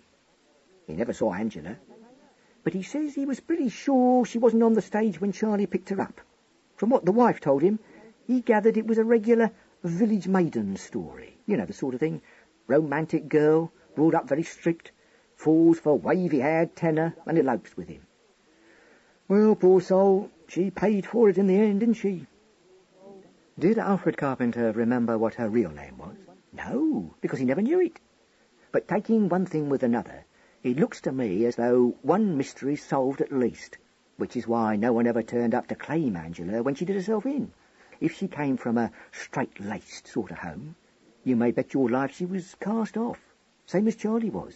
I've known people like that. Hannahside nodded. Yes, but it doesn't help us much. Did you dig anything out of Carpenter's landlady, or the proprietor of the restaurant he worked at? What I dug out of Giuseppe, replied the sergeant acidly, was a highly talented performance, but no good to me. How these foreigners can keep it up and not get tired out beats me. He put on a one-man show all for my benefit. Hair-tearing, Dios Mios, Corpo di Baccos and the rest of it. I had to buy myself a drink to help me get over it. But he was as fresh as a daisy when he got through, and starting a row with his wife. At least that's the way it looked to me, but I dare say it was only his way of carrying on a quiet chat. Anyhow, he doesn't know anything about Charlie. And the landlady? She doesn't know anything either. Says she's one for keeping herself to herself. That doesn't surprise me either. She's not my idea of a comfortable body anyone will confide in, and there we are. It's Neville or no one, Chief. And if you want to know what he did with his weapon, how about him having slid a stout stick up his sleeve? Have you ever tried sliding a club up your sleeve? Inquired Hannahside. Not a club. Call it a Malacca cane. A Malacca cane would not have caused those head injuries.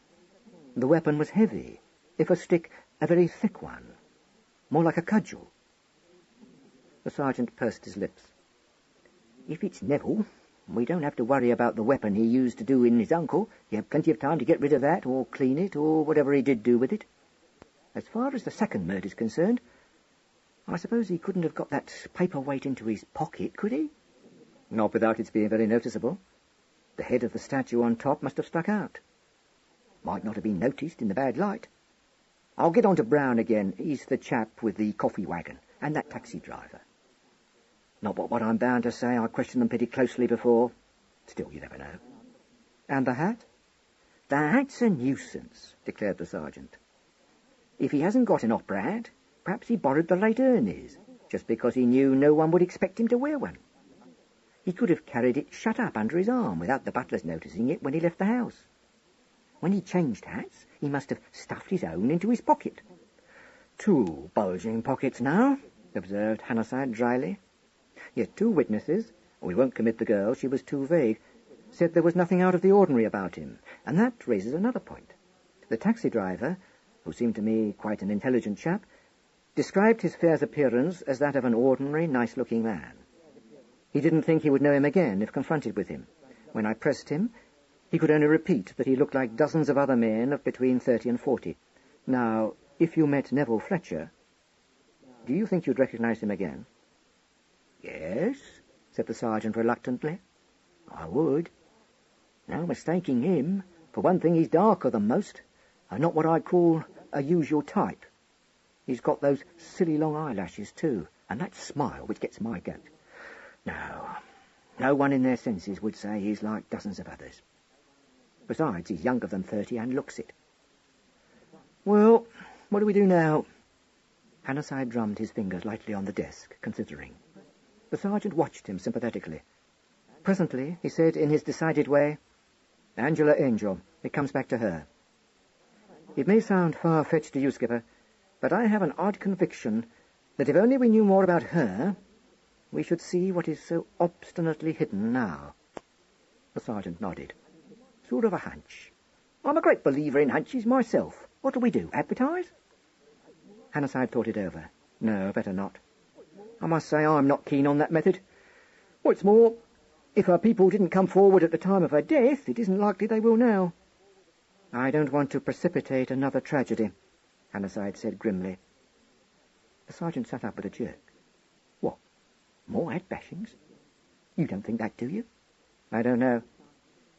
Someone's pretty determined that we shan't penetrate this fog we're groping in. Everything about the 2 murders suggests a very ruthless brain at work. Maniacal, I call it, said the sergeant. I mean, just think of it.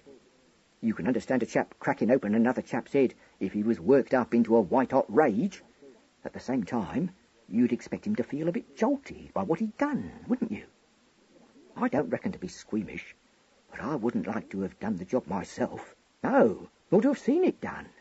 Nasty, messy murder, I call it. But our bird isn't upset. Not he. He waltzes off and repeats the act. In cold blood, mind you. Think that's sane? I'm damned if I do. All the more reason for being careful not to hand him a motive for killing someone else. That's true enough. But if we're dealing with a lunatic super, it's worse than I thought. You can catch up on a sane man. His mind works reasonably, same as your own. And what's more important, he always has a motive for having committed his murder, which again is helpful. But when you come to a madman's brain, you're properly in the soup, because you can't follow the way it works. And 10 to 1, he hasn't got a motive for murder. Not what a sane person would consider a motive, that is. Yes, there's a lot in what you say. But I don't think our man's as mad as that. We've a shrewd idea of what his motive was for killing Carpenter. We're now faced with 4 highly incompatible times. Unless you assume young Neville murdered his uncle and Carpenter saw it and bolted for his life. We've got 9:58 or thereabouts when Ernest saw Mrs. North's man off. 10:1 when Mrs. North left. 10:2 when Ichabod's man left by the side gate. And 10:5 when Ernest was found dead. Well, it just doesn't add up, and that's all there is to it. Unless you think Neville did it, and Mrs. North's covering him up. No, not a chance. Mrs. North isn't interested in anyone except her husband. But I think the man she saw and the man Glass saw were one and the same. It's by no means conclusive, but we did find a pale grey felt hat amongst Carpenter's belongings. All right, we'll say they were the same. Now, we don't know what Carpenter went back for, having been shown out. But there might be scores of reasons, setting aside any violent ones. Suppose he saw young Neville in the study with his uncle, and decided it was no use waiting. Quite reasonable, isn't it? Well, he goes off. The fact that he hurried away doesn't prove a thing. He wasn't up to any good anyway, and he naturally wouldn't want to be questioned by a policeman. All this time, Carpenter doesn't know Neville from Adam. But here's where we have the brainwave of the century, Chief. Do you remember young Neville getting his photo in one of the daily picture papers? I do, as the Boots, and under the name of Samuel Crippen, said Hannahside grimly. That wouldn't matter. Suppose Carpenter saw the paper. Stands to reason he'd be following the case fairly closely. He'd recognise Neville straight off. And if he'd seen him in evening dress on the night of the murder, he'd know there was something phony about that story of Neville's being employed as the Boots. My idea is that he saw his way to make a bit of easy money and sneaked down to make a contact with Neville. No difficulty about that. Only Neville's too sharp to allow anyone to share a secret that will put a rope round his neck. And he proceeded to eliminate Carpenter double quick. How's that? It's perfectly plausible up to a point, Skipper, but it falls down as soon as it reaches the time of Carpenter's death, for the reasons already stated. Then Carpenter was murdered by someone else altogether, said the sergeant despairingly. Where's the data you collected about that murder? Hannahside asked suddenly. Let me have a look at it. The sergeant handed him some typewritten notes. Not that you'll be able to make much of it, he remarked pessimistically. Hannahside ran his eye down the notes. Yes, I thought so. Landlady stated Carpenter was alive at 9:30. Dora Jenkins said that the man in evening dress passed by on the other side of the road just before the policeman appeared, coming from the other direction. Yes, and if you read on a bit further, you'll see that her boyfriend said the policeman came by ages before the man in evening dress. Of the two, I'd sooner believe him. She was simply trying to spin a good tale. She was, but surely... Yes, I thought so. Brown put the time he saw the policeman at about 9:40, and stated that as far as he could remember, the man in evening dress passed a minute or two later. Well, that seems to tally more or less with the girl's story. Did you ascertain from the constable what time it was when he entered Barnsley Street? No, admitted the sergeant. As he didn't see any man in evening dress or notice anything wrong at number 43, I didn't think it was important. I wonder. Hannahside was frowning at the opposite wall. Got an idea, Chief? The sergeant asked, his interest reviving. Hannahside glanced at him. No, but I think we'll find out just when the constable did pass up the street. The sergeant said briefly, Sorry, Chief, and picked up the telephone receiver. My own fault. I didn't see that it might be important either. It may not be. Can but try.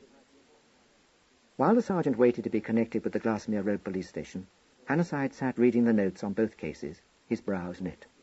The sergeant, having exchanged a few words with the official on duty at the police station, lowered the receiver and said, Just come on duty, Super. Will you speak to him? Yes.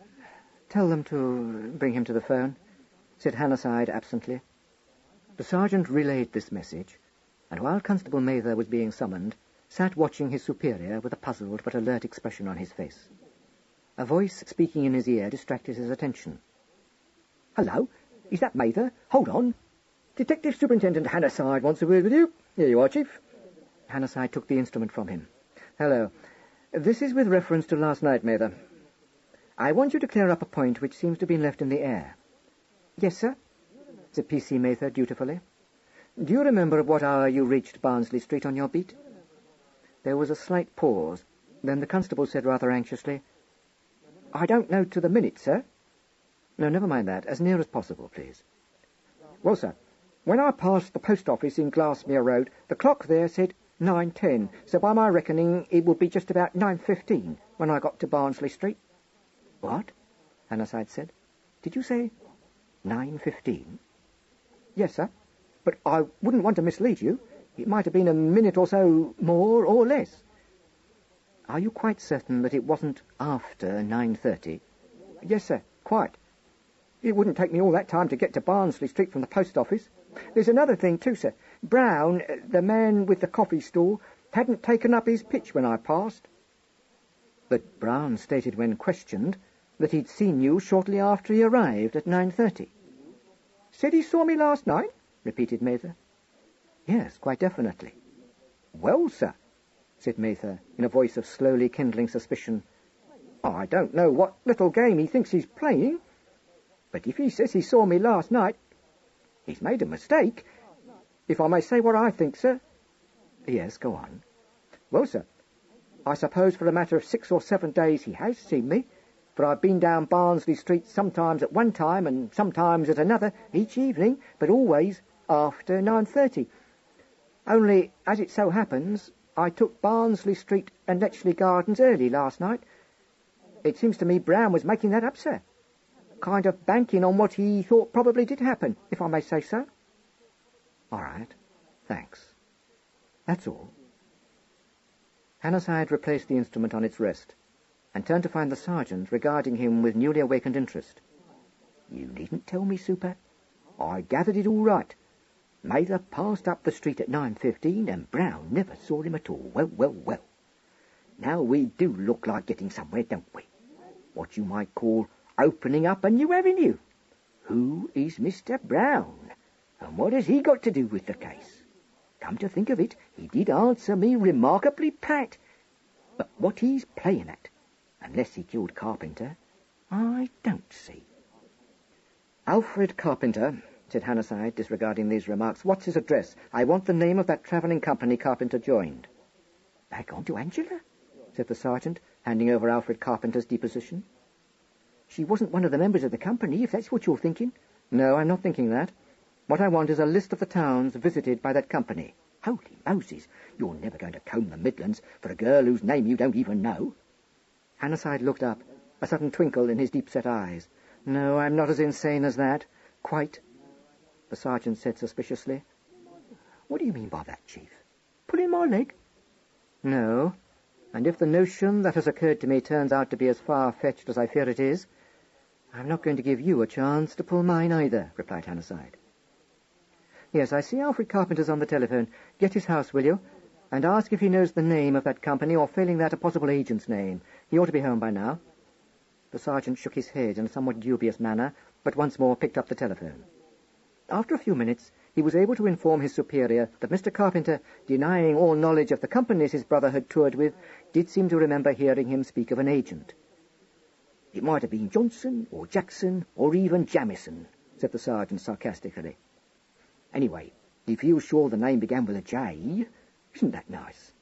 Good enough, Hannahside replied. I'll go into that in the morning. And what do you want me to do? The sergeant inquired. Ask Mr. Brown a few searching questions? Yes, by all means. Get hold of the girl again as well, and see if she sticks to her original story. And look here, Hemingway. Don't mention any of this to anyone at all. When you've interviewed Brown and Dora Jenkins, go down to Marley. I'll either join you there or send a message through to you. What do I do there? Asked the sergeant, staring. Hold a prayer meeting with Ichabod. You can check up on your own theory about Nero Fletcher's hat. You can take another careful look at the paperweight, too. Oh, so now we go all out for young Neville, do we? Said the sergeant, his gaze fixed on the superintendent's face. Are you trying to link him up with Angela, Chief? What have you suddenly spotted, if I may make so bold as to ask? 20 minutes ago we had 2 highly insoluble murder cases in front of us. It doesn't seem to me as though you're particularly interested in Brown. So what is it you're after? The common factor, answered Hannahside. It only dawned on me 20 minutes ago, and may very possibly be a mare's nest. Common factor? Repeated the sergeant. Well, that's the weapon. And I thought we'd been after that ever since the start. I wasn't thinking of that, said Hannahside, and left him gaping. 14. The following morning was considerably advanced when Sergeant Hemingway was at last free to journey down by the Underground Railway to Marley. His 2 interviews had not been very successful. Miss Jenkins, vacillating between instinctive fear of the police and a delightful feeling of importance, screwed the corner of her apron into a knot, giggled, patted her frizzy curls, and didn't know what to say, she was sure. She hoped no one thought she had had anything to do with the murder, because you could have knocked her down with a feather when she read about it in the paper, and realized why she'd been questioned. Under the sergeant's expert handling, she gradually abandoned her ejaculatory and evasive method of conversation, and reiterated her conviction that the gentleman in evening dress had passed only a minute or 2 before the policeman, and had certainly been wearing an opera hat ever so smart. From what he had seen of the erratic young man, the sergeant couldn't believe that this rider could be applied with any degree of appositeness to Nero Fletcher. He left Miss Jenkins and went in search of Mr. Brown. This quest led him to Balham, where Brown lived, and was peacefully sleeping after his night's work.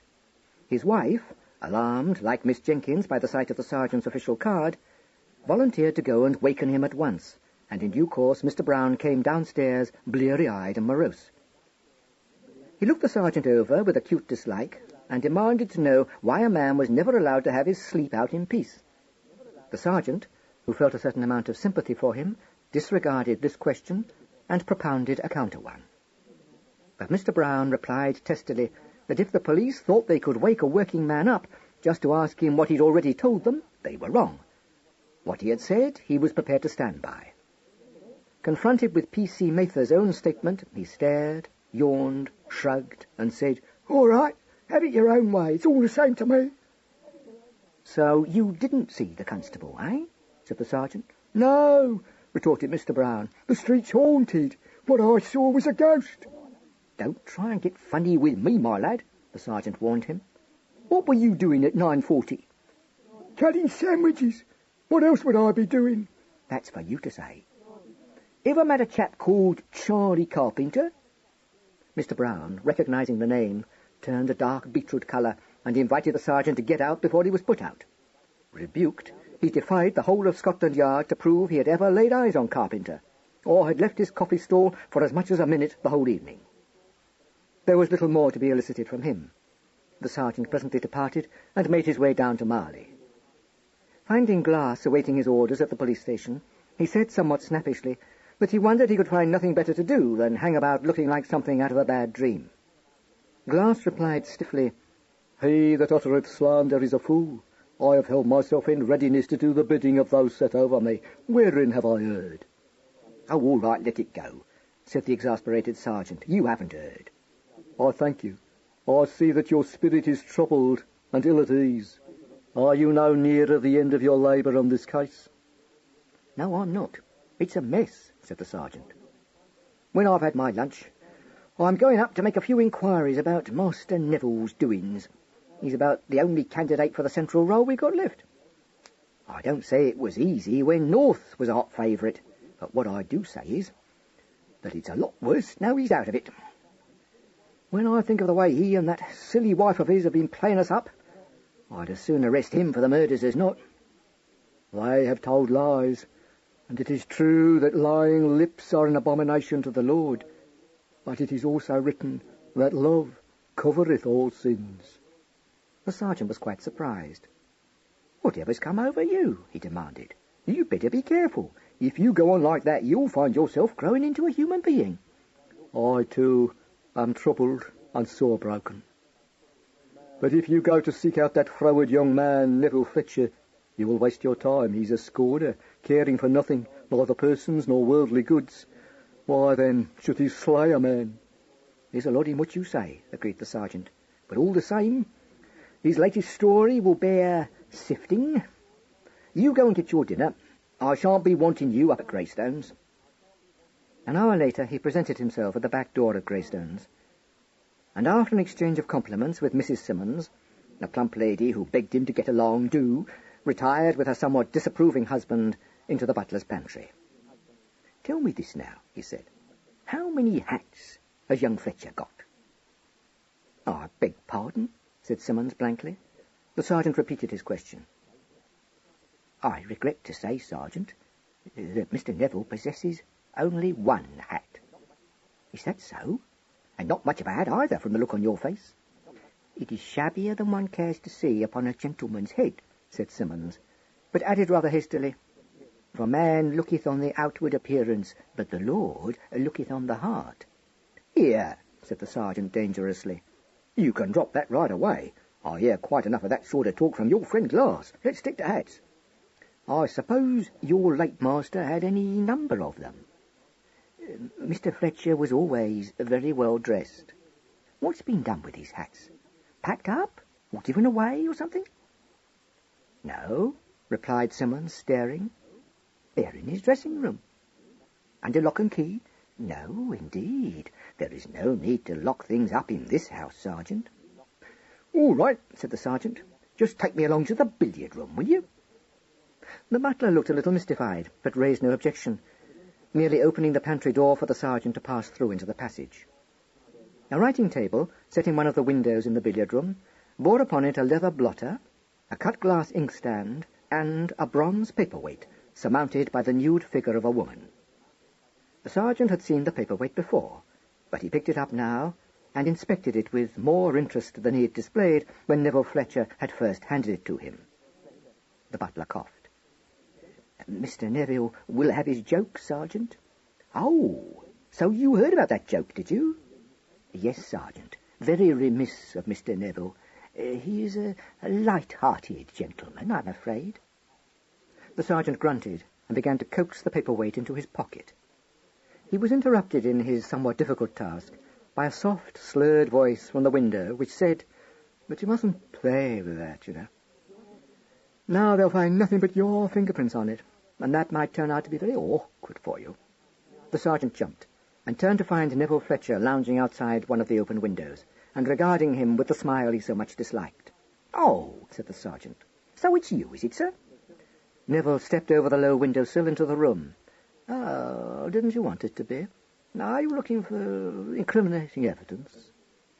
The sergeant, sir, said Simmons woodenly, wishes to know whether the master's hats are kept under lock and key. What funny things policemen are interested in, remarked Neville. Are they, Simmons? No, sir, as I informed the sergeant. I don't immediately see why, but I dare say you've put a rope round my neck, said Neville. Do go away, Simmons. I'll take care of the sergeant. I like him. The sergeant felt quite uncomfortable. He did not demur at being left with his persecutor, but said defensively, Soft soap's no good to me, sir. Oh, I wouldn't dare. Malachi told me what happened to flatterers. I do wish you'd been here yesterday. I found such a good bit in Isaiah, all about Malachi. What was that? Asked the sergeant, diverted in spite of himself. Overflowing scourge. I do think the superintendent ought to have told you. The sergeant thought so too, but remarked repressively that the superintendent had something better to think about. Not something better. His mind was preoccupied with my possible but improbable guilt. I think yours is too, which upsets me rather, because I thought we were practically blood brothers, on account of Malachi. Why hats? His sleepy eyes scanned the sergeant's face. Tell me when I'm getting warm. My ill-fated journey to London. Black felt. And Ernie's collection. Oh! Did I borrow one of Ernie's hats? The sergeant thought it best to meet frankness with frankness. Well, did you, sir? Neville gave a joyous gurgle and took the sergeant by the hand. Come with me. Do policemen lead drab lives? I will lighten yours at least. Here, sir, what's all this about? Protested the sergeant, dragged irresistibly to the door, establishing my innocence. You may not want me to, but you oughtn't let that appear. It's a great mistake to get any silly idea into your head that the police want to arrest an innocent man, said the sergeant severely. He found himself being conducted up the shallow stairs, and protested, I don't know what you're playing at, but you might remember I've got work to do, sir. End of side 11.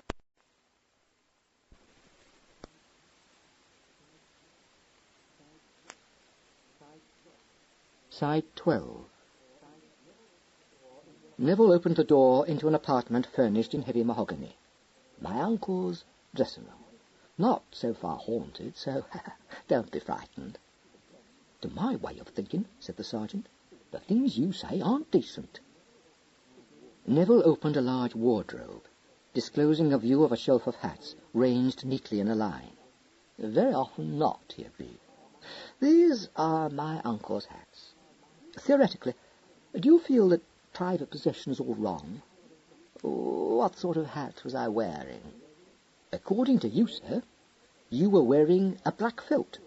Oh, don't let's be realistic. Realism has been the curse of art. That's what upset the superintendent. He's very orthodox, and he felt my hat was an anachronism. Of course, I must have been wearing one of those that go pop.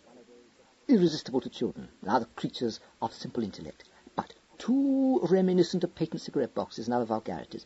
Now, tell me, Sergeant, do you think I borrowed my uncle's hat?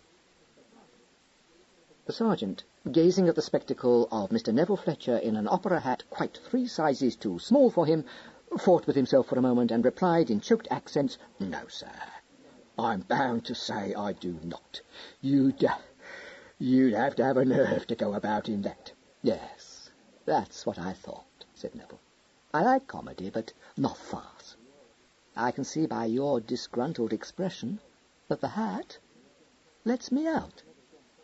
I hope it never again falls to my lot to be suspected of murder. Nerve-wracking. Rather distasteful." "I hope so too, sir," replied the sergeant. "But if I were you, I wouldn't jump to conclusions too hastily." "You're bound to say that, of course," said Neville, returning his uncle's hat to its place on the shelf. "You can't imagine who the murderer can be, if not me." "Well, since you put it like that, who can it be?" demanded the sergeant. "I don't know. But as I don't care either, it doesn't worry me nearly as much as it worries you." "Mr. Fletcher was your uncle, sir?" "He was. And if I'd been asked, I should have voted against his death. But I wasn't. And if there's one occupation that seems more maudlin to me than any other, it's crying over spilt milk. Besides, you could have too much of a good thing. I'd have enough of this mystery after the second day. Interest, but painful, revived when I stepped into the role of chief suspect. I must celebrate by reprieve from the gallows. How do you ask a girl if she'd like to marry you?" "How do you do what?"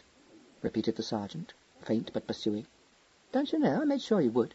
Are you thinking of getting married, sir?" asked the sergeant, amazed. "Yes, but don't tell me I'm making a mistake, because I know that already. I expect it'll ruin my entire life." "Then what are you going to do it for?" said the sergeant reasonably. Neville made one of his vague gestures. "I change circumstances. I shall be hunted for my money. Besides, I can't think of any other way to get rid of it." "Well," said the sergeant dryly, "you won't find any difficulty about that if you do get married, that's one thing." "Oh, do you really think so? Then I'll go and propose at once, before I have time to think better of it. Goodbye." The sergeant called after him, "Here, sir, don't you run away with the idea I says you were cleared of suspicion, because I didn't say any such thing." Neville waved an airy farewell and disappeared down the stairs. 10 minutes later he entered the drawing-room of the Norths' house through the long window. Helen was writing a letter at her desk, and her sister was sitting on the floor, correcting 4 typescripts at once. "Hello," she said, glancing up. "You still at large?" "Oh, I'm practically cleared. I say, will you come to Bulgaria with me?" Sally groped for her monocle, screwed it into her eye, and looked at him. Then she put down the typescript she was holding, and replied matter-of-factly, "Yes, rather." "When?" "Oh, soon as possible, don't you think?" Helen twisted round in her chair. "Sally, what on earth do you mean? You can't possibly go away with Neville like that." "Why not?" asked Neville interestedly. "Don't be absurd. You know perfectly well it wouldn't be proper." "Oh, no, probably won't. That's the charm of travel in the Balkans. But she's very broad-minded, really. But wake up, darling," advised Sally. "You don't seem to realize that I've just received a proposal of marriage." Helen sprang up. "You mean to tell me that was a proposal?" "Oh, I do hate pure women. They have the filthiest minds," said Neville. "Sally, you're not going to marry a hopeless creature like Neville." "Yes, I am. Look at the wealth he's rolling in. I'd be a fool if I turned him down." "Sally. Besides, he's not bossy, which is more than can be said for most men." "You don't love him." "Who says I don't?" retorted Sally, blushing faintly. Helen looked helplessly from one to the other. "Well, all I can say is, I think you're mad." "I'm so glad," said Neville. "I was beginning to feel frightfully embarrassed. If you haven't got anything more to say, it would be rather nice if you went away." Helen walked to the door, remarking as she opened it, "You might have waited till I'd gone before you proposed, if that extraordinary invitation was really a proposal." "But you showed no signs of going, and it would have made me very self-conscious to have said, 'Oh, Helen, do you mind going? Because I want to propose to Sally.'" "You're both mad," declared Helen, and went out. Sally rose to her feet. "Neville, are you sure you won't regret this?" she asked anxiously. He put his arms round her. "No, of course I'm not. Are you?" She gave one of her sudden smiles. "Oh, yes. Pretty sure." "Darling, that's handsome of you, but deluded. I'm only sure that I shall regret it awfully if I don't take this plunge. I think it must be your nose. Are your eyes blue or grey?" She looked up. He kissed her promptly. She felt his arms harden round her, and emerged from this unexpectedly rough embrace, gasping for breath and considerably shaken. "Rose," said Neville. "Grey with yellow flecks. I knew it all along." She put her head on his shoulder. "Gosh, Neville, I wasn't sure you really meant it till now. I say, is it going to be a walking tour or something equally uncomfortable?" "Oh, no, but I thought we might do some canal work, and we're practically bound to spend a good many nights in peasants' huts. Can you eat goat?" "Yes," said Sally. "What's it like?" "Rather foul." "Are you busy this week, or can you spare time to get married?" "Oh, I should think so, but it'll mean a special license, and you can't touch Ernie's money till you've got probate." "Can't I?" "I shall have to borrow some then." "You'd better leave it to me," said Sally, her natural competence asserting itself. "You'd come back with a dog license or something. By the way, are you certain you won't be arrested for these tiresome murders?" "Oh, yes, because Ernie's hat doesn't fit," he replied. "I suppose that's a good reason?" "Yes, even the sergeant thought so," he said happily. The sergeant did think so, but being unwilling to let his last suspect go, he kept his conviction to himself. On his way downstairs from Ernest Fletcher's dressing-room, he encountered Miss Fletcher, who looked surprised to see him, but accepted quite placidly his explanation that Neville had invited him.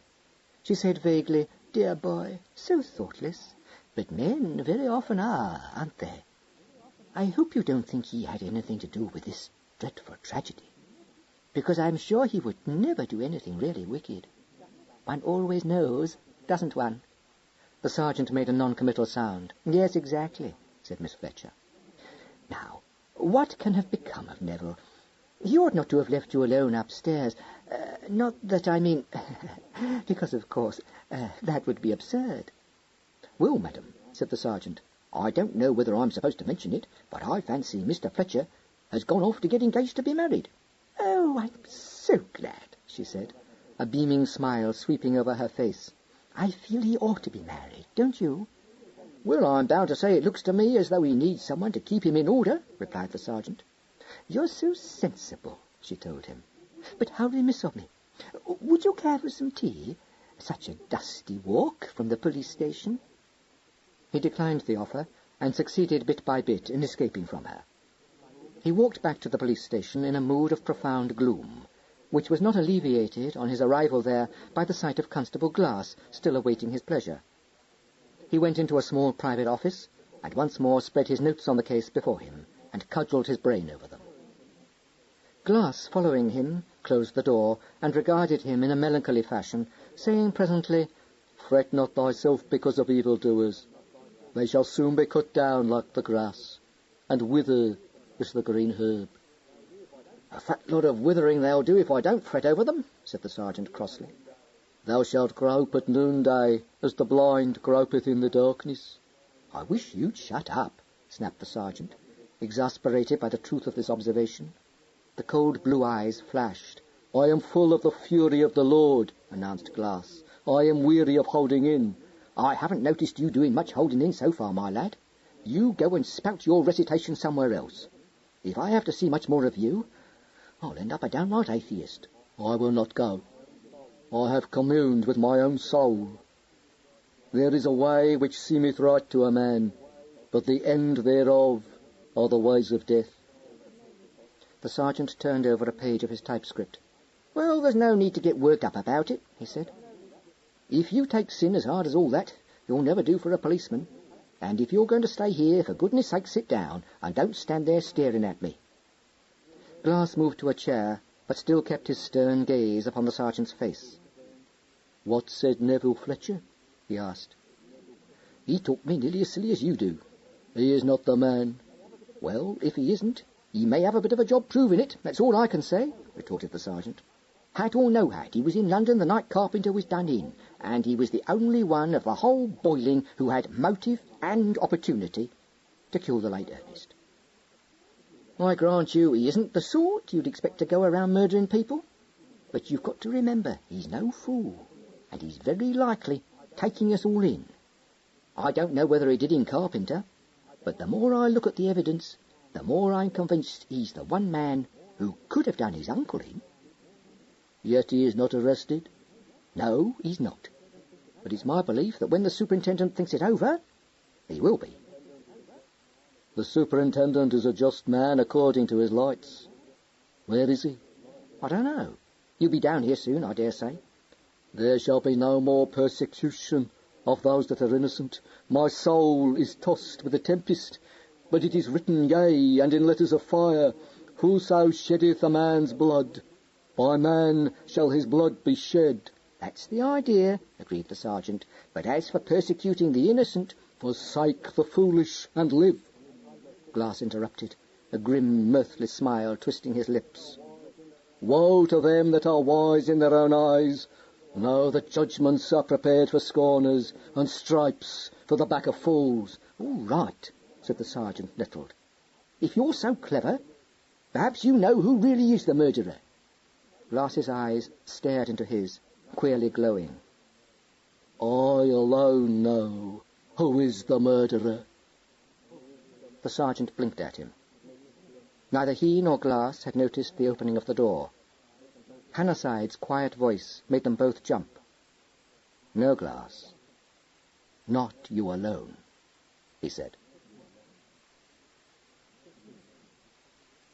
15. The sergeant, who'd been looking at Glass in utter incredulity, glanced quickly towards the door and got up. What is all this, Chief? He demanded.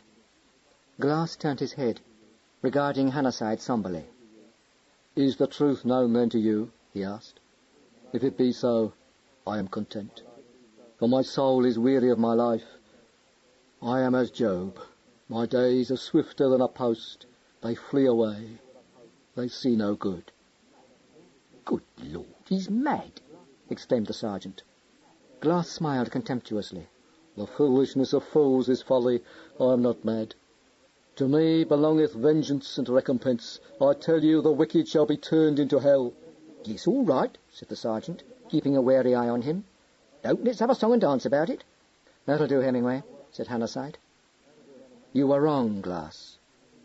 You know that you were wrong.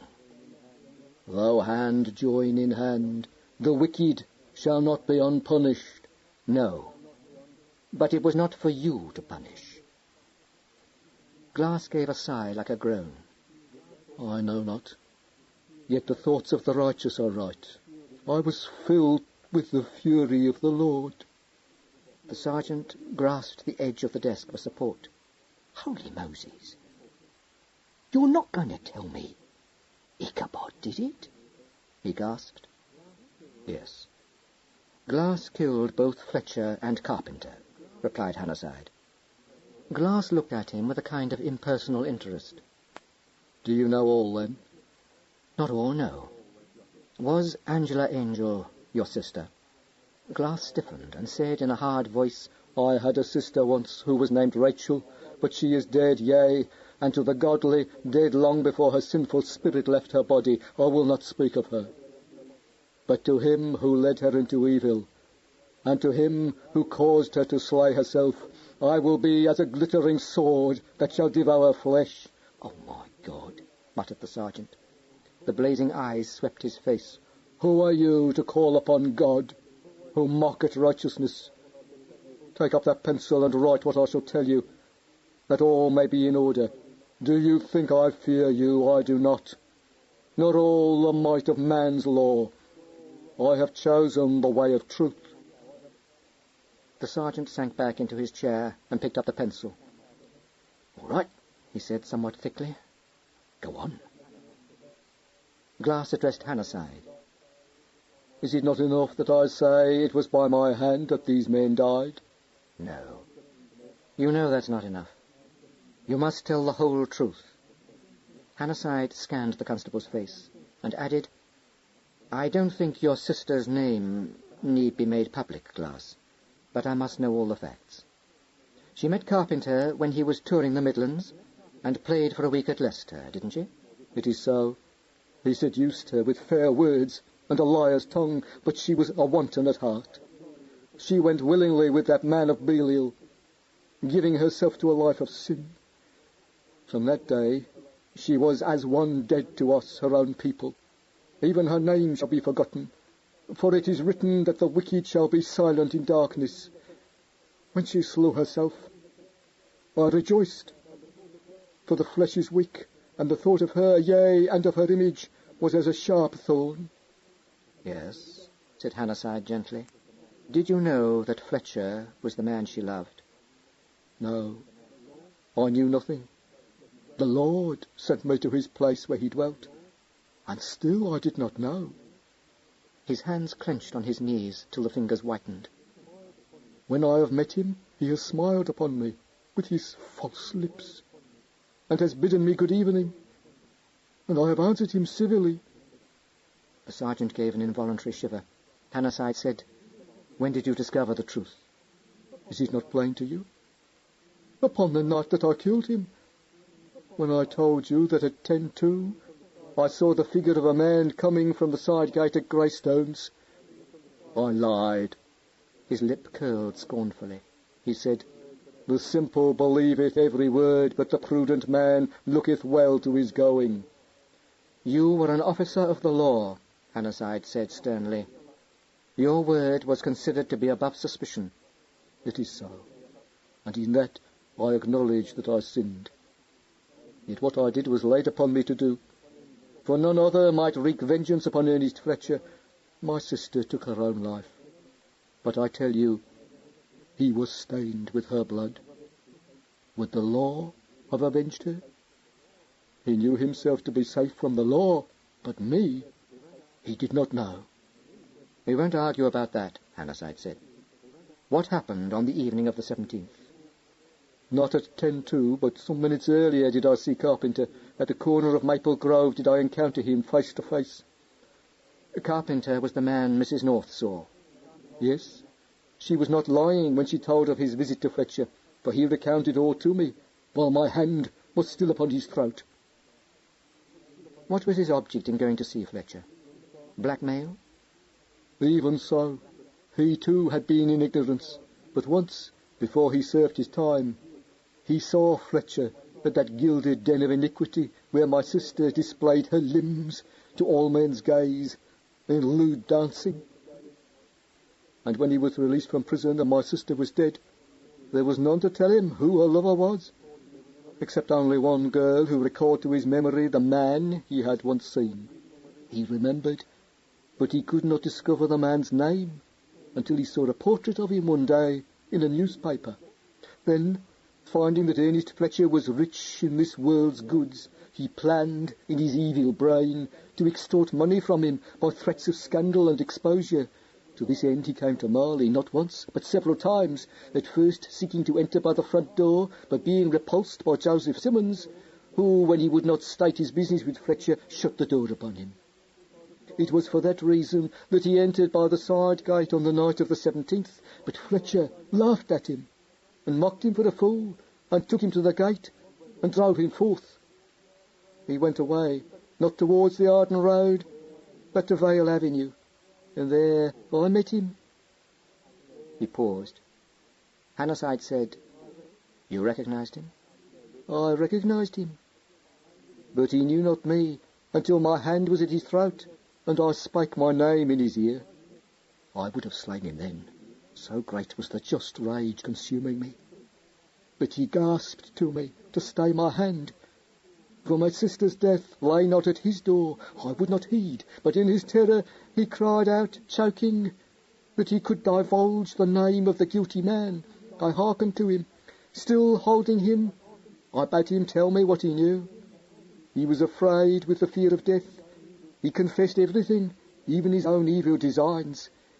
When I knew the name of the man who had caused my sister's death, and remembered his false smile and his pleasant words to me, a greater rage entered into my soul, so that it shook. I let Carpenter go. My hand fell from his throat, for I was amazed. He vanished swiftly, I knew not whither.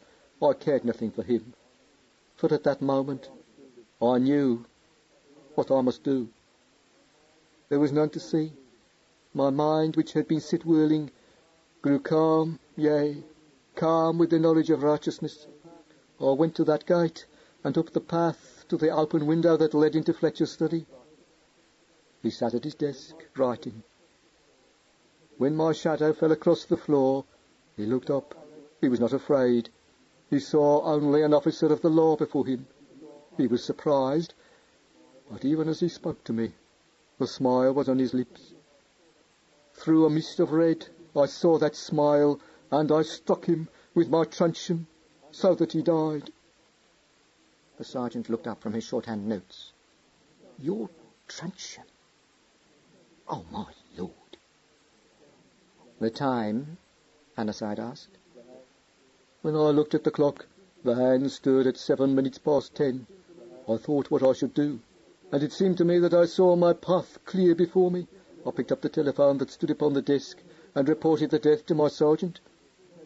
But that which is crooked cannot be made straight. I was a false witness that speaketh lies, and through my testimony came darkness and perplexity, and the innocent were brought into tribulation. Yea, though they are enclosed in their own fat, though they are sinners in the sight of the Lord, every one, it was not just that they should suffer for my deed. I was troubled and sore broken, and my heart misgave me. Yet it seemed to me that all might remain hidden, for you who sought to unravel the mystery were astonished and knew not which way to turn. But when the fingerprints were discovered to be those of Carpenter's hand, I saw that my feet had been led into a deep pit, from which there could be no escape. When it was divulged to the sergeant where Carpenter abode, I was standing at his elbow. I heard all, even that he dwelt in a basement room, and was become a waiter in an eating house. The sergeant gave me leave to go off duty, and I departed, wrestling with my own soul. I hearkened to the voice of the tempter. But a man shall not be established by wickedness. Carpenter was evil, but though he deserved to die, it was not for that reason that I killed him. "You were the constable the coffee stall owner saw," the sergeant said. There was such a stall. I doubt not that the man saw me. I passed him as though upon my beat. I came to the house wherein Carpenter dwelt. I saw the light shining through the blind in the basement. I went down the area steps. The door at the bottom was not locked. I entered softly. When I walked into his room, Carpenter was standing with his back to me. He turned, but he had no time to utter the scream I saw rising to his lips. Yet again I had his throat in my hands, and he could not prevail against me. I slew him as I slew Fletcher, and departed as I had come. But Fletcher I slew righteously. When I killed Carpenter, I knew that I had committed the sin of murder, and my heart was heavy in me. Now you would arrest Nero Fletcher in my stead, but he is innocent, and it is time that the lip of truth be established. He turned towards the sergeant, saying harshly, Have you set down faithfully what I have recounted? Let it be copied out, and I will set my name to it. Yes, that will be done, Hannahside said. Meanwhile, Glass, you are under arrest.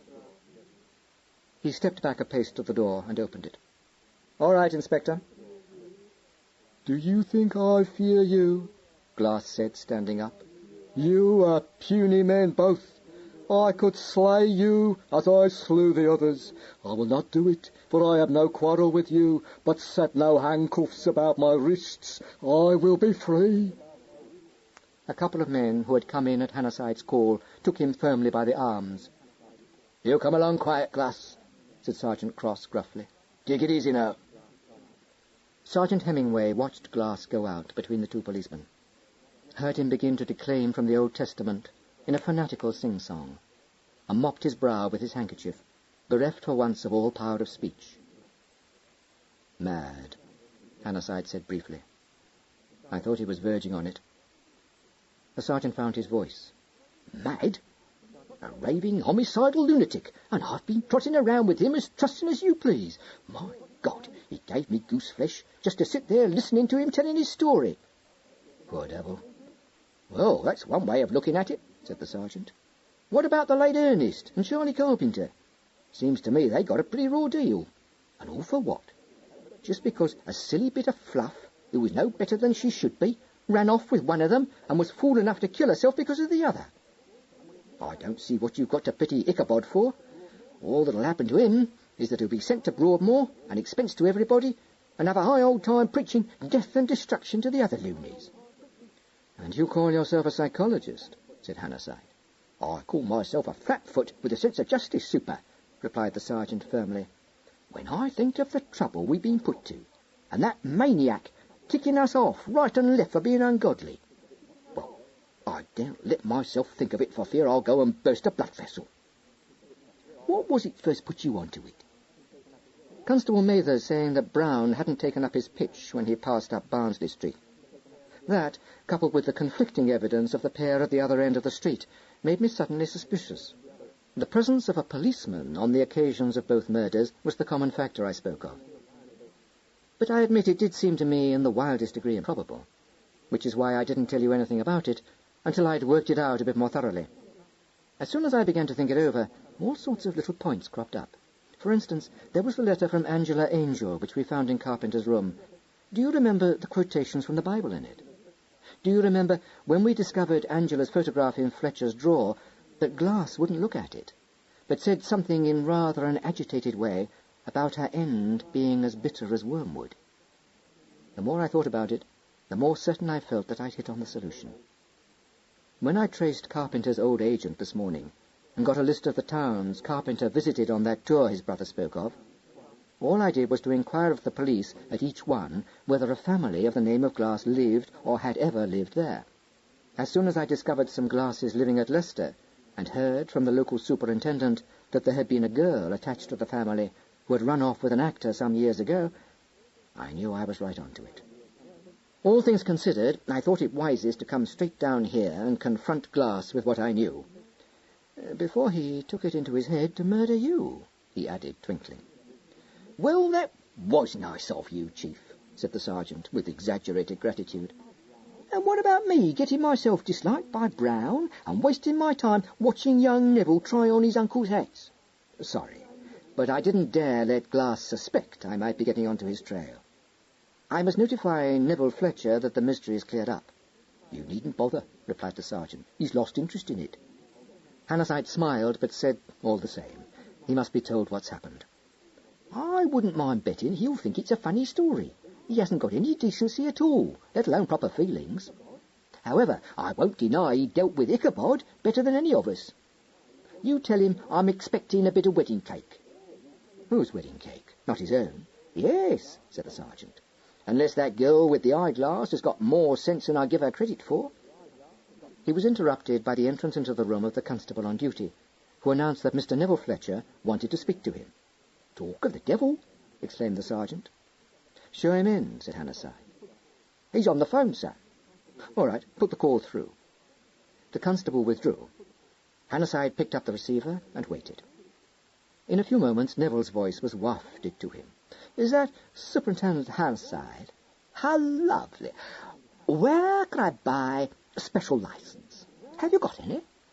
"No," replied Hannahside, "not our department. I was just coming up to see you, Mr. Fletcher." "What, again? I can't be bothered with murder cases just now. I'm going to get married." "You aren't going to be bothered any more. The case is over, Mr. Fletcher." "Oh, that's a good thing. We've really had quite enough of it. Where did you say I can buy a special license?" "I didn't. Do you want to know who murdered your uncle?" "No. I want to know who keeps special licenses." "The Archbishop of Canterbury." "No. Does he really? What fun for me. Thanks so much. Goodbye." Hannahside laid down the instrument, a laugh in his eyes. "Well?" demanded the sergeant. "Not interested," Hannahside replied. That was A Blunt Instrument by Georgette Heyer, read by Hugh Dixon. We do hope you've enjoyed listening to this Chivers audiobook, and for details of further titles, please contact your local library.